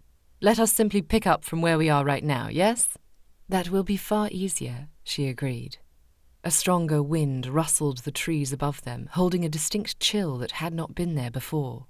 Charles drew his eyes to the skies east, and Marie followed suit, finding darker clouds mingled with the white. "I suppose we ought to return before the rain begins," Charles said. He extended his hand to her, and Marie eyed it for a single moment.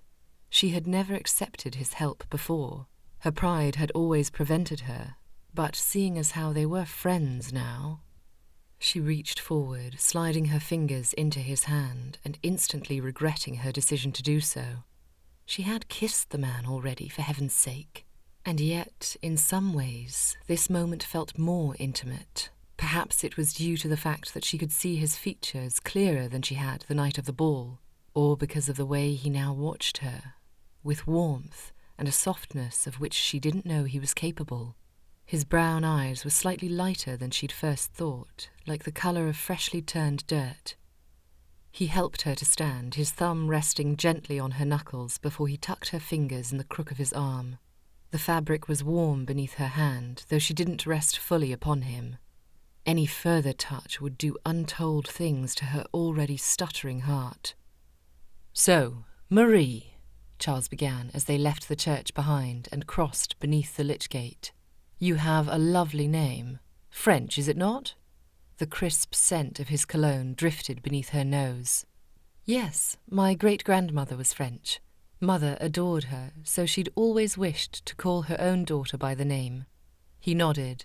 "My brother received his name in a like manner. Mother heard the name Tristan when she was on holiday in Wales before he and I were born, and fell in love with it, though it took her longer to concoct my own name." The Shepherds obviously hadn't intended Marie to marry the second-born twin. Mrs. Shepherd had always said Charles and Marie were far better suited. "You are just the woman for my Charles. A steady presence, a guiding voice home." Was Marie suited for Charles? "What of your name's meaning?" he asked, interrupting her thoughts. She rested her hand a little more on his arm. "Well," she replied, "that depends on who you ask. Some say it means Star of the Sea." "Lovely." "Yes, much better than the other." "Which is?" She hesitated. "Sea of Bitterness." He stifled a chuckle. "I can see why you prefer the former." She mumbled. "I suppose you will be inclined to tease me about that now." "No," he said, leading her down the lane with an easy stride. "I haven't a leg to stand on when it comes to the meaning of names." "Why? What does yours mean?" "You'll find it quite ironic. Charles means free man." Her eyebrows raised in surprise. "That is ironic. It would appear that your parents have been duping you all along." He laughed. "Indeed they have. Although Tristan's name means sad, and they couldn't have chosen a word less fitting for my brother." "Do you two get along well?" she asked. "Better than well. We spent every day together as children, and visit as often as we can now we are adults. It is difficult being away from each other when we are, but I suppose we all have to grow up some day." He gave a small smile. "Well, I had to grow up. I may be older, but Tristan was always the more steady and mature of the two of us." "I should like to see you both together one day," she said. "See how you measure up." He chuckled, those smile lines around his lips and eyes that she'd seen hinted at over the last couple of days, finally apparent. "I don't know how I feel about you two coming together now," he said. "You might swiftly discover you married the wrong brother." Marie doubted she could ever think such a thing, for the Charles Mrs. Shepherd had promised had finally arrived, and an annulment from the gentleman was becoming less and less appealing.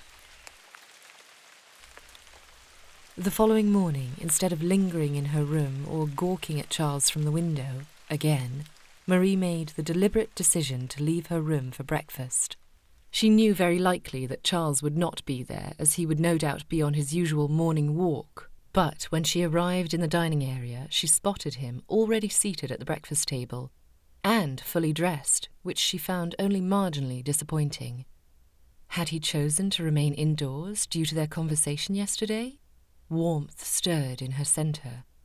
As her footsteps softly padded into the room, Charles looked up from his plate in surprise, then stood. "I didn't expect to see you this morning. Are you to join me for breakfast?" "If you'll have me." "Of course." He waited for her to sit down before taking his seat as well. His eyes lingered on her as she placed her napkin across her lap. "Did you sleep well?" "I did," she replied. "And you?" "As well as I have been able to on that minuscule bed." She thanked the footman as he placed a cup of tea before her. She felt Charles's eyes on her still as she stirred a cube of sugar into the steaming liquid. Was he waiting for eye contact? She could look up at him, but she rather liked his attention being fixed on her. She didn't want a glance from her to end it prematurely. Thunder boomed outside, and she nearly started at the unexpected sound. She hadn't even been aware of a storm raging outside, despite the plinking of rain against the glass. Charles's attention finally shifted from her to the window. That was why he was indoors. Because of the rain, not because of her. She chided her false hope and pulled her declining spirits back up. She shouldn't be wanting such things anyway. "No walk today, then?" she asked. "Not in this downpour." He seemed distracted for a moment, then faced her, his shoulders squaring. "But I'm sure we can find something here with which to occupy our attentions." "We." He'd said we. "Unless you'd prefer to remain in your bedchamber again." She was surprised to discover that his words weren't dripping with provocation.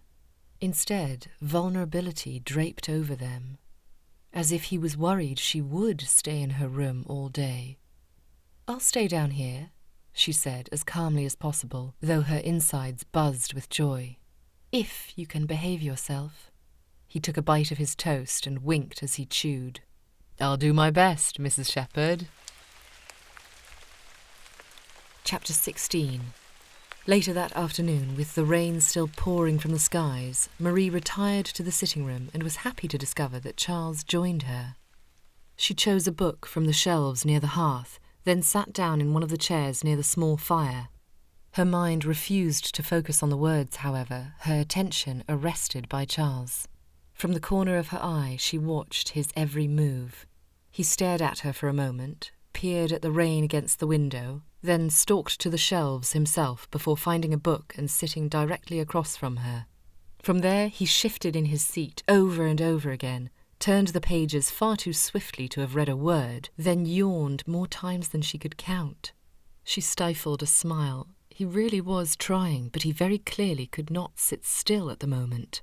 Soon he gave up entirely, clapping his book shut with a sigh and slumping forward on the chair with a longing gaze out the window.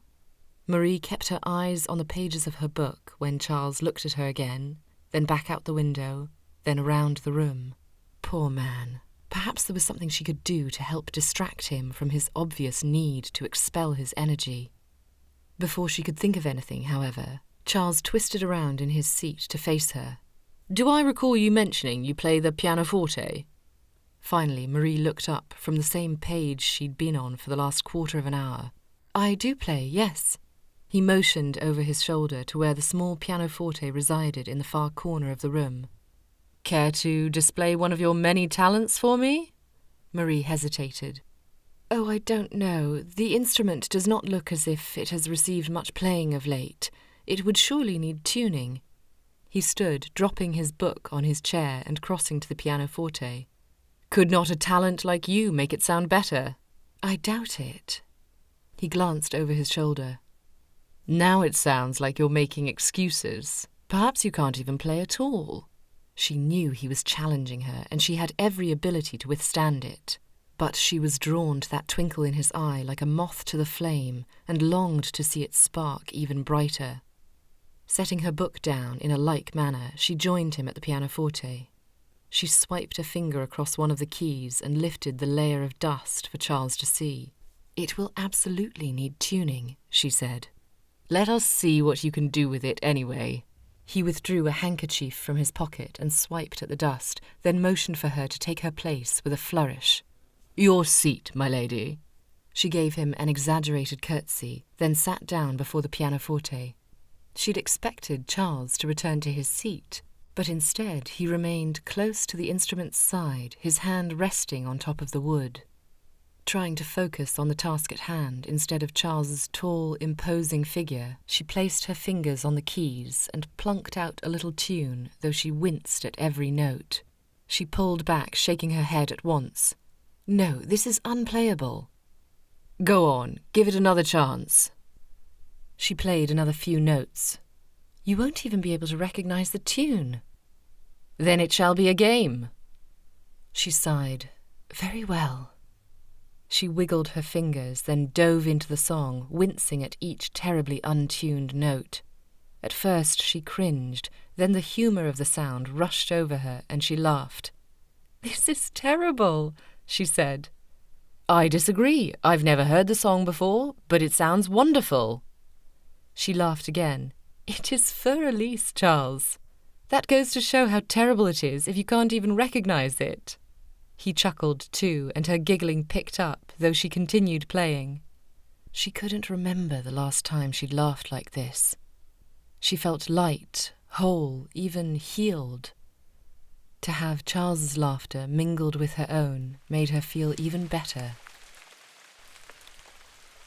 Charles knew he was staring, but he couldn't help it. Marie was glowing. He'd never seen her laugh, let alone so heartily. Her smile was luminous, her whole persona so desirable that the joy overcoming him made him feel whole. "I promise I can play better than this," she said through mirthful tears, shaking her head. Charles believed her. If she could make this pianoforte sound remotely fine, he could hardly wait to see what she could do with a real instrument back at Grendale Manor. The image of Marie in his home, playing his family's pianoforte, produced a warmth that blossomed in his chest and spread throughout his person. He had assumed over the last few days that Mr. Page would provide a way for Charles and Marie to end their marriage swiftly. He'd pictured their bridal tour ending prematurely, with Marie returning to Westbourne and her parents, while Charles returned to Grendale. With Mr. Page's continued silence, that was looking less and less likely, a thought that filled Charles with relief. But that relief startled him from his thoughts. He wanted her to return home with him? Marie finished the song with another laugh. "Well, there you have it. I told you it would be terrible." Charles blinked, stretching a smile across his lips. "No, it was wonderful." She eyed him, having heard the tension in his tone. "Are you all right?" He nodded, though his movements were too frantic. He was spiralling. He'd been still for too long, and that had allowed his mind to wander and confuse itself. He wanted to choose his future still. He wanted the annulment still. Marie wanted the annulment still. He just needed to remind himself. "It appears the rain has settled somewhat," he said, though drops still pelted the warped glass. "I think I'll head to the village to see if Mr. Page has written." Marie's smile faded, but he told himself that could only be a good thing. They both needed the reminder. Still, he did not wish to lose all the progress they had made towards civility. "I would invite you to join me, but I know you only walk in pleasant weather." She nodded, standing from the instrument and returning to her book. "Yes, that is correct. At any rate, I'd like to continue reading for a time." "Excellent." So they were both content. He lingered a moment longer, her eyes fixed on the pages of her novel before he finally left the room. He should have felt instant relief, but all he could think of was how the devil he was going to manage the delicate balance between being there for his wife and not falling for his wife. Please let there be a letter from Mr. Page. No letter from Mr. Page came that rainy day, nor the day after that, nor the day after that. On Saturday, a little over a week since arriving at Wowood, Marie sat in the sitting room again on her own, as had become her custom. Charles walked in, just as he always did, with his hat and gloves in his hands and an easy smile on his lips. "Occupied again?" he asked, motioning to her stitching. "As always," she said. "Heading to the post office?" "As always." They shared a smile, though she kept their eye contact brief as she pulled her attention to the fabric in front of her. The last few days had been comfortable enough. Their conversation had remained civil, if not a little stinted, but she would not murmur. Keeping each other at an arm's length was wise. He motioned to the window. "The sun is shining this afternoon." It has been quite some time. It should be very nice for you to not return sodden, I'm sure." "Indeed." He hesitated. Would you care to join me?" Marie poked her finger with her needle, but managed to maintain decorum. He was asking her to accompany him. That wouldn't do either of them any good. They spent enough time together as it was. Better to say no. At any rate, he would no doubt enjoy his time walking far better without her. "That is very kind of you, but I'm afraid I must finish embroidering this handkerchief. I've put it off for far too long." Charles instantly accepted her pathetic excuse and left with only a silent nod. Over the next hour, Marie wallowed away in self-pity, frittering from stitching to drawing to letter-writing to reading, before ultimately staring out the window in sullen silence. She was tormented with thoughts of regret, loneliness, and ruminations about how much better her time would have been had she accompanied him. So despondent she was with her decision to remain at home, as she stared at the roses' shadows on the grass, she determined to never again say no to a request from Charles to join him. Growing used to his company now would make her life more miserable if their annulment occurred, but at the moment that was future Marie's problem. Present-day Marie wanted to relish in the fact that Charles had wished her to come at all. Finally, when Charles did return, she attempted to remain indifferent. "Any news from Mr. Page?" she asked. "I'm afraid not. But you've received a correspondence yourself." His boots thudded against the wooden floor as he extended the sealed letter to Marie. She recognized her father's handwriting at once and tore open the seal to read it as Charles made to stand by the window, hands clasped behind his back. He was no doubt longing to get back out of doors already. "Dearest Marie, I hesitate writing to you at all when your bridal tour ought to remain the focus of your attention, but I find myself compelled to speak with you on a delicate matter. As such, I trust you will forgive my intrusion. The night of the ball, I was made aware that you and Mr. Charles Shepherd departed early without a single word of excuse or appreciation to the host and hostess of the party. I need not tell you how ungrateful and improper the slight was, not to mention inconsiderate, as the burden lay upon your mother and myself to make excuses for your poor behaviour. While I am grateful you and your new husband are bonding, I cannot help but relay instruction in regard to the proper decorum of a married individual. One must learn to control one's appetites, especially in society, and remember that one's duty is first to one's host before accomplishing the equally important duty of bearing children, which you and Charles are clearly pursuing. At any rate, I trust you are doing well enough now. We are fine here. Mother is redecorating." "Marie?" Marie looked up from the letter, her face aflame as her fingers clenched the paper. Charles watched her, his brow together. "Are you unwell?" he asked. "No, I'm fine." His eyes dropped to the letter. "Then is someone else unwell?" He must have seen her frowning as she'd read over father's preposterous assumptions. Honestly, the nerve he had to assume they'd left the ball early to... "No," she replied, scowling down at the writing once more. Charles took the seat across from her, pulling it closer so he could meet her eye, but Marie averted her gaze. Father's words were far too humiliating for her to look into Charles's eyes at the moment. "What is it?" he asked gently. Marie hid the letter's contents from him. "You can tell me anything, Marie. We are husband and wife, after all." Her cheeks pinked further, and she pressed her lips together. She was so ashamed, so humiliated. She couldn't share the letter with Charles. He'd tease her mercilessly and bring it up whenever he could. Ah, yes, poor indecorous Marie, unable to remain at a ball because she could not keep herself from her husband. And yet Father's words branded themselves upon her soul, inadvertently lighting a fire of indignation within her that could not be quenched. She may be scorched with the teasing if she released the flames, but at least she wouldn't be burned alive from the inside out. It is just that... She paused, shaking her head. She could not even speak the words. Here, you may read it, the first few paragraphs. Charles took the letter, leaning forward to read the preposterous words. She shifted uncomfortably in her seat, heat crawling up her body as she imagined Charles's flirtatious grin and mocking laughter. To her surprise, all he did was frown. Your father will soon learn where his opinion is welcome, he handed the letter back to her, and where it is unwarranted. Marie stared at him in shock. Are you angry?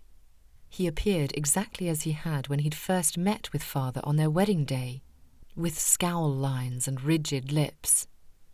Yes, to be frank, I am. Does he truly believe it is within his right to correct such things, even if they were true? He stood, pacing about the room, his hands fisted at his sides as he continued. It's ridiculous. You deserve better treatment than that, Marie. If Marie was shocked before, she was utterly astonished now. He was angry for her sake. She'd assumed he was upset due to Father's insinuation of Charles. Perhaps I should not have given you the letter, she breathed. No, I'm grateful you did. I should not respond with such volatility. But his poor assumption of your good character is...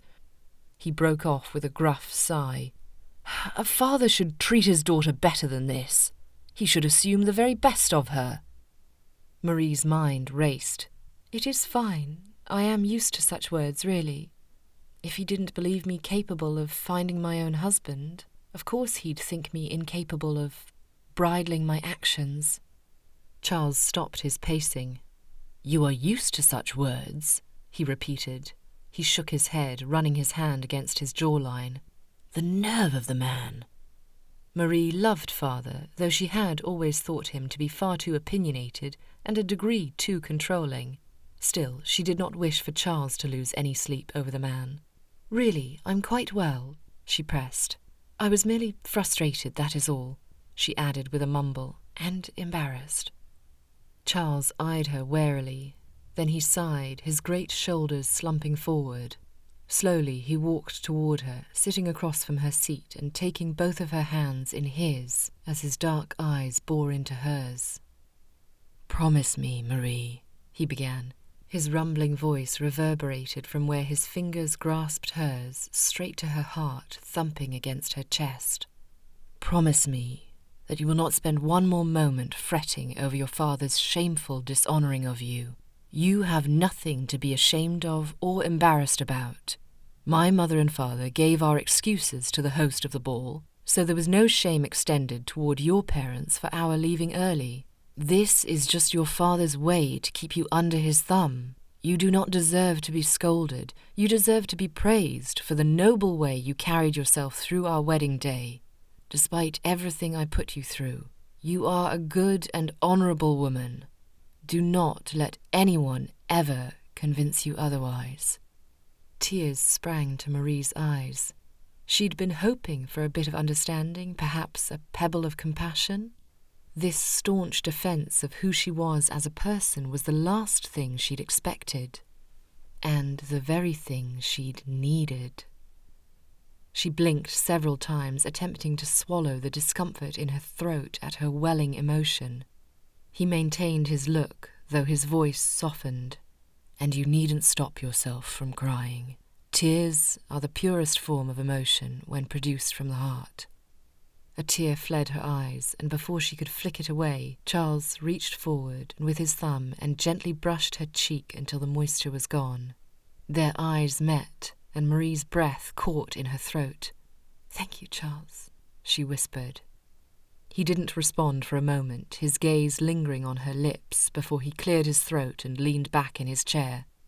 The nerve of the man. he mumbled under his breath, running his fingers through his hair. If I ever... He stopped, shaking his head and looking at Marie with a deep, settling breath. Would you do me the honour of accompanying me on a quick walk around the cottage? I find being out of doors helps settle my instability. The sun is still shining, and we do not have to be gone for long. I should like... Yes, Marie said at once. I would be happy to. The instant lowering of Charles's shoulders and softening of his brow told Marie everything she needed to know. She'd made the right decision this time, and she would not regret it. Chapter 17. After his defence of Marie, Charles felt a palpable shift in their friendship. Where first he'd been with her out of duty, now he began to look forward to their time together. Part of this was due to the fact that he was more intentional with his time, refusing to dwell any longer on Mr. Oakley's insolence or fretting about missing the hunting trip with Tristan. Instead, each morning Charles awakened early, walked for an hour before Marie rose, then returned to Wowood to share breakfast with her, breakfast for which he was always dressed. From morning on, they spent the rest of each day together, speaking of their families, friends, memories and interests. When the weather was poorly, they would remain indoors while Marie read aloud or played the untuned pianoforte for him again, which always proved to send them both into fits of laughter. Charles had always grown unbearably restless when he was seated indoors all day, but Marie's engaging conversation and enjoyable company caused the hours to fly by unnoticed. On days when the sun shone, he would request her presence during his walk to the village. Each time she would readily agree. He assumed her eagerness was due to her desire to find a letter from Mr. Page waiting for them, evidence that she still wished to pursue the termination of their vows. And yet each time a letter did not arrive, Marie hardly reacted beyond a simple nod, leaving Charles with the impossible task of deciphering if she was upset or pleased. He knew he ought to ask her again how she felt, but he was too frightened to do so, just as he was too frightened to untangle his own web of befuddled feelings on the subject. With Mr. Page's continued silence, Charles's sense of urgency and desperation for the annulment had lessened to a degree, replaced with a grating discomfort at both the thought of staying within the marriage and ending it. Charles loved his old life. Spending time with his friends had been his greatest joy for many years, and yet deep down he'd always known something was amiss. He'd first perceived this void within him when he'd spent time with Andrew and his new bride. And with Thomas and his wife, they seemed so happy, so content. Charles had never experienced any such feelings, always having to chase one experience after another to distract himself from his empty boredom and his empty life. So now, to be perfectly content merely sitting with Marie, to revel in the rewarding sound of her lilting laughter and witnessing her smiles, looks and goodness first-hand, he had to question what exactly he was feeling. Belonging? Satisfaction? Wholeness? He still longed for freedom and for a happy future with a wife of his choosing, but he could not deny how greatly he enjoyed Marie's bright company. The thought of no longer having her in his life lowered his spirits to an almost crushing level. He prevented himself from dwelling too long on these perplexing and often shifting emotions, but each night after he and Marie finally parted, well after 10 in the evening, his thoughts always centred on her. Even that night, 5 days later, he thought of her as he lay in bed half-dressed, staring up at the shadows the fire cast upon his ceiling. With his feet crossed at the ankles, he shifted his legs back and forth, waiting impatiently for what was to come. Finally, 11 o'clock appeared on his pocket watch, and Charles heard the first soft sounds of Marie's gentle singing from her bedchamber, just as it had each night since their conversation at the church. He eyed the old wooden wall separating them, imagining her lips as she sang the lyrics to whatever song she chose that evening. From what he could tell, she stood near her window as she sang, peering through the glass while brushing out her long black locks. Of course, this was all conjecture, for Charles had never seen her do such a thing, but oh, how he could imagine it. He closed his eyes as her soft tone continued, her smooth, unassuming voice encompassing him.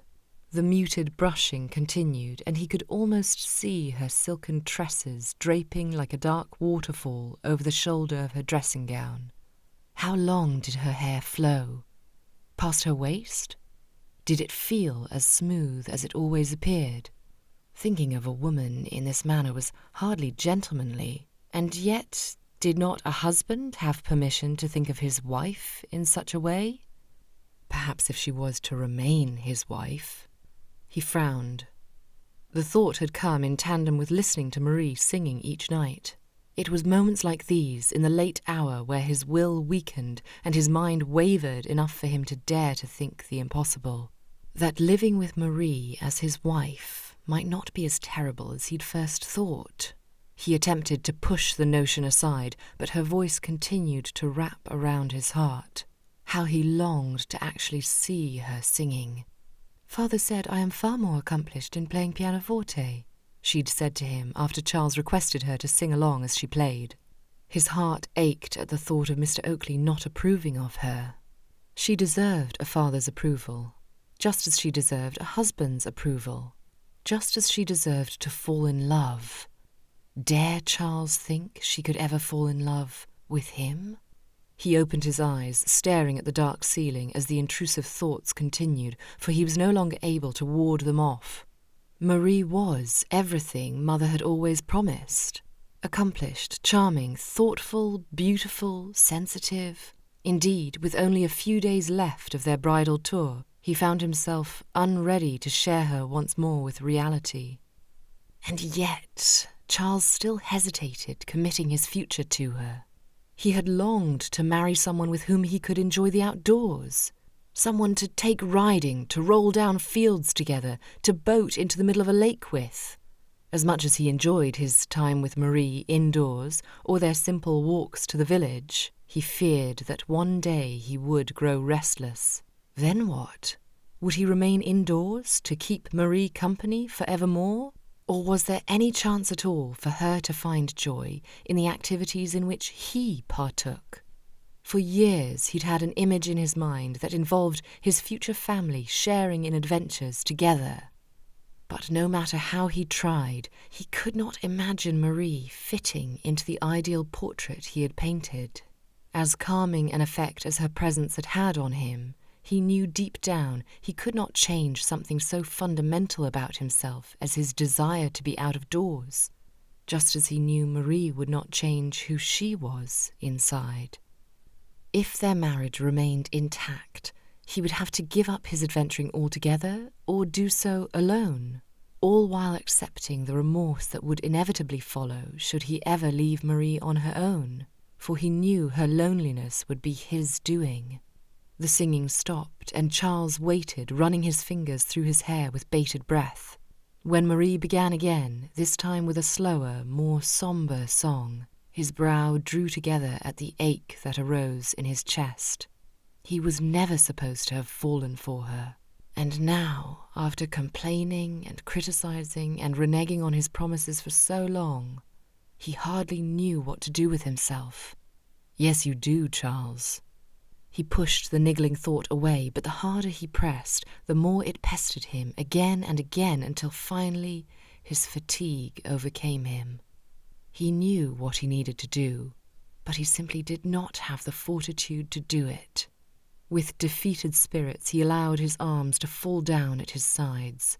His feet ended their tapping, his mind stopped its racing, and his heart ceased its longing for something he could not have. He was empty, void of effort and desire, for no matter which path forward he took, he would be left wanting. All that was left to comfort him now was his darkened room and the hope that Marie's singing would last until he fell fast asleep, for at least then he might receive respite. Chapter 18. The following morning, a fortnight after they had arrived at Wowood, Marie and Charles made their way to the village for their daily walk. Marie peered up at him as she held his arm, the two of them walking down the lane in silence. "Is everything all right?" she asked after a moment. Charles didn't seem himself that morning. Shadows clung to his under eyes, and his stride felt more rigid. He blinked, seeming to come out of a deep reverie. "Of course. Why do you ask?" She raised a shoulder. "You seem quiet." "My apologies. I suppose I am simply preoccupied with my thoughts." He offered nothing further, so she asked nothing further. A soft rumbling of thunder drew her attention behind them, and she glanced back to see dark clouds on the horizon. "Oh, perhaps we ought to return to Woewood before that storm arrives," she said. Charles peered over his shoulder. "We can if you wish to, but I'm certain we'll have plenty of time to make it to the village and back before it sets in." She nodded, following his lead forward. They walked together in silence, and Marie chewed on her lower lip as another thunder rumbled. She glanced back, though Charles remained clearly unbothered. "You're certain we will not be caught in it?" she asked. He eyed her, his brow puckered with confusion. "Caught in... Oh, the storm. Well, I cannot be certain of it, but I am nearly certain of it. At any rate, we are both dressed warmly enough, and a few drops of rain never hurt anyone." He smiled reassuringly, then faced forward again. Marie tried to be as unconcerned as he was, but the thought of being doused with rain hardly sounded appealing. All those wet underclothes and such. Falling into the fountain had been a terrible experience, though it had been made worth it by what happened beforehand. Perhaps getting caught in a storm with Charles wouldn't be so very bad if they... She pushed the thought from her mind, refocusing her energy on Charles, who'd fallen silent again. "Care to share of what you are thinking so deeply?" He helped her step around a large puddle in the middle of the lane. "I was thinking of my friends." Her stomach tossed with unease. "What about them?" "Merely the hunting trip I was supposed to take with Tristan, and the visit I was supposed to make to Leonard Stanton after that." Marie had been afraid of this. She typically avoided speaking of his friends, for it brought up all that Charles had given up for her. But then, perhaps speaking of them now would allow her to clarify a few matters. "Charles," she began, "if we cannot pursue the annulment, and our marriage must remain intact, I wish you to know that you do not have to give up the life you led before. You can still do all that you wish to do, and I will be perfectly content to remain at home. I'll have your mother and father for companions, so I shall not be so very lonely should you desire to take your leave." To her surprise, one side of his mouth raised in a smile. "I do not know if you are aware of what you're offering me, Mrs. Shepherd." She tipped her head to the side. "What do you mean?" "Do you know what sort of life I led before?" "You were away from home often, though I do not know why." "I was house-hopping," he cast her a sidelong glance, "to avoid my mother's matchmaking." Marie smiled. "You weren't very good at it." "No, indeed. But no man is a match for her will." "Did you have a favourite place to stop in?" He thought for a moment. "I quite liked staying with my friend Rowan at Ashworth Hall. They have a lovely river nearby and an extensive library." "You enjoy reading?" She smiled at the memory of his inability to read a single page of the book he'd chosen only days before. "I do enjoy it, but only when outside." "I should have known." "Do any of your friends ever come to stay with you at Grendale?" "They daren't. Mother would have them all married off by the end of the visit." Marie laughed. "Well, you needn't worry about that for yourself any longer. Unless Mr. Page brings news today, that is." "I suppose you're right. But you may rest assured, if we do remain married, I shan't be partaking in the activities I was beforehand." "Which were?" she prompted. "Other than house-hopping, I mean." "Nothing untoward, I assure you. Merely your average gentlemanly pursuits. Month-long hunting trips, fishing for weeks at a time, grand tours around Europe." Marie stared. "You went on the grand tour?" "Indeed." "How did you manage that with the wars?" "We travelled toward the end of 1810. We were kept safe for the most part, though on our return journey it was not enemy ships that nearly brought us to our deaths, but a terrible storm. We were all quite worried. Even I was, though I hid it better than the others." He smiled as he clearly relived the experience. They were convinced their deaths were at hand, hence why they made the wager. Wager? Charles's lips parted in surprise. Oh, yes, we made a wager that the last of us to marry would owe the other men £100 each. Her brow raised. Heavens, that's quite the expensive wager. Indeed. And you weren't in a rush to marry? He chuckled. No, I knew I would do so eventually. At any rate, no one was in a hurry. Most of us set the wager aside as merely good fun until Thomas married. He sent us a letter reminding us of the deal, so the pressure has been felt by all now. Marie smiled at the silliness of it all. Only men would ever think to do such a thing. Is he the only one to have married thus far?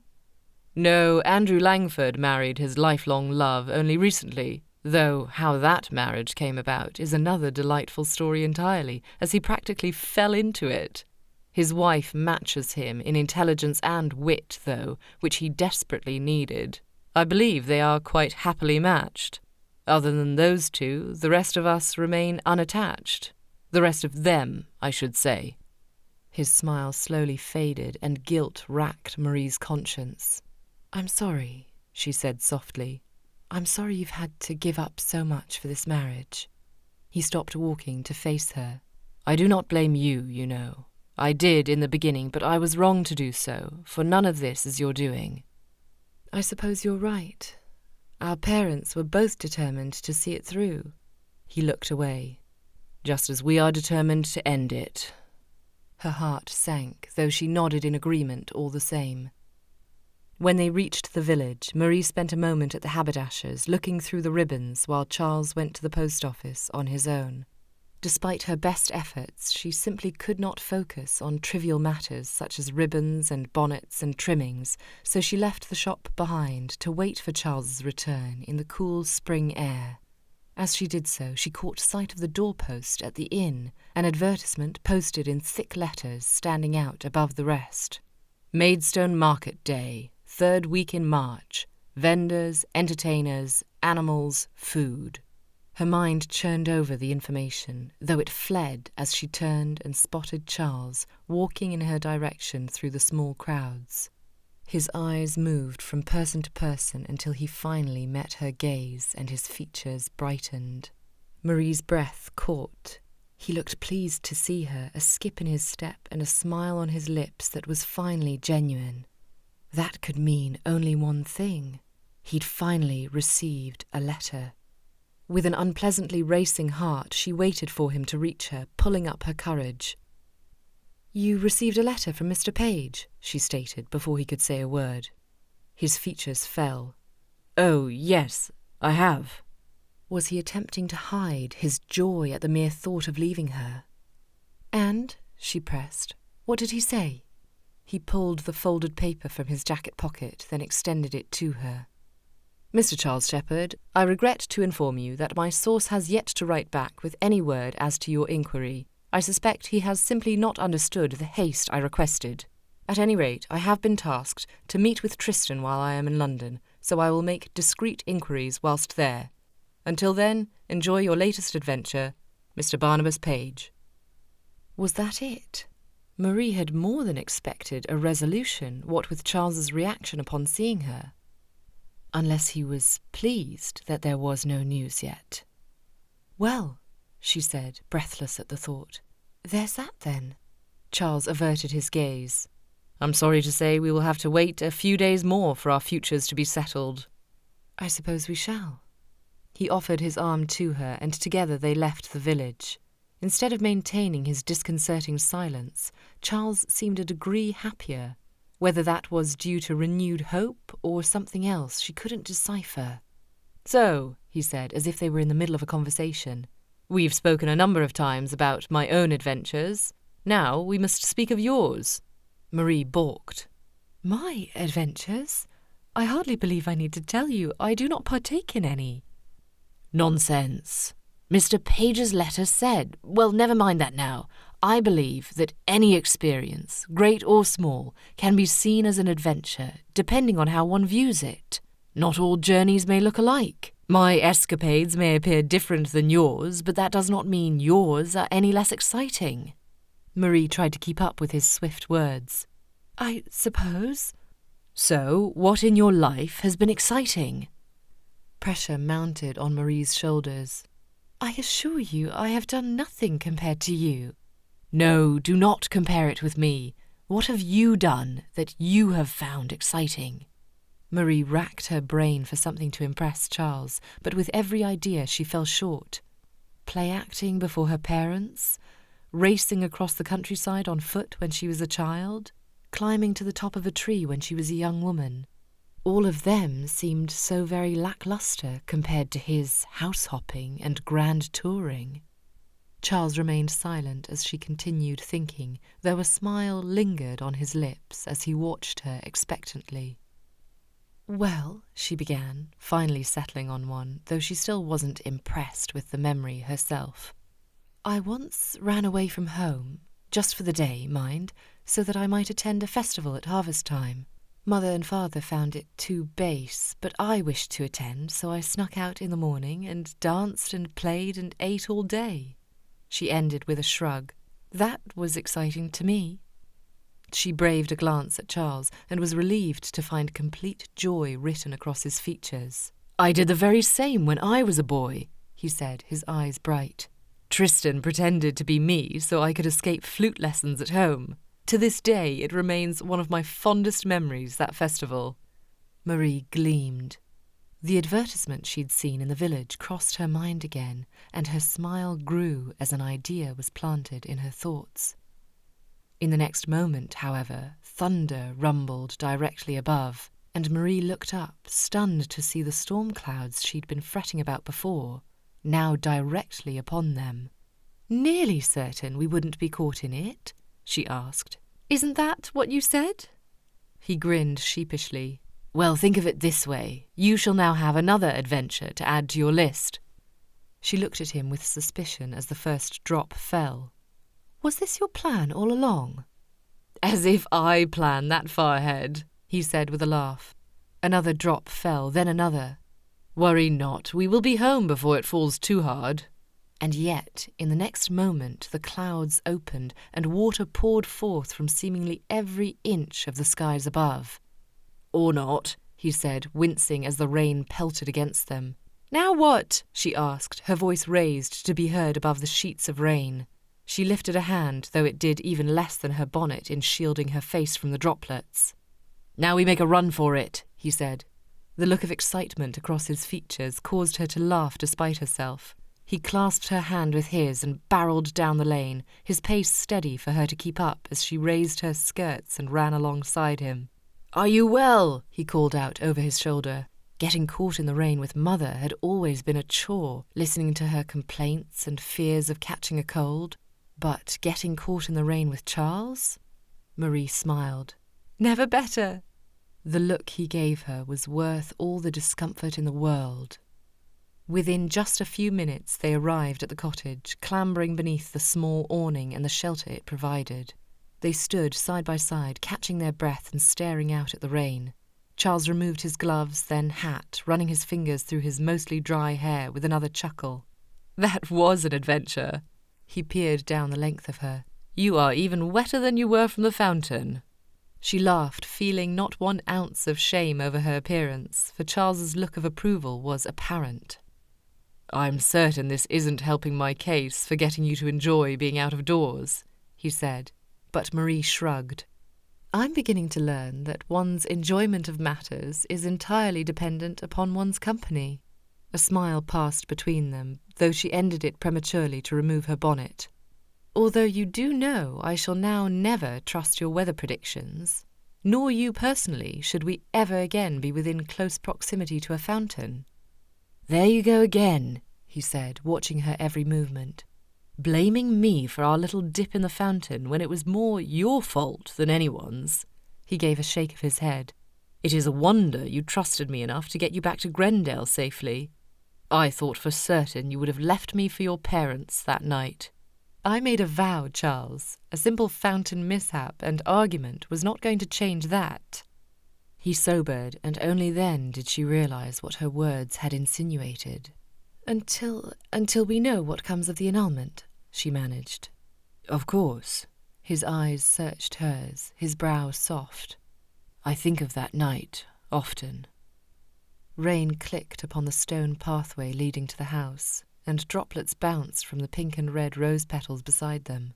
The world was cloaked in a gentle, muted grey, but the space around Marie and Charles glowed brightly. You mean the night of the ball? She asked, her eyes fixed on him. The ball, and the gardens afterward. She swallowed. An argument like that is hard to forget. A spare drop of rain ran down his temple. I wasn't thinking of the argument. What, then? Can you truly not know? Of course she knew, for she had thought of their kiss 100 times over. That kiss had been filled with anger and frustration, with disappointed hopes and dreams, and yet her desire for Charles had yet to be silenced, and the stirring in her heart to be close to him had never been satiated. Even now, as his eyes centred on her lips, heat burst within her, for she could feel his own longing as well. That pull, that craving to experience just one more moment of affection. But this time, if they did kiss, it would not be filled with anger. This time the kiss would be shared between two people who had drawn closer to each other, but who had promised to keep away. He drew a step closer, and her eyes threatened to flutter closed, but she had to keep her wits about her. Charles, tell me you have not thought of that moment yourself, he whispered, ignoring her weak attempt at protest. Marie fought off her response for as long as she could, but it was to no avail. I have. I do. And do you regret the moment we shared? She raised her chin, an invisible force pulling her toward him. I do not. Do you? How could I? It is all I have thought of since. I have never experienced a kiss like that one. Due to my anger? He quirked a smile. Due to what awakened within me. And what was that? She should not be encouraging him. They had made the promise to keep away from each other. But then, what if he no longer wished to pursue the annulment? What if he was falling in love with her? Her head began to spin as he leaned toward her.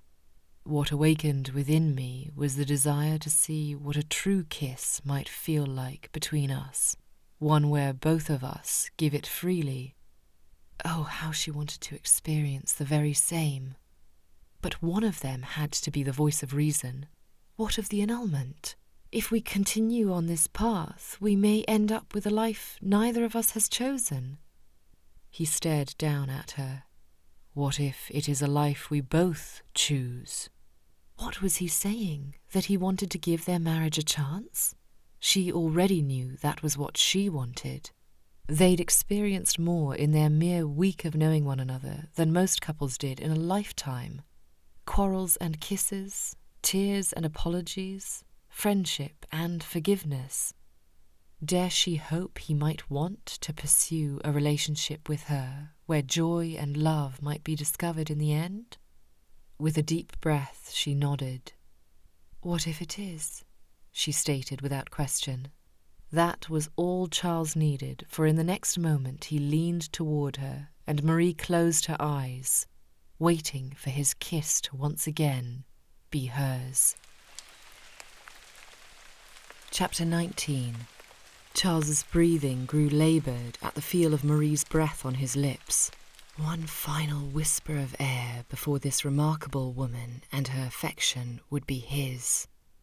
But when the door latch clicked beside them, the heavy wood swinging open with a creak, he and Marie took a deliberate step away from each other to face the culprit who had ended their kiss before it had even begun.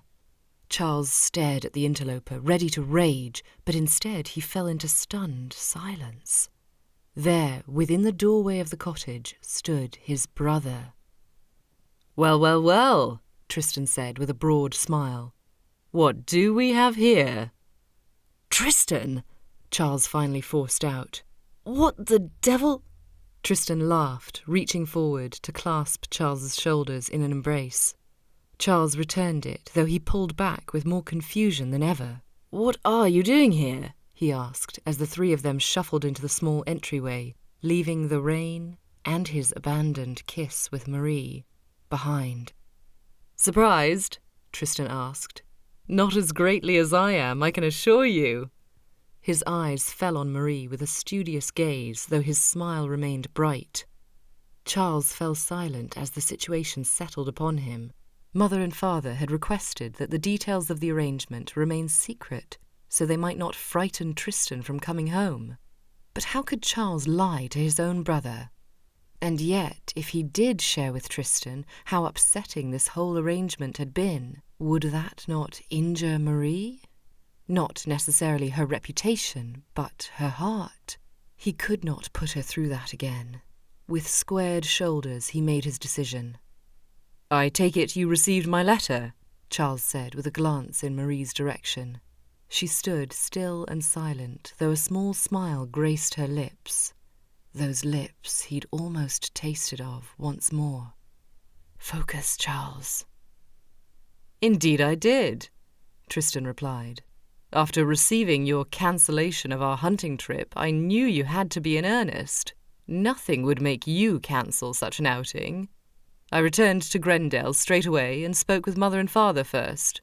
They didn't hesitate to tell me how madly in love the both of you had fallen after a mere day of being with one another, so I simply had to see it for myself. Charles drew a deep breath. This was it. He placed a hand at the small of Marie's back. It is true, we are married. Tristan, I believe you know my lovely wife, Marie. Marie, my brother, Tristan. A few pleasantries were exchanged, then nothing else followed. Charles looked between them, his tongue frozen in place. Marie was right. He was terrible at play-acting. Instinctively, he glanced at her for help. It was as if a candle had been lit within a dark room, her expression shifting instantly. She straightened her back and pulled a bright smile upon her features as she directed her attention to Tristan. "I am so happy to see you again, sir," she said graciously. "Though I feel I know more about you now than I did before, thanks to Charles. I do hope the fact that I am at fault for his cancellation of your hunting party will not sully your opinion of me before we have had the opportunity to get to know one another better. I assure you, should any event arise in the future, I shall highly encourage your brother to attend." Tristan appeared pleasantly surprised by her words, though Charles was even more so. He'd seen Marie shift from stoic to honourable, from conversational to silent, and from flirtatious to angry. This was a side to the woman he hadn't seen until now, the comfortable and secure hostess. He couldn't deny how appealing it was. "I assure you," Tristan responded, "nothing will sully my opinion of the woman who has managed to win favour with Charles." "What a relief," she said. Then she turned to Charles. Once more his mind emptied of all potential words. "Oh, ignore him," Tristan said. "As you can see, I've startled my brother into a stunned silence." He shrugged. "I'm sure he'll come around soon." Marie laughed. "It takes a great deal to silence him. I commend you for your quick work." Tristan chuckled, clearly impressed with her repartee. "I'll give you a few suggestions if you're interested. Might come in use throughout your life." "Oh, please do." Charles watched the exchange in silence, half annoyed with their teasing, half pleased with how well they were getting on. He wasn't certain why it was so important to him that they did, but he knew a sense of relief to see it all the same. Silence fell, and Charles realized that both of them were watching him again expectantly. Instead of relying on him to speak, or rather not to speak, Marie placed a gentle hand on his upper arm. "What a sight we must be, my dear. Appearing so sodden will hardly add to my favour." She gave a little laugh. "You must excuse me, Tristan, for my appearance. Your brother has allowed us to become caught in the rain. Drew it up as some sort of adventure." She shared a knowing smile with Tristan. At any rate, I shall freshen up, then perhaps the three of us can take tea in the sitting room just through there." "That would be lovely," Tristan said. Charles again remained silent, caught up in Marie's very presence. Was this what life with her would look like if they were truly in love and remained married? Would she play hostess to his friends and family, be kind and loving, offer to care for them and become friendly with them of her own accord? He couldn't deny the appeal of such a life. There was something compelling about the image, something feminine about Marie instantly caring for her guest and his brother, that the desire to be cared for himself awakened within Charles's soul. "Charles?" she asked. He blinked out of his reverie, clearing his throat. "Yes, I should like to change into dry clothes as well. Do excuse us, Tristan." "Of course." Tristan eyed them with a scrutinizing gaze before leaving for the sitting room on his own. Marie stared after him with a small smile. "I like him," she said softly. Then she promptly turned toward the stairs. What had she meant by that? Did she like him, or was she merely amused by him? That unwelcome feeling of jealousy he'd grown so accustomed to knocked once more at his door, but Charles didn't answer. Tristan was a flirt, but he knew boundaries, and Marie was Charles's wife. "Are you well?" Marie asked from over her shoulder as he followed behind her up the steps. He had to avert his gaze from what was directly in front of him. "I'm well enough." In truth, he wasn't well at all. He couldn't speak, not only due to his inability to lie, but also due to the shifting emotions and feelings within him. He felt as unstable as a ship rocking about at sea. They reached the top step, and she cast him a smile over her shoulder as she opened the door to her bedchamber. "Do not tarry. Heaven knows what he'll think we're up to if we take too long." Her eyes lingered a moment on his lips. Then she entered her room and closed the door promptly behind her. Charles stood there for a moment, blowing out a slow breath and holding his hands at the back of his head. He stared at the door handle. Had she not locked it on purpose? He took a step toward it, then shook his head and made for his room instead. No tarrying, indeed. Within a matter of moments, both he and Marie were sitting with Tristan, enjoying tea and Shrewsbury biscuits as they warmed themselves by the small fire. Charles remained on edge as he listened to Tristan share all of the goings-on in London, where Tristan typically housed in their family townhome to avoid mother's meddling, for he knew what conversation was being kicked down the road. Sure enough, and far too soon, they arrived at what he'd been dreading. "Well, that is enough about me," Tristan said, leaning back in his chair as he finished off the last of his biscuit. "I wish to hear more about the both of you. Last I heard, Charles, you hadn't ever had the privilege of meeting Marie before this week, unless I'm mistaken." Charles was about to avert his gaze, but Tristan caught him before he could. All at once he knew Tristan was aware of the truth. They'd never been able to keep secrets from one another, but Charles had hoped, for Marie's sake, that just this once he'd be able to keep his mind to himself. So much for that. Still, Charles had to maintain the facade for the comfort of his wife. "It all happened rather suddenly," he said stiffly. "May I ask how?" Tristan asked in a clear challenge. "Have you not told him yet?" Marie asked before Charles could falter again. She gave an amused shake of her head. "Never trust a man to share the details. He is right, though. Everything did happen rather suddenly. Well, from his perspective, at least. The poor man put off meeting me for over a year. When we did finally manage to meet, there was no denying a marriage was in our future." She was remarkable, really, the way she spun her words to never tell a falsehood. "Sounds like a dream," Tristan said, clearly not buying Marie's explanation. He faced Charles again. "I cannot believe I wasn't informed in more detail of all that had occurred." Charles opened his mouth, but again nothing came. "That surprises you?" Marie asked with a laugh. "Is Charles not the worst communicator? Never responding to his parents' letters, never returning home? I am unsurprised in the least that nothing else was mentioned before now." Poor Marie was doing her best, but she had no hope with Tristan's astuteness. Still, his brother remained kind.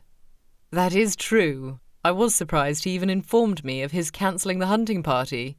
They shared a laugh, and even Charles smiled before Tristan's condemning eyes reached his again. "It is all rather strange, though," he said with a shadowy tone. "Is it not?" Charles's chest tightened. Tristan was not pleased with all this trickery. Nor was Charles, but he could not injure Marie. "Please," he pleaded with his eyes, "let it be, brother. I will explain soon." Only a second passed before Tristan gave a subtle nod, having obviously caught on to Charles's request. He drew a deep breath and his analysing eyes softened. "Strange, though not unbelievable," he said with a smile. "I was sorry that you could not be in attendance for the ceremony, though," Marie said, sobering. "I fear my parents were the ones responsible for the swiftness of our vows, though that does not mean I do not regret the lack of those in attendance." Tristan nodded. "Thank you, sister," he said with a twinkle in his eye at the final word. "But I understand, of course. We must do what it takes to maintain the happiness of our parents." Tristan sent Charles a knowing look, and finally the tension between his shoulders eased. The conversation finally shifted as Tristan eased off, and soon Marie leaned forward in her seat. "I believe dinner will be ready soon. I do hope you will join us, brother." "I would be happy to." "Excellent. I should like to hear your take on this story of the storm on the sea during your grand tour. Apparently, Charles said he was the bravest of you all, but I should like a second opinion on the matter." Tristan chuckled, and Marie stood, the men following suit. "Now, if you'll excuse me, I shall make ready for dinner and ensure another place is set, though you must excuse our small table. There may be some bumping of the knees if we are not careful." She smiled, then left the room. Charles and Tristan sat down, and finally the stress from the conversation melted away as he faced his brother with a heavy sigh. Tristan folded his arms and faced him directly, and Charles fought his urge to squirm. "Thank you," he whispered. "For what? Not condemning you and your wife for the amount of lies you've just told your own brother?" His words were harsh, but his tone was light. "Forgive me," Charles said with a wince. "I am stuck between two corners, my brother's and my wife's. I will defend her honour, though, by saying she did not speak a single untruth with her words. However, I should like to tell you the full truth now, should you wish to hear it." "Oh, it is the greatest desire of my life as of this moment," Tristan said. "I don't know what would lead you to marriage other than the fact that you've truly fallen in love, that Mother blackmailed you into this, or that some scandal occurred and you couldn't keep your hands off the woman." Heat crawled up Charles's neck. Truthfully, the latter would have been more plausible had he met Marie on his own. Standing up, he closed the door, then returned to Tristan with the full tale of all that had occurred, including their decision to annul the marriage, though he did leave out their little swim in the fountain and the preceding kiss. When he finished, relief pulled a yawn from his lips. "So there you have it. What say you?" To his surprise, Tristan merely smiled. "What, you find it all humorous?" Charles asked, on the defensive. Tristan's lack of empathy was beginning to sound dangerously close to their parents. "Not how it all came about," Tristan clarified, soothing Charles's concerns. "That is terrible, though not entirely implausible. But that is not why I smile." "Then why do you?" Charles asked. Once again, Tristan's grin took residence on his lips. "I hate to tell you this, Charles, but Mother was right. I have never met a woman more perfect for you than Marie." Chapter 20. A fluttering occurred in Charles's chest at the words, though he wasn't ready to give in quite yet. "Don't be ridiculous." "I'm not, and you know it," Tristan said. "She is the perfect calm to your chaos, your equal in looks and accomplishments, your comrade in arms. And look at the way she instantly came to your rescue after your pathetic attempt to lie. She is your better half, whether you admit it or not." Charles refused to listen. Those are weighty statements, seeing as how you hardly know the woman. You hardly know her either, Tristan said, and yet you've already fallen for her. Charles made a sound of disbelief, but it sounded weak even to his own ears. Well, it doesn't matter anyway. We're still seeking an annulment. Tristan's smile faded. You can't be serious. I am. Mr. Page will be getting back to us shortly. He's speaking with a friend of his who specialises in annulments as a solicitor in London. I expect he'll send word any day now that will help us find a way out of this predicament that will leave us both unscathed. Now who was being ridiculous? Charles could have laughed at his preposterous words. He knew now more than ever that an annulment would not ever be granted in tandem with the promise of Marie's reputation remaining intact.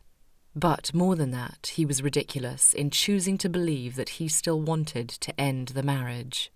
Seeing Marie with Tristan, seeing her as the lady of the house who came to his aid, had solidified that knowledge, as had Mr. Page's writing from before.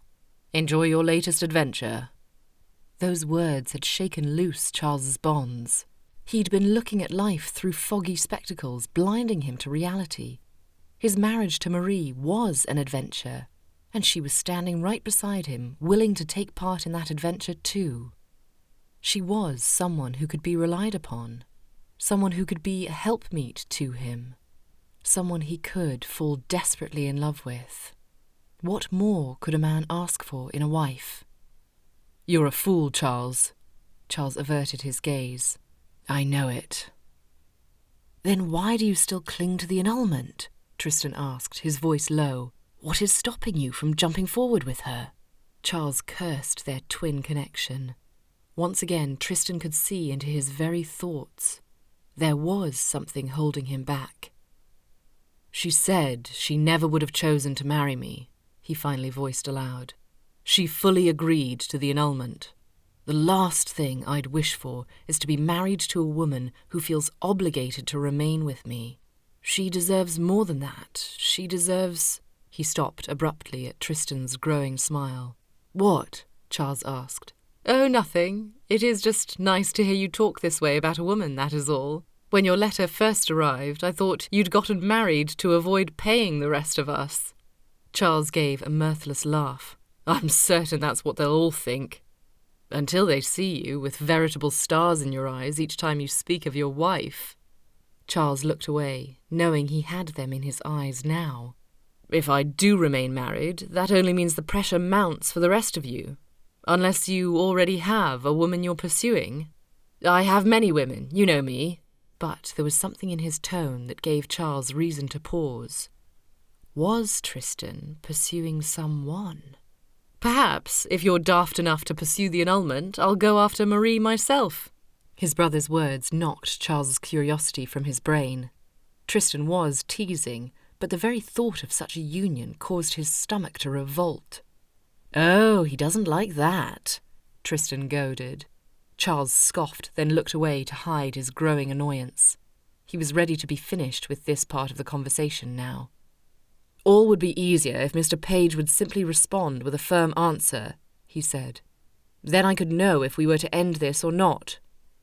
Or, Tristan began, all would be easier if you made the decision to do everything within your power to encourage Marie to fall in love with you. Charles's eyes swung up to meet Tristan's. Encourage Marie to fall in love with him? That was an idea. They were to return in just 2 days' time to Grendale, and being back with his parents and the rest of society would certainly make it more difficult to draw closer. He knew she was attracted to him, but was it possible? Had he any hope at all that she might fall for him as he was falling for her? He supposed there was only one way to find out. Tristan left for London shortly after dinner, and Marie and Charles stood in the doorway together, waving goodbye until he disappeared into the darkness. He knew, didn't he? Marie asked, not wasting a single moment. Charles hesitated. He did. Just as she suspected. Dinner had been pleasant and peaceful. The very fact that Tristan had watched her with curiosity instead of suspicion proved that he was fully aware of their relationship being an act. She suspected he knew all along, but she knew Charles had told him the truth when she left them in the sitting room, which was the very reason she had left, to allow them an opportunity to speak. Still, it was fun to play act all night as if she and Charles were happily wedded. How unfortunate to end it now.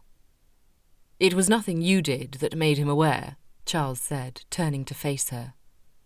"Oh, I know that. It was your stiff delivery of every single line." He chuckled. "Just so." The candlelight from inside flickered across his features, and she traced the angle of his jaw with her eyes. "Charles?" "Yes?" "I have something to ask you." She hated how vulnerable she sounded, but the brightness within his expression encouraged her to continue. "Something I wish to do."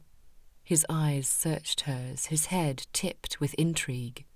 "Would you like to come with me somewhere tomorrow?" A soft smile curved his lips upward. "I'd be happy to, but might I inquire as to where?" She shook her head, her courage growing.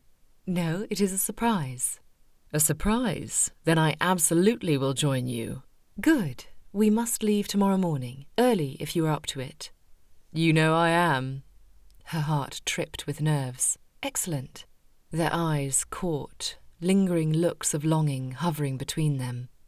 But when his eyes dropped to her lips and that familiar desire swirled at the base of her belly, she drew a step away. As greatly as she wished to continue what they'd started before, she first needed to prove what she was willing to do for him. After he'd sacrificed everything for her, she wanted to prove that a marriage to her didn't have to be any more of one. "I will see you tomorrow morning then," she said softly. "I can't wait." That night, after Jane left and Marie sat near the window brushing out her hair as she sang a song, her smile would not leave her lips, nor would the anxious turning of her stomach cease. Tomorrow had to be perfect. Tomorrow would be perfect. They would return to Dorking the day after, and there the stresses of reality would be upon them once again. But in the morning, Marie had one final chance to convince Charles that perhaps an annulment wasn't what they wanted after all. "We're here," Marie spoke beside Charles the next day as the carriage rolled to a stop. He peered out of the window, eyeing the fields and other carriages the groom stopped beside. "Where exactly is here?" he asked. "You'll see," she said with a conspiratorial smile. Charles's intrigue and joy were paramount, not only for what surprise lay ahead, but the very fact that Marie had planned this on her own. Never in his wildest imaginings did he think she would want to do anything of the sort. Leave the comfort of home, travel to a town she'd revealed she'd never been to. All of it was so adventurous. Charles exited the carriage first, then offered his hand to Marie, who accepted it with a bright expression. He wondered how long it might be before she let him in on her secret, but as they moved beyond the carriages and crowds and closer into the town, he didn't need an explanation at all, for he knew exactly what she'd brought him to. "A festival," he said. "A festival," Marie repeated beside him, her hand looped around his arm as they paused to take in the sight. "To remind us of the first adventure we found in common, and perhaps the first real adventure we share in together today." Charles shook his head in disbelief. All of this was unthinkable in the best possible way. Did that mean she wished to keep adventuring with him? Did that mean she wished to stay married? With joy threatening to topple from his heart, he cast his eyes around them. The town was full to bursting with booths set up at various locations, tables overflowing with cakes and biscuits and cheese.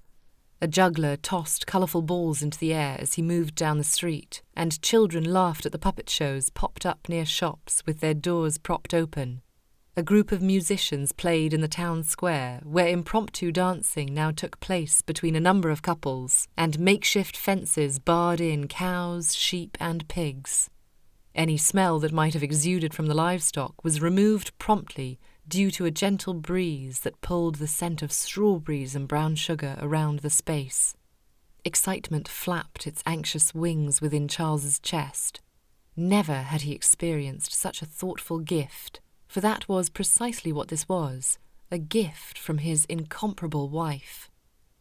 "You are pleased?" Marie asked, looking so adorably hesitant. He wanted to wrap her in his arms and kiss her until she knew how greatly he was pleased. Instead, he pulled her hand up and soundly kissed the back of it, knowing anything further would elicit more than a few stares. "I have never been more happy, Marie." Their eyes caught. He'd been about to call her "my darling." He didn't wish to startle her with his sudden shift in affection toward her, and yet, as her eyes found his, warmth encompassing every inch of those chocolate depths, he wondered if she might have welcomed the words after all. From that point forward, Charles tested his theory as they enjoyed the sights of the fire-blowers, the smells of the fresh bread and cherry tarts, and the sounds of laughter and conversation around them. He was attentive and complimentary, placing his hand at the small of her back time and time again, and leading her forward with eager fingers through crowds. He could hardly comprehend what was occurring as he walked about the space with his wife. He'd experienced far more adventurous moments, storms at sea, peering over the edge of enormous cliffs, walking through caves, but never had he enjoyed himself so fully as walking about the town with Marie on his arm, his fingers securely over her hands. He'd always had great fun with his friends, but there had always been something missing, a companionship, a careful feminine touch, and now that he had it with Marie, he knew he would never settle for anything less. After sampling cheeses and cold slices of meat, they wandered toward a man at the edge of town who was sending his trained falcon into flight to the amazement of the gathered crowd. "I've always enjoyed watching birds," Charles mused aloud as the fowl returned to its master. "They are quite fascinating," Marie agreed. "My dear friend Mrs. Chumley has just married an avid bird observer. I hear he has been attempting to put on an expedition of sorts through England."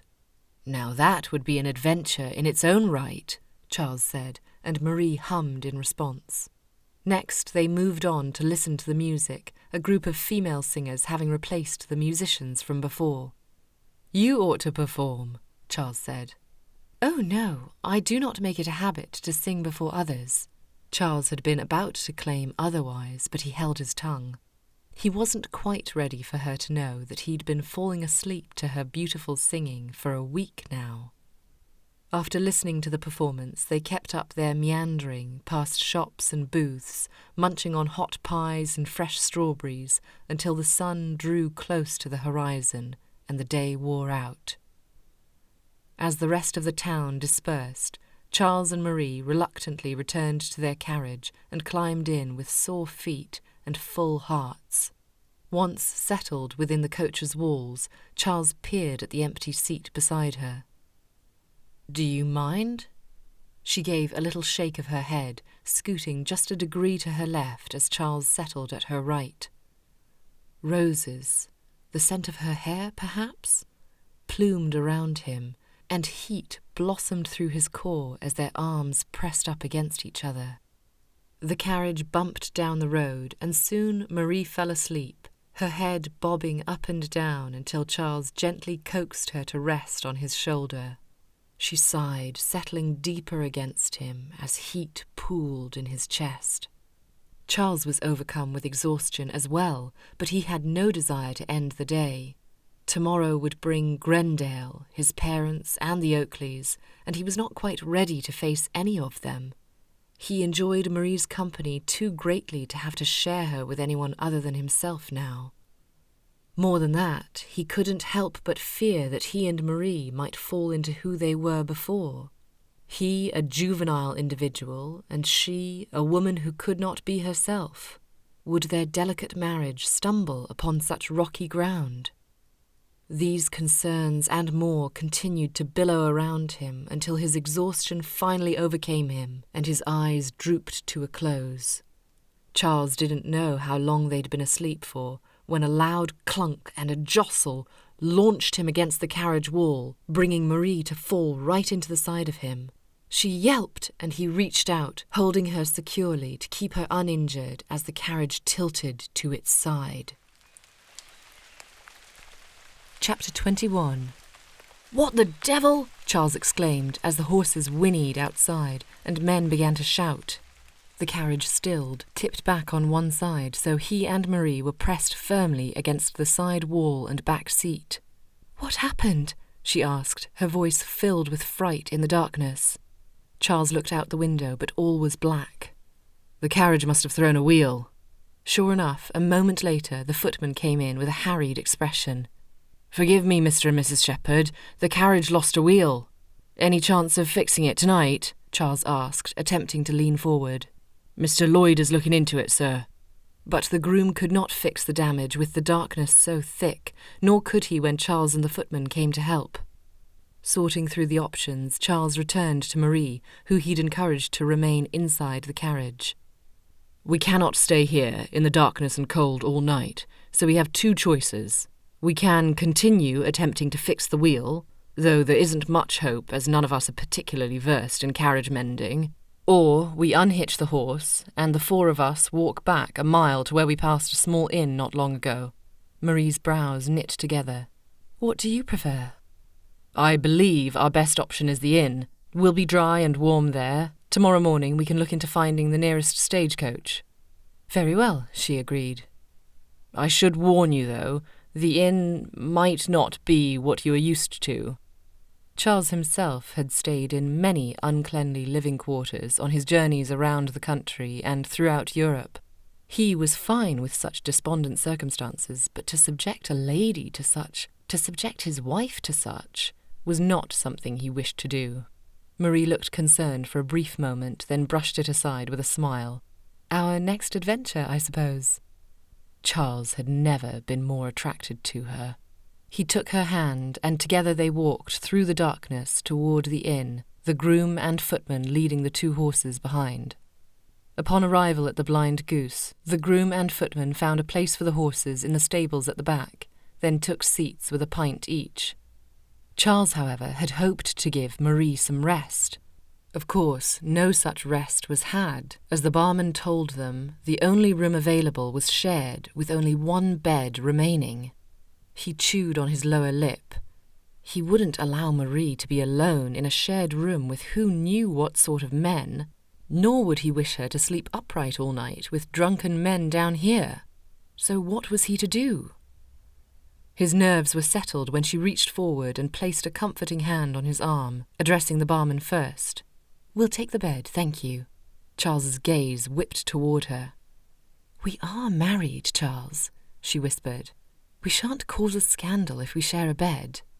A scandal was the least of his concerns. Sharing a bed, however... They reached the room a few moments later, 4 beds lined up in a row.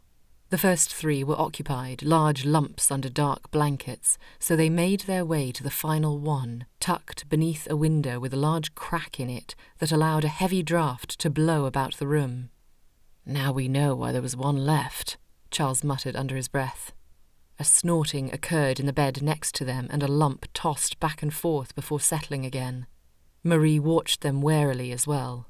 "I'm sorry about this," Charles whispered. She merely shrugged. "You warned me. At any rate, now when you speak of your ship tossed about at sea, I shall be able to speak of a night spent at a potentially duplicitous inn beneath a broken window next to 3 snoring adult men." Charles couldn't help but grin. "And," she continued, "at least we do not have to deal with any great stench holed up in that corner." "Right you are." And yet, when they faced their sleeping arrangements, he still hesitated. Compared to the inn's mattress, Wowood's beds had seemed fit for a king. This one was hardly large enough for the both of them, and there was no chance they would be able to share it without touching. "I'll sleep on the floor beside you," he offered in a whisper. "You most certainly will not. It's covered in mud." He eyed the smears of muddy footprints strewn about the floor, visible from the light of the moon pouring in from the window. But the bed isn't large enough for the both of us. As I said before, we are married. But our arrangement... The annulment, she clarified. He couldn't care a lick about the annulment any longer. He merely wished for Marie to have the option, should she still wish for it. Please do not let her wish for it. Yes, the annulment, he replied. As if we are in danger of risking that here, surrounded by all of these men. Now stop your protesting and share a bed with your wife. Her eyes twinkled and his heart skipped a beat. She removed her gloves, bonnet and boots, setting them at the end of the bed on the floor before climbing onto the lumpy mattress first, fully dressed as she scooted up against the wall. She paused, eyeing the grey pillow with a slight wrinkling of her nose, then tried to hide her hesitance with another smile. Here, Charles said at once, removing his jacket and placing it face down on the pillow so she might sleep on the inside of it. Relief filled her expression instantly. You don't have to do that, she protested, but he insisted. She laid down on her side, then patted the spot next to her. Charles didn't move an inch. For the last few nights he'd longed to lay down beside her, to hold her, caress her soft skin, but the wall between them, though paper-thin, had provided a strong enough barrier. How was he to manage tonight? What's the matter? She asked. Do you need more room? He shook his head. I do not think this is wise. I promised to keep my hands to myself, she teased. That's hardly what I'm concerned about. Then what are you concerned about? That I won't, he began. She didn't respond, seeming to catch his words in an instant. Charles, are you... Quiet down over there. Marie jumped at the man shouting from the corner. Charles scowled at him, though he knew he wouldn't be able to see it. He had a mind to tell the man off for shouting at a lady, but when he caught Marie's smile, he stopped. You'd better get in this bed now, before we are kicked out of the room altogether, she said in a voice barely audible. Charles sighed, knowing she was right. He didn't want to subject her to a night of sitting in an upright chair downstairs, so he set aside his reservations and climbed into the bed. He first tried lying on his back, but his shoulder hung halfway off the frame, so he shifted to his side away from Marie. The bed, however, had no support in the centre, so he naturally sunk toward her. With a heavy sigh, he resigned himself to his other side, facing her, holding himself away with a hand between them that rested on the inner lining of his jacket. Her hand also relaxed between them, a mere inch from his. Comfortable? She asked, clearly amused with his movements. Indubitably. She stifled a laugh. You? He asked. I've been better. He eyed her hand next to his, her long, slender fingers against his jacket. A lady as lovely as this ought not be subjected to such sleeping arrangements, in the inn or with the man who'd promised to give her an annulment if she'd wished for it. How could he ever live with himself if he made it so the annulment was not possible, if he trapped her within a marriage she didn't want? He winced. His words were cut off by her finger against his lips. If you attempt to apologize one more time for any of this, I shan't forgive you. Their eyes met. He didn't say a word.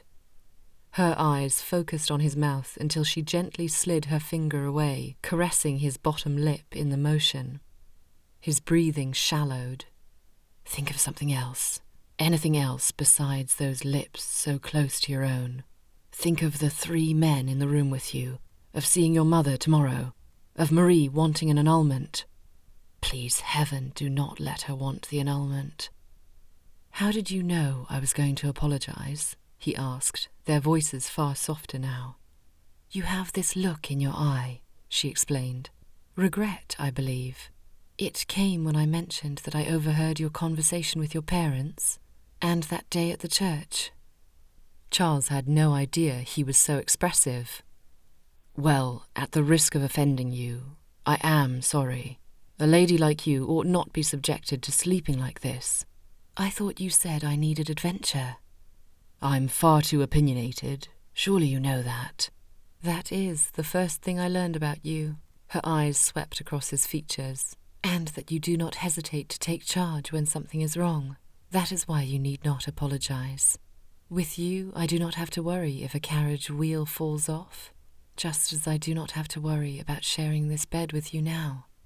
Her eyes softened. Because you are as honourable a man as they come, Charles. If she could only read his thoughts, how desperately he wanted to pull her toward him, to place his lips to hers in a kiss that ended with both of them agreeing to remain wedded. That was his greatest desire, and there was no point denying it any longer. How he cursed the fact that he ever presented the option of an annulment to her. "Do you know what I used to call you?" she whispered dreamily, her eyelids heavy as she blinked, as if she were half asleep already. "What is that?" "Childish Charlie," she whispered, though it was only ever in my thoughts. Charles didn't know whether to laugh or grimace, for he'd definitely earned the title. "That is not the most flattering name I've received," he replied. "I was hoping for something more along the lines of Handsome Charles or Charming Charlie." She smiled, her eyes on his mouth. Her hand raised, hesitating a moment before sliding the tips of her finger along his bottom lip once again. "Now I am more apt to call you my Charlie." His heart rapped against his chest, desperate to break free and join Marie, but he held it back. He would not lose his control around the woman, no matter his heart's desire. He loved her too much to risk it now. Chapter 22. Marie didn't want to encourage Charles any more than she already was, for her desire to be near him was so strong she was hardly thinking straight, her mind teetering between conscious and dreamlike states. The day had been perfect, and now, ending it in Charles's bed, she couldn't have planned it better herself. Although, had she planned it, there certainly would not have been 3 other men in the room with them. She continued tracing the outline of his lips with her fingertip, her eyes growing heavy. "Thank you for today," Charles said, giving her a momentary volley of energy. She lowered her hand on the bed next to his, their little fingers pressed together. "I hope you enjoyed it," she replied. "I did, more than any other adventure I have ever had." Obviously, he exaggerated, but she smiled all the same. "Are you ready to return tomorrow?" he asked next. Her spirits fell. She'd managed to set aside the thought of returning to Grendale Manor all day. "I suppose. I assume you are not, seeing as how we have another ball to attend." He grimaced. "No."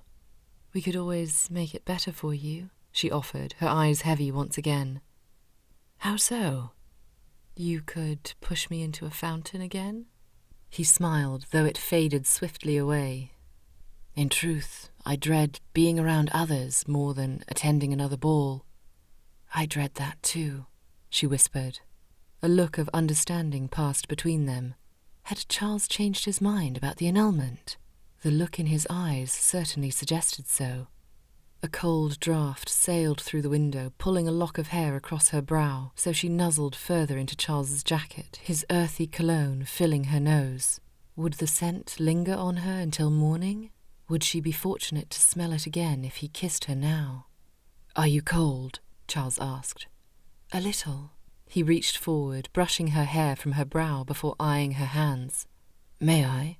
She nodded, though she had no notion as to what he intended to do. He pulled her hands between his in slow movements, drawing her fingers toward his lips as he blew warm, comforting breaths upon her skin. She closed her eyes, the warmth filling her body as if the sun shone down upon her, for that was what Charles was to her. Warmth, goodness, joy, the reason her future was secured and the reason she now wished to live. "I am going to have trouble sleeping tonight," he whispered, breaking through another dreamlike state. "Uncomfortable?" she murmured. He shook his head. "I cannot seem to sleep now without your singing." Her eyes flew open. "The walls are thin," he explained. Marie knew this already. She'd heard his every footstep, his every movement in bed. And yet she'd never heard him or his valet speak a word. She'd thought that meant he couldn't hear her either. Her cheeks warmed. "I'm not the best singer." "On the contrary," Charles said. "You've the loveliest voice I've heard in all my years." Once again, she knew he exaggerated, but his compliment soothed whatever embarrassment remained. If I wasn't afraid of you being shouted at again, I'd suggest you sing me to sleep right here. Perhaps another night, then, she suggested. His eyes caught hers. Yes, perhaps another night. Her heart thrummed against her chest. How are your hands? Much warmer, thank you. Still he kept hold of them. I will let you sleep now, he whispered. Marie nodded, though that was not what she wanted at all. She wanted to be kept awake all night by Charles, listening to his kind words, receiving his kisses, feeling his hands on hers. But as his calloused fingers gently caressed her skin, sleep crept upon her once again, and this time Marie allowed it to take her. The following morning, after a sleepless night, Charles and Marie caught the stagecoach and made it back to Orpington after many long, cramped hours, only to be whisked away into another carriage to return to Dorking that night for the ball. With no extra coach for the help, Marie's lady's maid and Charles's valet accompanied them, allowing no chance for the private conversation Charles so desperately wished to have with his wife. Last night had settled any remaining concerns he had about their relationship, for he knew his feelings for her had changed. All he needed to do was be sure hers had as well. Based on her actions the day before, he was more hopeful than ever, but he had to be sure. All he needed to do was catch her alone. All he needed was Marie. Only Marie. And yet his hopes were dashed away again when they reached Grendale, for no sooner did the carriage stop before the front doors did his mother and father pour out to greet them with anticipatory smiles and hopeful eyes. Charles remained mostly silent, but Marie was as generous as ever, vaguely answering their questions about their time away before gently directing the focus to the upcoming ball. "Yes, we haven't much time to speak, do we?" Mother said, somewhat disappointedly. "People shall begin arriving shortly, no doubt. Perhaps we may speak later. About your time at the cottage?" Marie promised to do so, glancing at Charles as a subtle hint to respond as well. "Yes, of course," he mumbled. He couldn't care less about telling his mother what had occurred. All he wanted to do was speak with Marie. But when Mother pulled her away, agreeing that they must make ready for the ball, Charles was left disappointed again. He raced through getting ready with the valet, being tempted at least half a dozen times to walk through their adjoining door, take her in his arms, and give her the proposal she deserved. A proposal that declared just how much he loved her, and just how much he prayed she would spend the rest of her life with him. But he could hardly do so if she were in a state of undress, or if her lady's maid was present. He wished for his declaration to be memorable, loving, and, most importantly, private. So, instead of barging in on her, he waited, pacing back and forth about his room, ignoring piles of business letters needing attention on his desk, and wishing he were back in the cottage so he could hear if she was finished or not. Just before the last of his patience drained, Charles headed for the adjoining door. Let propriety be hanged. He needed to declare his love. He raised his hand to knock, but another tapping sounded behind him. His heart skipped a beat. Had Marie used the other door? With quick feet, Charles answered the knocking, his disappointment keen as his valet appeared instead. "Yes?" Charles asked gruffly. "Forgive the intrusion, sir, but Mr. Page has arrived from London and requests an audience in the library." Dread pulled its heavy weight across Charles's shoulders. Weeks ago he would have died for news from his steward. Now he cursed the man's timing. Charles couldn't put off speaking with him either. Not when Marie deserved to know what the steward had determined. What had Mr. Page determined? Charles's stomach churned. He peered over his shoulder, staring at their adjoining door before squaring his shoulders and leaving his room. In a matter of moments he stood with Mr. Page, holding his breath as he listened to the steward's knowledge. "I've good and bad news, sir," Mr. Page said. "I've discovered that one has the grounds to request an annulment if there is evidence that both parties were forced to sign the wedding document, which I believe both of you have." He hesitated. "The bad news, however, is that no matter how hard I searched for an answer, There is absolutely no guarantee that an annulment would not injure either you or your wife's reputation. Charles took the news in stride. This was exactly the answer his logic had expected. And yet, no relief came. He may no longer feel trapped within his marriage, but Marie might. The last fortnight flashed through his mind.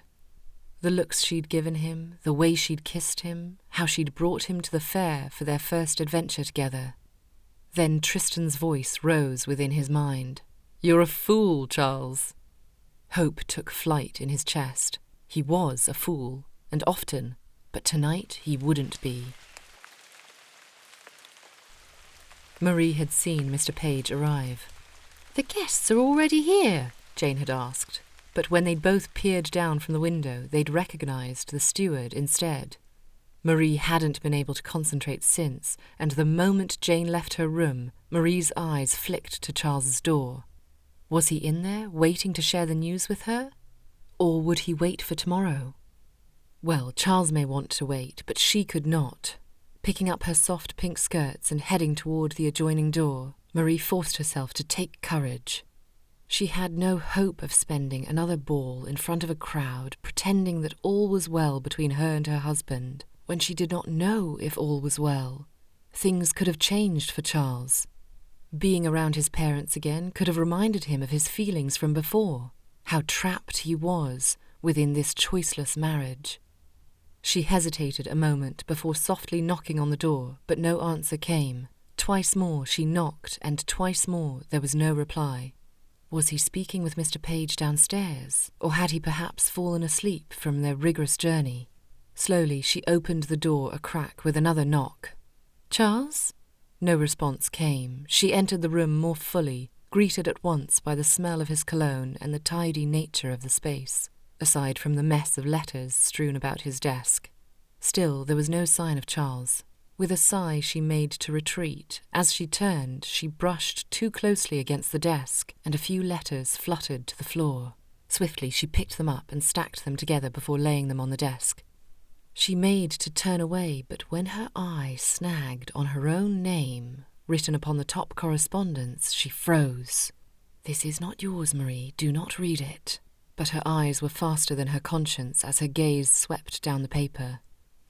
"I am sorry to say this, Mother, but I cannot do this any longer. My marriage to Marie is a farce. I should like to be clear and honest with you by letting you know that we are seeking an annulment. She and I have nothing in common, and this is the only way for us to find true happiness, by being apart." The words blurred together as Marie's eyes filled with tears. This couldn't be. She had to have imagined what she'd read. Charles had to be speaking of something else. And yet her name in his writing was clear as his desire to still end their marriage. But how could that be so?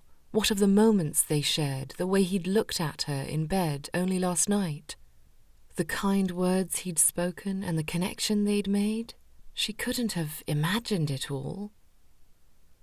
And yet, as she read Charles's words again, her cheeks flamed. How foolish she'd been to have had even the smallest hope that Charles would remain with her by choice.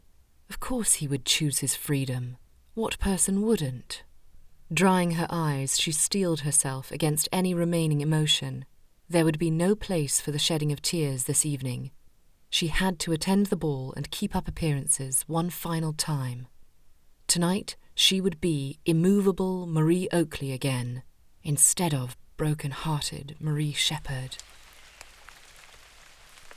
Chapter 23.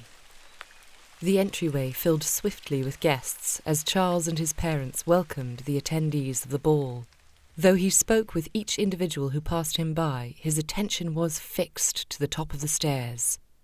Marie had yet to make her appearance, and her tardiness was beginning to worry Charles. Had something happened to prevent her from joining them earlier? Was she in need of his service of some sort? Just before he could convince himself to check on her, she appeared at the top of the stairs, and the breath was snatched from Charles's lungs. Marie's pink skirts fluttered about her legs as she walked down each step, the colour of the gown matching the shade of her cheeks. Her dark hair was sprinkled with pearls, and her graceful, gloved hand trailed down the banister with gentility. She was stunning. But then Marie was always stunning. "Are you ever going to tell me how your time at the cottage went?" Mother asked beside him, staring up at Marie as well. "After tonight, I won't have to," he said enigmatically. Mother's eyes shone with delight. "Oh, Charles, I cannot express how delighted I am to hear that, especially after I—" She trailed off. "I am so sorry for how all of this came about." Charles smiled despite himself. Her apology was welcome and accepted, but he realized he didn't need it any longer. "You aren't sorry, Mother," she pulled back. "How can you be," he began, "when it ended precisely how you wished it to?"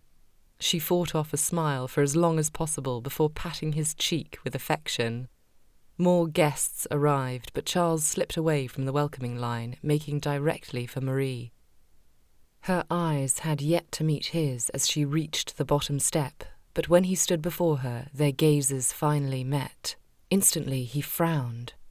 "Are you well?" he asked, noting the red in her eyes that hinted at past tears. "Yes," she said, pulling on a static smile. "You are looking very fine this evening, Mr. Shepherd." Charles wasn't buying the act for a moment. "What is it?" She glanced around them, as if keenly aware of the eyes upon them. "Nothing. I am merely tired from all of our travelling today." She nodded at a passer-by. "I understand Mr. Page arrived just before the ball." Charles hesitated. He had no intention of declaring his love for the woman right there in the centre of Grendale's entryway, nor did he wish to be rejected in the same location. But Marie had the right to know the truth about their annulment as much as she had the right to know of his feelings for her. "He did," he finally replied. She looked away. "Excellent. I should like to hear what he had to say so we may move forward with the annulment." His heart pinched. Before he could say anything in response, she was off, standing at Mother's side and greeting one of their neighbours. Charles stared after her, eyeing her graceful movements and that smile that didn't reach her eyes. He couldn't believe she truly wished for the annulment. He wouldn't believe it. The guests arrived in full force then, and Charles did his duty by greeting each one, introducing those who had not yet met Marie. This time he accepted words of congratulations with sincerity, though Marie's distanced behaviour continued. When all were in attendance and the first song announced, he made to ask her to dance, but she was already occupied for the first set. Desperate to not recreate their first ball together, Charles pulled his mother to dance in the same set as Marie, so when the song ended he had a direct line to his wife. With a smile and an offered hand, he reached her. "May I have the next dance?" She hesitated. "Is that wise?" He supposed it was customary for married couples to ensure single individuals had partners, but when had he ever been one to do as society suggested? "I believe we will be forgiven, just this once," he said. Marie averted her gaze, though she took his offered hand all the same as he led them toward the floor. Facing her, he tried to catch her eye. "Have you had a nice evening thus far?" "Very pleasant." Worry stirred within him. This distance she was creating between them, this strained conversation returning, was far too reminiscent of how they'd begun their marriage. This was what he'd feared, Marie reverting to who she had been, a woman who could not be herself. But he was a different man now, and he would not go down without a fight. The music began, and Charles reached for her hands. She missed a beat, scrambling to catch up, but he adeptly helped her correct her mistake. More steps were taken as they circled around each other, and all the while Marie kept her eyes anywhere but on Charles. He soon discovered why, however, as he caught her swiftly swiping at a tear that glimmered down her cheek. His heart slipped. She was crying. This was not how he'd wanted their first dance to turn out. This was not how he'd wanted any of it to turn out. "Marie," he whispered as they waited for the top couple to dance down the line. "Please, speak with me. What is the matter?" She cleared her throat. She shook her head, then backed away from the set altogether. "I'm sorry, I cannot do this." With a final shake of her head, she turned on her slippers and fled. Startled glances from those around the set shifted between her and Charles, but he hardly noticed. "Marie!" he called out, walking directly through the set as he charged forth in her direction. But she was too quick, slipping around the crowds until she vanished from his sight. He paused near the refreshment table, looking left and right as panic flapped in his chest. He had no notion as to why she cried, but he knew he had put this off for too long. He couldn't let the night go by, another minute go by, without telling her the truth. "Charles?" He whirled around, Mother coming up to him with a worried brow and Mr. Oakley right on her heel, his expression far less forgiving.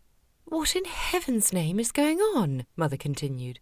"We just saw Marie—" "You saw her," Charles interrupted. "Where did she go?"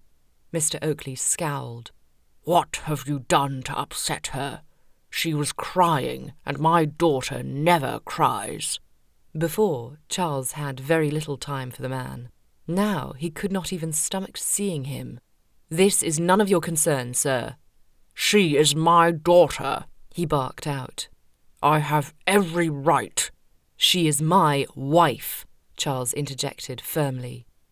Mr. Oakley stopped, his nostrils flaring. Charles had an entire speech lined up for the man. Words about how greatly Mr. Oakley had damaged his daughter and how he'd had no right to send such a disparaging and assuming letter to her. But time was of the essence. Marie was more important than a lecture right now. Charles gave Mr. Oakley one more stern look, then faced his mother. "Please, where did she go?" With wide eyes she replied, "On the balcony, son." He made to leave, then paused, resting a comforting hand on Mother's arm. "I promise I will tell you everything later, but for now, you must trust me." Mother nodded in an instant, obviously unused to seeing Charles in such a serious state, but he didn't have time to explain. He fled from the ballroom, sidestepping couples with their drinks and dodging pursuant older women until he reached the balcony. From there he peered out into the darkness, pleading with heaven before catching sight of a flash of pink disappearing down the steps. He didn't miss a beat, taking the stairs two at a time and ignoring the startled looks of other couples who had slipped out to enjoy the night air on the balcony. When he reached the base of it, he spotted her tucked away in the darkness, leaning against the side of the house. "Marie," he asked softly. She started. "Charles, what are you—" He slowed his steps, taking in the sight of her tear-streaked cheeks glinting in the moonlight above them. The soft murmur of the ballroom sounded above, but no other guests had made it off the balcony, leaving the two of them, finally, alone. "You shouldn't be out here with me," she said with a shake of her head. "It will ruin our chance for an annulment if rumours sprout." "I do not care." "How can you say that?" "Because it is true." He closed the distance between them, ready to be finished with the secrets and the hidden feelings. He was ready for the truth. "Why did you run from me? Did you not wish to dance?" "No, I didn't." "Why?" "Because," she began, then ended with a sigh. Her shoulders slumped forward and she leaned against the wall behind her. "Because I could not see the purpose in doing so if you are not to remain my husband." A soothing warmth spread from his chest, and this time he didn't stamp it out. "That is what you heard from Mr. Page, is it not?" she continued, her hand uselessly flapping down at her side. "He did speak with me, yes," Charles said softly. "He told me that since we were both forced into this marriage, an annulment could be sought after. But there is no guarantee that our names would remain untarnished, especially after the time we've spent together, alone, in the cottage." She wiped away another tear, her gloves already removed and clasped in her left hand. "You needn't worry on my account. I am perfectly capable of handling society's rejection." "Is that what you want?" Do you still wish to end our marriage?" She stared up at him, a vulnerability crossing her features before she pushed herself away from the wall and raised her chin. "I do not wish to be with a man who does not wish to be with me." Charles drew a steadying breath. What of being with a man who does? Chapter 24. Charles held his breath, awaiting an answer. "I saw your letter, Charles." He paused. That was not the response he'd expected. What letter?" Marie hung her head. "The one you wrote to your mother." "I did not write a letter to my mother." She eyed him with a dubious look. "There is no use pretending. I saw it this evening on your desk. I know I shouldn't have looked, but I caught my name and read your words. How you would be happier without me, and how we are still pursuing an annulment. The only reason you have chased me down now is to ease your own conscience. It has nothing to do with your own desires." Charles's mind raced. A letter to his mother. On his desk. A letter. Realization dawned. He breathed out a breath of relief, taking another step toward her. "No, Marie, no!" She stared up at him, her eyes still flooded with tears, so he reached forward, taking her hands in his. "That letter was written long ago, upon my arrival at the cottage. It must have been shuffled together with my other letters of business I have yet to sort through." "What?" she breathed. "I wrote that letter when I was still frustrated," he smiled softly. "You know, childish Charlie?" He could see her mind working to make sense of matters. "You weren't saving it for any reason?" "No, not at all. I had forgotten of its entire existence until just now." She looked away. "But then, why did you wish to speak with me tonight, if not to tell me that Mr. Page has provided us with a way out of our marriage?" Charles sobered. "Because it was my duty to tell you. I am sorry if you wish for the annulment still, for his news confirms that it would not be wise to do so for either one of us. I will abide by whatever decision you make." His heart raced. "However, please allow me to tell you my own opinion on the matter first." Marie could hardly breathe. "What is your opinion, Charles?" He stared down at her, his eyes caressing every inch of her features. "My desire is to remain married to you forevermore, Marie." Emotion stuttered her heart. "You truly mean that?" He let out a chuckle, running his hands through his hair. "I cannot tell you how truly I do mean it.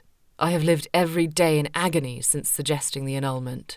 Each time a letter did not arrive, I was filled with relief, and each time you brought it up, my hopes were dashed away once again. I cannot imagine anything worse than ending our marriage before it has even begun, Marie. I have fallen for you. I never thought it possible to love someone as much as I love you, and in so short amount of time, but it is true." He stopped, his swift speech causing his chest to rise and fall with heavy breathing. Reaching forward, he ran the back of his fingers along her cheek, his words slowing with his movements. "You are everything I have ever wanted in a wife, everything I have ever wanted in a companion. I cannot imagine a life without you in it. I do not want to imagine a life without you in it." Marie couldn't believe she was hearing these words coming from Charles. Her Charles. She smiled, tears pouring freely down her cheeks now.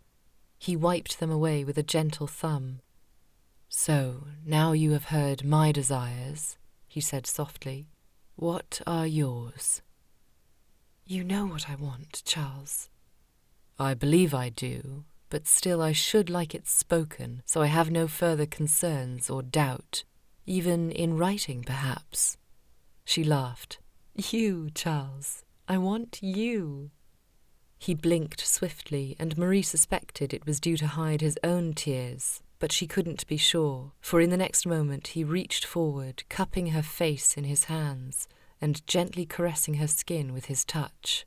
"I have been wanting to do this since the first time you kissed me," he breathed, leaning in closer to her, his breath on her lips. Her eyes struggled to remain open. "Then do not wait a moment longer, my love." So he didn't. His lips pressed against hers, softly but with a firmness that told her he meant his kiss this time. She slipped her arms around his neck, pulling her body as close to him as possible, and he embraced her in return. The love she felt from his mere touch was stronger than anything she had ever experienced, for in that moment she knew she was finally safe. After a moment, Charles pulled back, peering deeply into her eyes. "I do not want to go back into that ballroom, but I suppose we ought to." Marie nodded. "Perhaps we ought to take a dip in the fountain first." He laughed. "We could recreate the whole experience. Only this time we'd return to the ball instead of home. Imagine the looks we'd receive." "There would be no chance for an annulment then," she teased. He stared down at her, love apparent in his eyes. "There is no chance of an annulment now." Then he kissed her again. When they were finished, though admittedly Marie was never finished kissing Charles, the two of them returned to the ballroom hand in hand, with matching rosy cheeks and breathless smiles. This time the dance they shared was exactly what the two of them had hoped for it was a dance shared between two people, hopelessly and undeniably in love. Epilogue. "Have you finished then?" Marie asked, coming up to stand behind Charles where he sat at his desk. "We've dinner tonight with Tristan, you remember. He said he has news of his own today. We shouldn't be late." The sun was near to setting, an orange glow cast through the window and filling the room with a golden, peaceful ambiance. She wrapped her arms around Charles's shoulders and leant down to rest her cheek against his. He leaned in, welcoming her embrace. "I've finished just now," he said, signing his name at the bottom of the letter. "They'll be in for a surprise, will they not?" "They certainly will."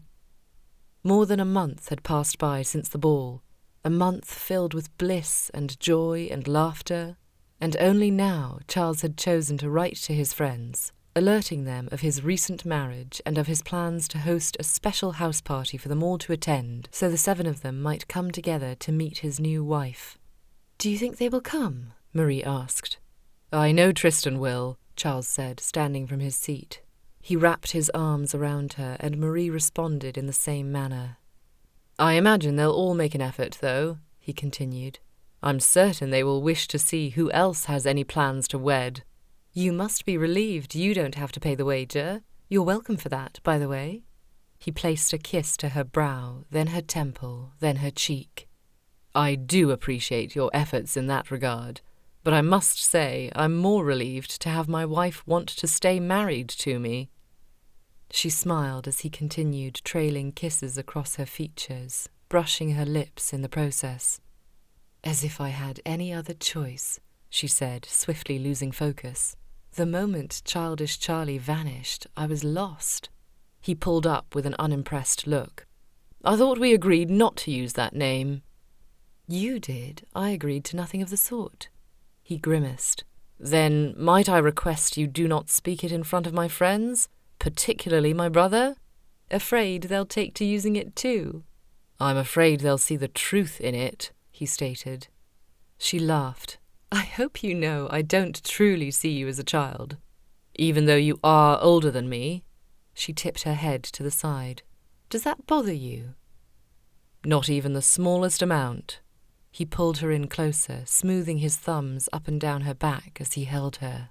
"In fact, I rather like it. It will certainly prove to give me a different reputation with my friends. They think me rather immature, if you can believe it, so when they discover that I not only managed to capture the most beautiful of wives, but the most mature, the most regal, and the most lovely of all women, 2 years my senior, they will be beside themselves with shock." He leaned closer to her. In fact, they might very well be jealous that I managed to catch the eye of an older woman. Is that all you care about? She teased, her mind swirling at his loving words. Certainly not, but after the amount of jealousy I felt when other men interacted with you, it would be satisfying to be on the other side of it. She laughed again, then stood on the tips of her toes to finally press their lips together. He returned it with a deep, lingering kiss, but when he scooped her up in his arms, she broke off with a joyful yelp. "What are you doing, you scoundrel?" "Spending some time with my wife," he said with a flash of his eyebrows. He leaned forward to kiss her again, but she pulled back with a finger on his lips. "Oh, no, you don't. We have dinner, remember? Tristan can wait." But Marie shook her head. "You know he cannot wait. I wouldn't put it past him to knock on our door and tell us to get downstairs." Charles sighed. "Very well." Gently he lowered her to the ground as he softly muttered, "Ruin all my fun." She laughed, giving him a swat on his arm before pulling him in for another kiss. "I promise I'll make it up to you." "How so?" She thought for a moment. "Perhaps when your parents leave for London next, we may remain behind and have the house all to ourselves." She looked up at him with a coy smile. "We can behave however we wish, and I might even request that you eat breakfast how you did at Wowood that first morning together." Her eyes dropped to his covered chest, and she rested a hand to it, imagining that morning a few weeks before. Charles grinned, once again pulling her in his arms as if he simply could not help himself. "You are my favourite, Marie." She beamed up at him. "I'm going to be your favourite even more when I tell you I have another surprise for you." His eyes widened. "You're with child?" "What?" She laughed. "Heavens, no, it's far too early for that." He looked disappointed for a fleeting moment, then shrugged. "I suppose." He gave his head a shake, then smiled with intrigue. "So what surprise is it, then?" "I've written to my friend, Mrs. Chumley," she began. "The one with the bird-observing husband?" "The very one. I have only now received a letter back, telling me they are moving forward with their bird observation expedition across England. They have one of the top observers in the country, a Mr. Henry Brannock, coming to teach, and I have claimed 2 spots for us to attend." His eyes brightened. "What a splendid idea for our next adventure!" "You can bring along Tristan if you prefer, or one of your other friends. I don't have to—" She trailed off as he shook his head.